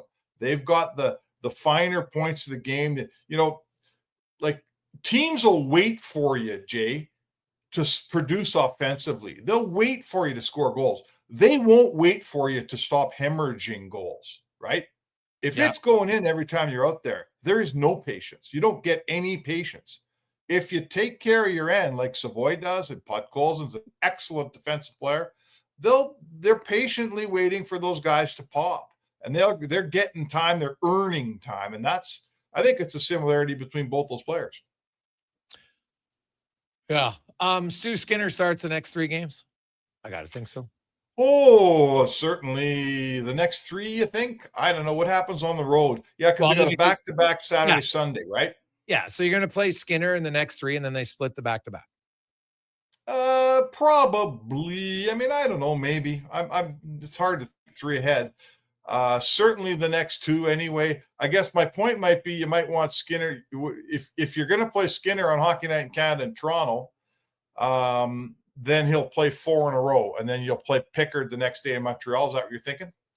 Yeah, or it's one or the other. Like, kind of maybe it depends on how Skinner's feeling at the time. But like, they have a pretty lax sked right now, right? You can't tell me he can't ever start 4 games in a row. None of them are back to back. He's got 2 days between games 1 and games 2. So, you know, an easy travel. It's like there's no customs. You're flying from here to Toronto. It's not a hard travel day at all, really, right? So, and whether or not it's, you know, Pickard, they'll have some numbers they look at in Montreal or Toronto and see which one they prefer better. But yeah, I could kind of see that for sure. And Skinner's last 3 games have been pretty good. And yeah, you know, good for Calvin Pickard. He got the win last night and he was fine. But, you know, I think I kind of want to get Skinner on a little bit of a positive roll here, and he's playing well. So I'd play him a little bit more. He's on a positive roll, and you need to keep it going. Listen, there's no question he plays on Saturday and almost for sure on Tuesday. Because you know what? It's nice to throw your backup a bone and make sure your backup's feeling good about his game. And listen, Pickard, didn't look at his stats today, but from where he was to where he is now, like he's got to be a way more confident cat today than he was, you know, even a week or 2 weeks ago. But this team goes, you know, Skinner's their number 1. So yeah, he's the guy that matters really. And he's played well. So yeah, you got to get him back in. You got to keep that roll going. Get some confidence in this guy. It's got to be tough to be confident when you're Stu Skinner and all, you know, if you ever look, and hopefully he doesn't, all you ever hear is people talking about who they're going to replace you with and who Stan Bowman's going to trade with and who's available out there to be the goalie for the Edmonton Oilers. And it can't be easy being Stu Skinner in this town these days. Spec, when you're watching Matt Savoy play last night, who do you think he's a comparable player to ultimately, if you were to guess? That's a good question. Who is he a comparable player to? I don't know yet. I don't know how much he's going to score. Like if he's going to score, you know, will he pop? Wanye, will he be a 25 goal guy one day? Will he be Kyle Palmieri? You know, I don't know. Like I don't know what he is yet. This isn't me saying anything negative about him. I don't know what he could be to compare him to somebody. What are you thinking? Yamamoto was a name that came up. Oh, I think he's Gregor scoffed at it. Yeah, he's better than Yamamoto. His skates. I'm scoffing at that too. Yeah, he skates way better than Yamamoto. I think Matt Savoy is a very cerebral player. He's very smart. He's quick. I think Matt Savoy. He's not as big. He kind of reminds, and I think he's a better skater, of course, but Jaden Schwartz is a player I think of when I think of Matt Savoy. Mm-hmm. Jordan Eberle? Yeah, not as much of a shoot. Like Eberle was a really consistent goal scorer for a long time, right? Like he's a high skill player, 300 goal scorer, but he's like he scored 30 once. Did Eberle, right? That second year in Edmonton, right? That's when he scored the 30 goals. Other than that, he was like I think career high was 28. Other than that year, so that's not a bad comparison. He'll kill more penalties than Eberle did early in his career.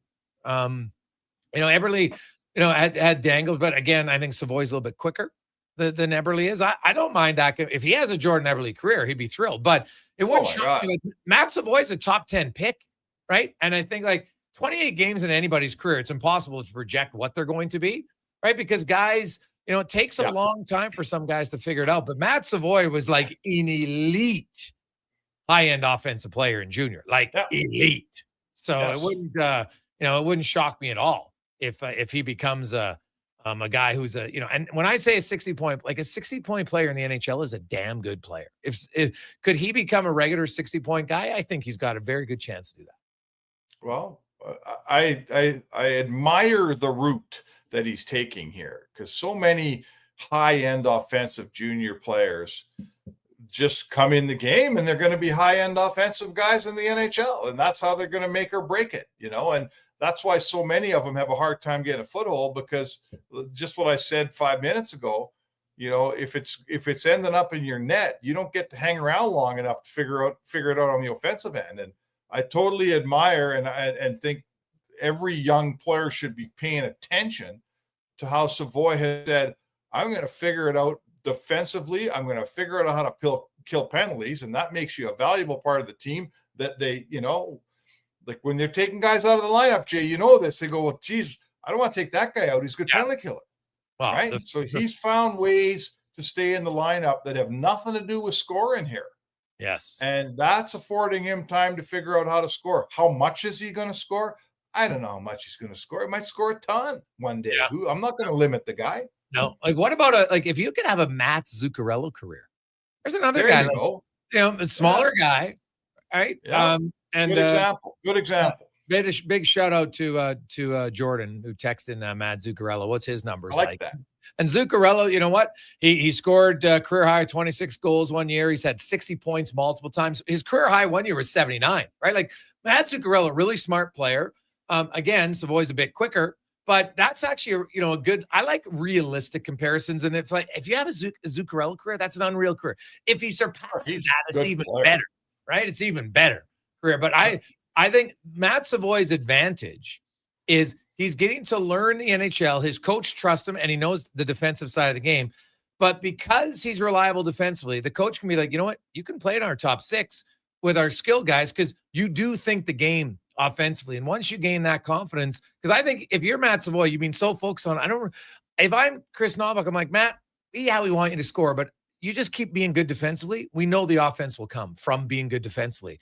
And a game like last night, first time multi-goal game, I wouldn't be surprised if we see him score, 3 goals in the next 10 games at all and be like, hey, this guy's starting to feel it a bit more. Well, and there's 2 young players that we're describing that are, to me, in many ways the same guy in Podkolzin and Savoy. And they're both young and they're both going to get way better. I think we'd all agree on that.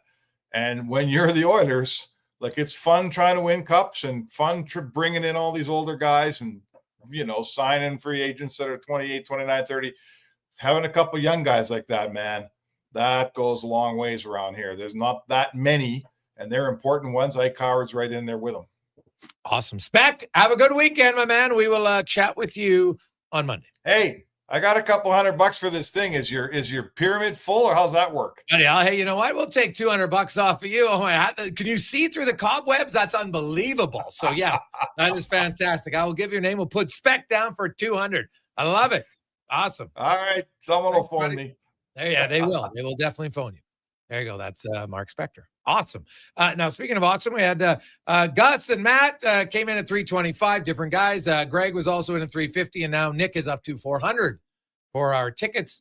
And we did get the section in the seats. It is I was close. It was row 17, not row 15. But orders attacked twice. So there you have it, 833-401-1440. We'll come back. Craig Button will join us on the Gregor Show, presented by PlayAlberta.ca. We want orange. Give us the orange. We want orange. Bring back the orange. You got it, Canada. Booster Juice orange smoothies are back by popular demand. The original, the marathon, and orangesicle smoothies are back and bursting with tangy zest of oranges. They're Canadian favorites. Orange, you glad they're back? Only for a limited time. So squeeze the day, smoothie lovers, and head to a Booster Juice near you now. Booster Juice, Canadian born, blending since 1999.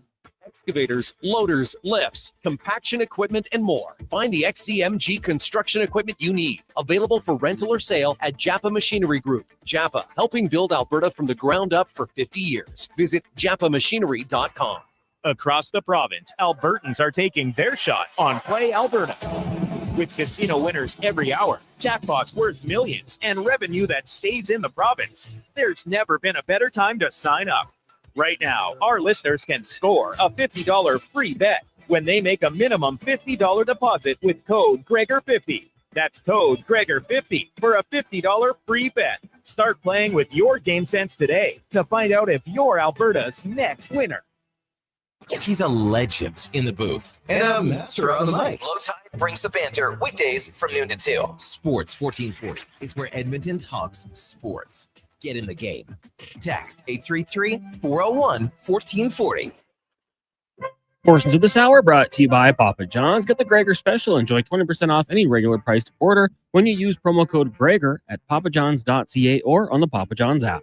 This is Sports 1440, where Edmonton talks sports. On YouTube, Facebook, and X. Here's Jason Gregor. Brought to you by playalberta.ca.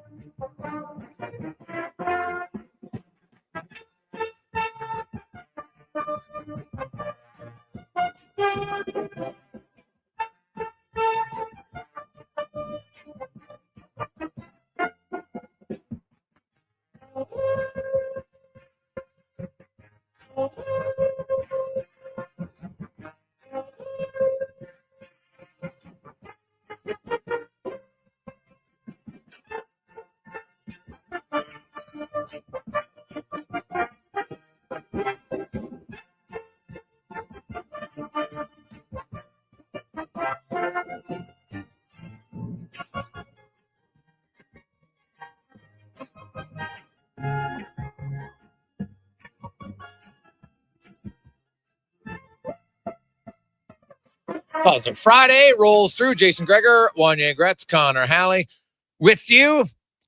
Talking all things hockey. It's time to go to our big guest of the day, brought to you by the Spruce Grove Saints. Huge game tonight in Spruce Grove, the Thompson Family Arena. It's the Saints and the Crusaders. A classic long-time rivalry.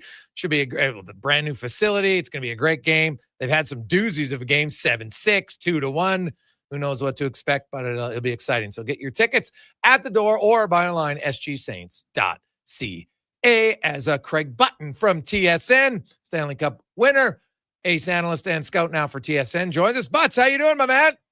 I am good, Jason. How are you doing on this Positive Friday? Shouldn't every Friday be positive? Oh, it is. That's why we have Positive Fridays. We love it. Yeah, it's good. A little extra special one today with our Pyramid of Giving, and we already filled out, which is outstanding. Give me your thoughts, Craig. I know that it looks terrible on the outside because the ice surface is going to be like 3 feet shorter. But I was looking up, like, the international ice surface is actually a few feet shorter, but way wider. So some of these guys have actually played on this length of ice before. I mean, players have played on shorter ice over the year. Last year in Utah, it was short, I think, by 8 feet as they moved from Arizona to Utah. Yeah. And the owners, Ryan and Ashley Smith, said, well, we're going to get that fixed. Everybody was aware of it. I think that the issue isn't about, in my view, the issue is not about the length of the ice or what the dimensions aren't. Number one, the arena isn't ready. Yeah. And it's not like they announced at the beginning of September, oh, by the way, Milan, you're going to have the Olympics. We need a hockey rink. Number two is, and now we find out about the dimensions being wrong. This is my take on it. The NHL and the NHLPA for years have gone to the Olympics. They've paused their season. The players love playing in the Olympics, best on best. We haven't had it since 2014. and there's a lot of excitement around it. I think the disrespect that the IOC and the IIHF and the organizing committee in this situation have shown to the NHL and the NHLPA and the players is wrong. And so I know the players want to go and play, and I think it just bothers me that you could have so much disregard for these professional athletes and for what the NHL and the NHLPA have done for years to be a participant. And keep in mind, for years, with very little to no return from the IOC. So that's where my issue is at. And the arena's not ready. Yeah. So again, we're sitting here on December the 5th and the arena's not ready. And now we have this issue coming up. You're right. Players can get adjusted and whatnot. I understand that. But I just think that with respect, the Olympics are supposed to be a big event, and this is how you're treating your hockey players, the best players coming. I know what the Olympics looked like in 2018, the men's Olympics in 2022 without the best players. Let me tell you, it's like going and watching low-level hockey. Yeah, well, I can tell you, I think the biggest scam is that the Olympics moves around all the time. They should have 5 set places and rotate between 5 or 4 in the summer and 5 or 4 in the winter, and they can update it all the time. And that's it. It's a gross overspending all the time. And some of these places host events, and then those facilities are never used again. It's an absolute joke. So I'm with you on this one. It kind of seems typical every year. They go into some place that doesn't have a hockey rink. Like, what the hell are they going to do with that hockey rink when it's gone? Right? Like, is it really going to expand the growth of hockey there? I know they like to think it will, but I don't believe it will. So, I'll tell you a funny story, and it is funny, and I think it's hilarious. So, you'll recall when Wanye Gretz agreed to do some work in China to grow the sport in China, and so there was I don't know what the guy's name was, and big popular sports columnist, sports personality. And he said, "Isn't this funny?" He said, "Yeah, Wanye Gretzky, we know he's been a great player in the NHL. He's going to come over to China and grow hockey in China." He goes, "It's like me saying, I'm going to go and pay somebody that's really good at table tennis in China, and he's going to grow table tennis in Canada." He said, "It's not happening." And it hasn't happened, and it's not going to happen, and it's not going to grow in Italy. That's the bottom line. So why are we going there to play hockey? And so what I say about that too is there's a solution. They can be a host nation, and we're going to have hockey somewhere else. We're going to play hockey in New York, or we're going to play it in London, or we're going to play it in Prague. We're not playing it there. And that way they mitigate against their costs, and you now don't have to start trying to sell this false dream, we're going to grow hockey here. Yeah, right. Give me a break. Yeah. I'm totally with you, man. Moving to the National Hockey League, and it's interesting. We're coming up. We're into December now, and there's really not a ton of separation. Like, there's some teams that are, like you look at Florida. They're only 5 points out of third place in their division, but they're dead last in the conference, right? So, what do you make of a team like Edmonton and Florida being back-to-back Stanley Cups? One team's won both, one team's lost both.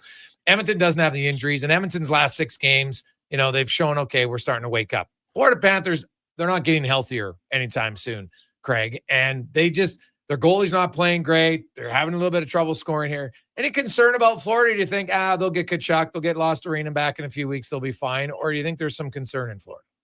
Well, I think the proper way I would position is just some concern. And here's why.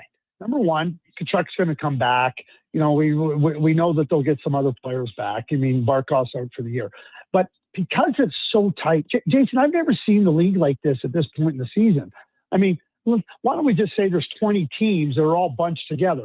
We know there's some at the bottom that really don't have any positive outlook, and that's just where they're at. We have a few at the top that are going to stay there. And then in between, there's 20 teams, and it's so close. I was telling this story. I was listening to the Ottawa-Vegas game last week, and so Vegas started out in the first wildcard spot. They lost in a shootout to the Ottawa Senators at home, and because they got a point, they moved up to second place in the Pacific. Like, can you imagine that? That speaks to how close it is. So that's why I say there's some concern. And when you start to look at how tight it is, you win 3 out of 5, you win 4 out of 6, all of a sudden, now you rise up in the standings. I think that's where, hope might be the wrong word, but where concern might be a little less than if we didn't have it so tight. And 3-point games, you see how many games are going to overtime in the shootout. All of this is keeping things really close. And it doesn't look like it's going to change over the next little while. No. And I look at them, then I look at like the Edmonton Oilers, Craig, and it just seems like I thought Matthias Ekholm, he's like, it's like we have like a thin layer of fog just above us. Like they were making mistakes of guys like Leon Draisaitl mishandling the puck with no one around him. Like this doesn't really happen very often. And Connor McDavid, to his credit, was pretty annoyed after the Minnesota game because he passed up some really good chances. And came out and he's like, I'm shooting the puck. He scores a hat trick, and you're kind of like, geez, if that guy shot the puck more, maybe what could happen? But, their power play is good. Savoy scores twice. And the Oilers seem to be kind of coming around at both ends of the rink. And that's what was necessary. The one thing about the Edmonton Oilers is we know they can play good defense. They didn't get to the Stanley Cup final by accident the last 2 years. And we know how dynamic they are. We know how awesome 97 and 29 are, but really good, strong defensive play throughout their lineup. And they just weren't playing to that level. And certainly the top 4 defensemen weren't coming close to their level. So you were having all kinds of different challenges. So that improves. I was really encouraged watching Matty Savoy last night be able to get a couple of goals. He's had some good chances. He's been dangerous. He hasn't been able to finish, but they're looking for some scoring in other areas. And so that was encouraging. The other thing that I found really encouraging was they were up 3-0 real quick. And then all of a sudden it was 3-2. And I'm going, it's going to be interesting to watch Edmonton. And they put the pedal to the metal. They didn't buckle. They just said, hey, we know what we're doing. So I thought the game against Minnesota was a good game. They didn't score. They lost 1-0. But at the same time, those are the signs that when Connor McDavid says, I believe in this group, well, it's good that you believe in them, and he should. But now you got to demonstrate through your play, good positive play, that you deserve to be believed in.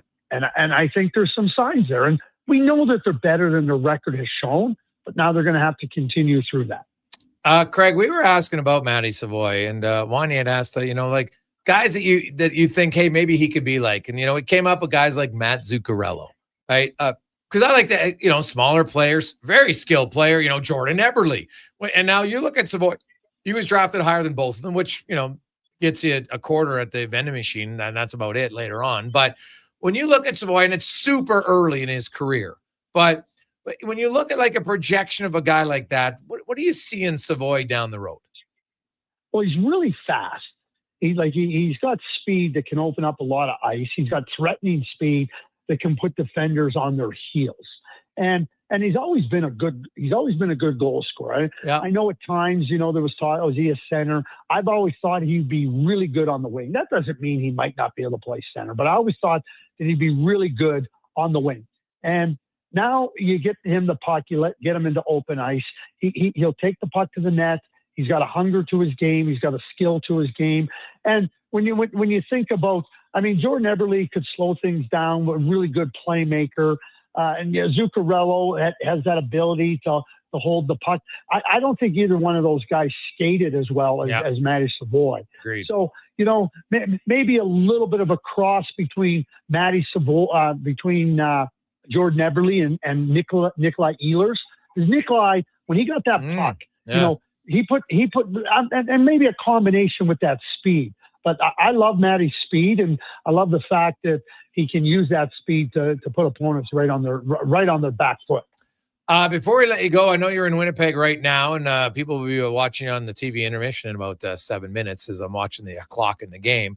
But those two teams, the Jets are playing the Oilers tomorrow. It'll be their 6th game in 9 days. There's no Hellebuck. They're going to go with the rookie Milic, and the Oilers' offense is woken up. Might not be the best matchup. What do you make of the Jets' concern in Winnipeg? And then anything you're seeing in Buffalo, can Josh Norris help them, or is this another wasted season? No, well, Josh Norris can help them. One of the things that's plagued Buffalo, I'll get to Winnipeg here quickly. One of the things that's plagued Buffalo is they show you some good stretches, and then they show you these bad stretches. And if you can't stretch out the good and shorten the bad, you're going to just be where they've been at. And until they demonstrate, until they show me that they can stretch out the good, I'm not buying them. It's too long, it's too much, and it's too often. The Winnipeg Jets, who have been a real top-notch defensive team for the previous 2 seasons, are absolutely abysmal defensively. Yeah, they are. I mean, their defensive play, and again, we talked about the Oilers. So the Winnipeg Jets sit here and you're watching and you're going like, wait a second, you know they can do better than that, and they haven't been better than that. They get walloped in Buffalo on Monday night. This game starts off giveaway after giveaway after giveaway after giveaway by the Winnipeg Jets. And they say, yeah, we're aware of it. And they're another team. So they show you a little glimpse of, okay, this is what we're going to get back to and we can be good. And then they just slip right back into what they are. I will say this right now. The Winnipeg Jets start out the game like they did in Montreal Wednesday. And they start out the game like they did tonight against Buffalo. Again, tomorrow night in Edmonton. Edmonton's going to have a field day scoring goals. A field day. Quick for fun, is Scheifele going to make the Olympic team for Canada? Well, that's what I would say is I don't think there's any question he should be on the team. I think the fact that you have Sidney Crosby that looks like he's going to be on the left wing with McKinnon, and we saw that at the Four Nations. I think that and then the play of Scheifele is so good, and I just think that what he's done in the course of this year for the Winnipeg Jets in so many different areas. We know McKinnon, McKinnon are the top 2. Where do you go after that? I think that the Scheifele fits absolutely firmly right after those 2 guys. And whether Suzuki goes into the next spot or Scheifele goes in the next spot, I have Celebrini playing on the wing. Yes. And so, I just think that Mark has played too good not to be on that team. Awesome stuff, Craig. We appreciate it. Have yourself a great weekend. Thank you, Jason. You have a great weekend too. There you go. That's Craig Button from TSN. We are up to 425 on the tickets from Gus in the Hood. 833-401-1440, 833-401-1440 for that. And we'll return for those tickets. And you know what? If we get we need $200 left, and we'll get to a nice, really round number of a bonus. So if anybody out there wants to make the pyramid of giving even more awesome, $200 gets us to a nice round number of 17,500. Okay, so 2 people at $100 or 1 person at $200 to finish a Positive Friday on the Gregor Show, presented by PlayAlberta.ca. Just text in your name, and we will send you over to a holiday hamper. We'll turn it to Gregor Show, presented by PlayAlberta.ca. Your New Year's Eve plans just got a major upgrade. On the Rocks is throwing the ultimate party to launch you into the new year with a bang. The legendary Tall Boy is hitting the stage live, providing the soundtrack for an unforgettable night. A 3-course dinner is available to kick things off before the main party starts. This is how you celebrate New Year's Eve. Dinner and a party tickets are available now. Book your spot online at ontherocksyeg.com. At GS Construction, we focus on building a culture of collaboration, innovation, and respect. Our teams work together, supporting one another and striving towards shared goals. We're committed to creating a work environment that empowers individuals, values teamwork, and ensures everyone feels respected and safe. With decades of experience in the field, GS Construction prioritizes our people, our culture, and safety. This is what makes us unique. To find out more, go to gsconstruction.ca. Noodle, noodle, noodle, noodle, noodle, noodle, noodle, noodle, noodle, noodle. Noodle, noodle, noodle, noodle, noodle, noodle, noodle, noodle, noodle,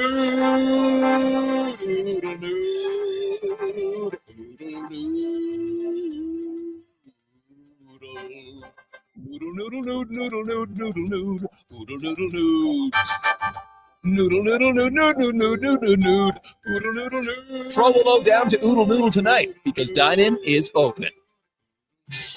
Black Friday deals continue at The Brick. And until December 11th, you can save big in every department. Save up to $1,000 off sectionals, up to 40% off mattresses, and up to 30% off furniture. Plus, buy more, save more. Up to an extra $300 off select major appliances. It's your last chance for Black Friday deals. See thebrick.com for details and exclusions. The Brick, saving you more. You've got a go-to coffee spot, a trusted barber, even a lucky game day jersey. But when it's about looking your absolute best, there's only one name you need, Mr. Dirk. Family run since 1939, we're experts in crafting impeccable tailor-made suits and offering a wide variety of everyday styles. Pair that with personalized one-on-one fittings and the convenience of on-site tailoring. Mr. Dirk elevates your style game. Visit our Edmonton store or explore MrDirk.com. Score big on style with Mr. Dirk. Hi, Mike here from Northgate Chevrolet Buick GMC. It's not lost on me that this radio ad competes with a lot of other dealerships on the air. So what sets us apart? Honesty. At Northgate, we believe in giving you the very best price we can with the most value possible. We aren't giving away free trips or paying off your credit cards, but it is my promise you will get exactly what you paid for every time. Stop in and see us today, 13215 97th Street, or visit us online at northgategm.com. Why pay dealership prices when you can get the same quality for less? Hi, it's Lisa, and here at Ed's Auto Salvage, we've been Alberta's trusted source for used auto parts for nearly 50 years. From engines to mirrors, transmissions to tires, we've got it all at prices guaranteed to keep your wallet happy. Shop local, shop smart. Shop Ed's Auto Salvage in Westlock. Be sure to visit us online at edsautosalvage.com and get your vehicle back on the road for less. Portions of this hour brought to you by EWEL. Get your power play amped up with EWEL, supplying the City of Champions and Alberta with quality electrical gear since 1975. EWEL.ca is your partner in power. The Jason Gregor Show, the best of Edmonton sports talk and beyond. This is Sports 1440. Presented by PlayAlberta.ca, Alberta's only regulated online gambling website.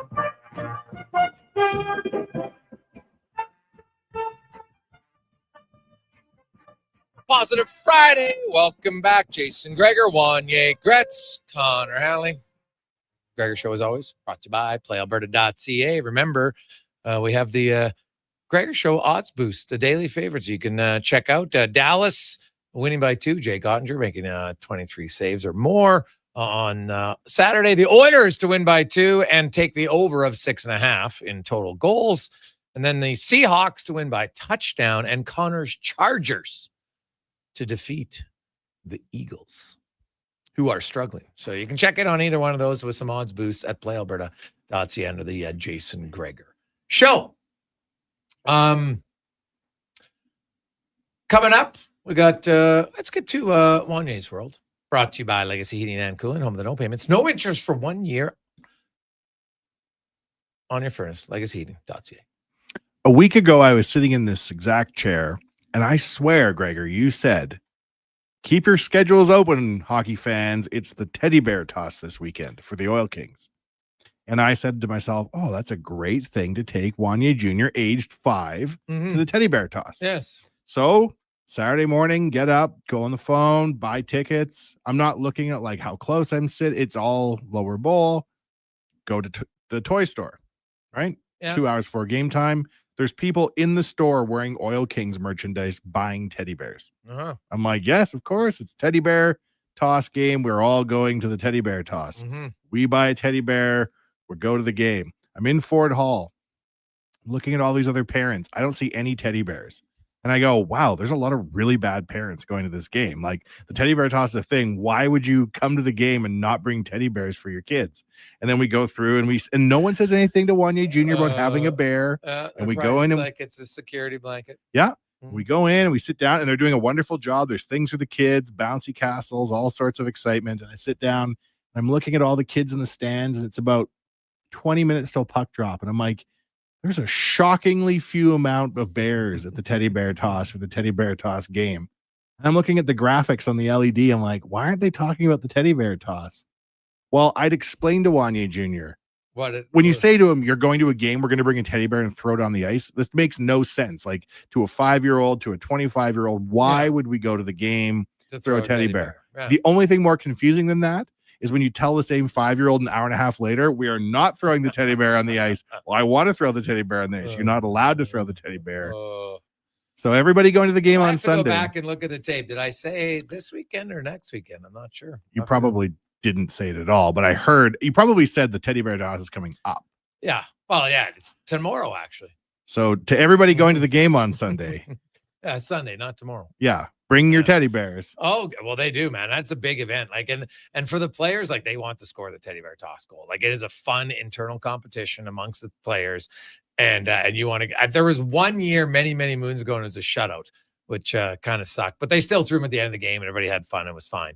But you wait, like, so are you taking the little guy on Sunday? No. And at the end of the day, he's hugging his teddy bear and he says, I'm glad we made this mistake. And he's hugging the bear. Like, this guy's recovered from the disappointment. So yeah, he got over it pretty well. You know, kids are very, you know what, they can handle adversity pretty quick. Oh, geez, I thought I was giving away the teddy bear. Now I'm not. Now I really love the teddy bear. So that is excellent. Gus in the Hood. Gus, I think he's going to be the big winner. The tickets. Oh, attaboy, Gus. Thanks everybody for helping out the holiday hamper today. That's fantastic. That goes a long, long way. Big shout out to GS Construction for matching the pyramid. For everybody else, the donations anywhere from 1,000 down to 100. They all add up and they all match. And that's what makes it a great team effort. Like the Oilers team effort on Thursday, you just had a spectacular team effort. We got some great packages again coming up next week. We'll have them up on jasongregor.com. They will be up there tomorrow. If you want to browse for yourself to see what is coming up, you can definitely do so. Of course, this weekend we have tomorrow morning. Cons, who's on tomorrow morning at 9 before Paul, sir? Saturday Sports Setup. Fenwick will be there. We've got Manib Khan, who's actually going to be starting a new Sunday morning show. He'll be in there as well. And I think it might be the intern, Mr. Sam Wilmus. Well, Sam Wilmus getting on there. All right, Sam the man. And then, of course, you'll have Paul, sir, and Hoop City at 10 o'clock. We'll have the pregame show with Paulson and Walker tomorrow night. And then they'll have, of course, the post-game reaction orders. Only one game this weekend tomorrow, and then they play again Tuesday and Thursday next week. So we'll have lots more for the month of giving next week on the show. Have yourselves an awesome weekend, everyone. Please don't drink and drive. Don't weed and drive. Don't be inebriated. Get home safe. If your loved ones, enjoy some sports. Enjoy some music. Enjoy going to the teddy bear toss on Sunday. It's going to be a great one. Hey, enjoy that Crusader Saints game tonight. Always good to have rivalry games. Whatever you do in sports, non-sports, have fun. Tell someone you love them. Have yourselves a great weekend. Let's get to the Con Man and a Sports 1440 update brought to you by Northgate, Chevrolet, Buick, and GMC. Stop in this weekend and play Wish and Win for your chance to win up to $25,000 towards purchase of your vehicle and your guaranteed minimum to get $500. Check it out all weekend at Northgate GM. Good night.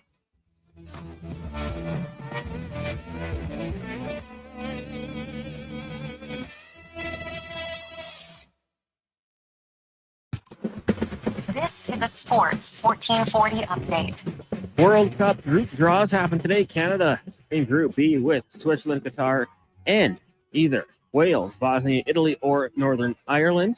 We'll find that out late March. In the WHL, Oil Kings will host the Rebels tonight at 7. BCHL, Spruce Grove hosting Sherwood Park, also at 7. Out at the Thompson Family Arena in the AJ, you got 4 games, including Devon and Drumheller and Camrose in Canmore. In the association, Toronto Raptors currently tied with the Hornets 2 apiece. 5 games on the ice tonight in the NHL. After 20 minutes, Golden Knights up on the Devils 1-0, and the Sabres and Jets tied at 1. Jets in Edmonton tomorrow evening. Later tonight, Stars host the Sharks, Mammoth taking on the Canucks, and it's the Caps and the Ducks. College football American Championship at 6. Number 20, Tulane takes on number 24 in North Texas. And you've got the Mountain West Championship between Boise State and UNLV just after 6. College hockey, Golden Bears meeting McEwen in a home-and-home. DCA tonight, Drake tomorrow. Pandas and Griffins doing the same thing tonight at the Drake, tomorrow at the Downtown Community Arena. That's going to do it for us here on the Jason Gregor Show. Coming up next is Fox Sports Radio. We've got live local coverage tomorrow morning at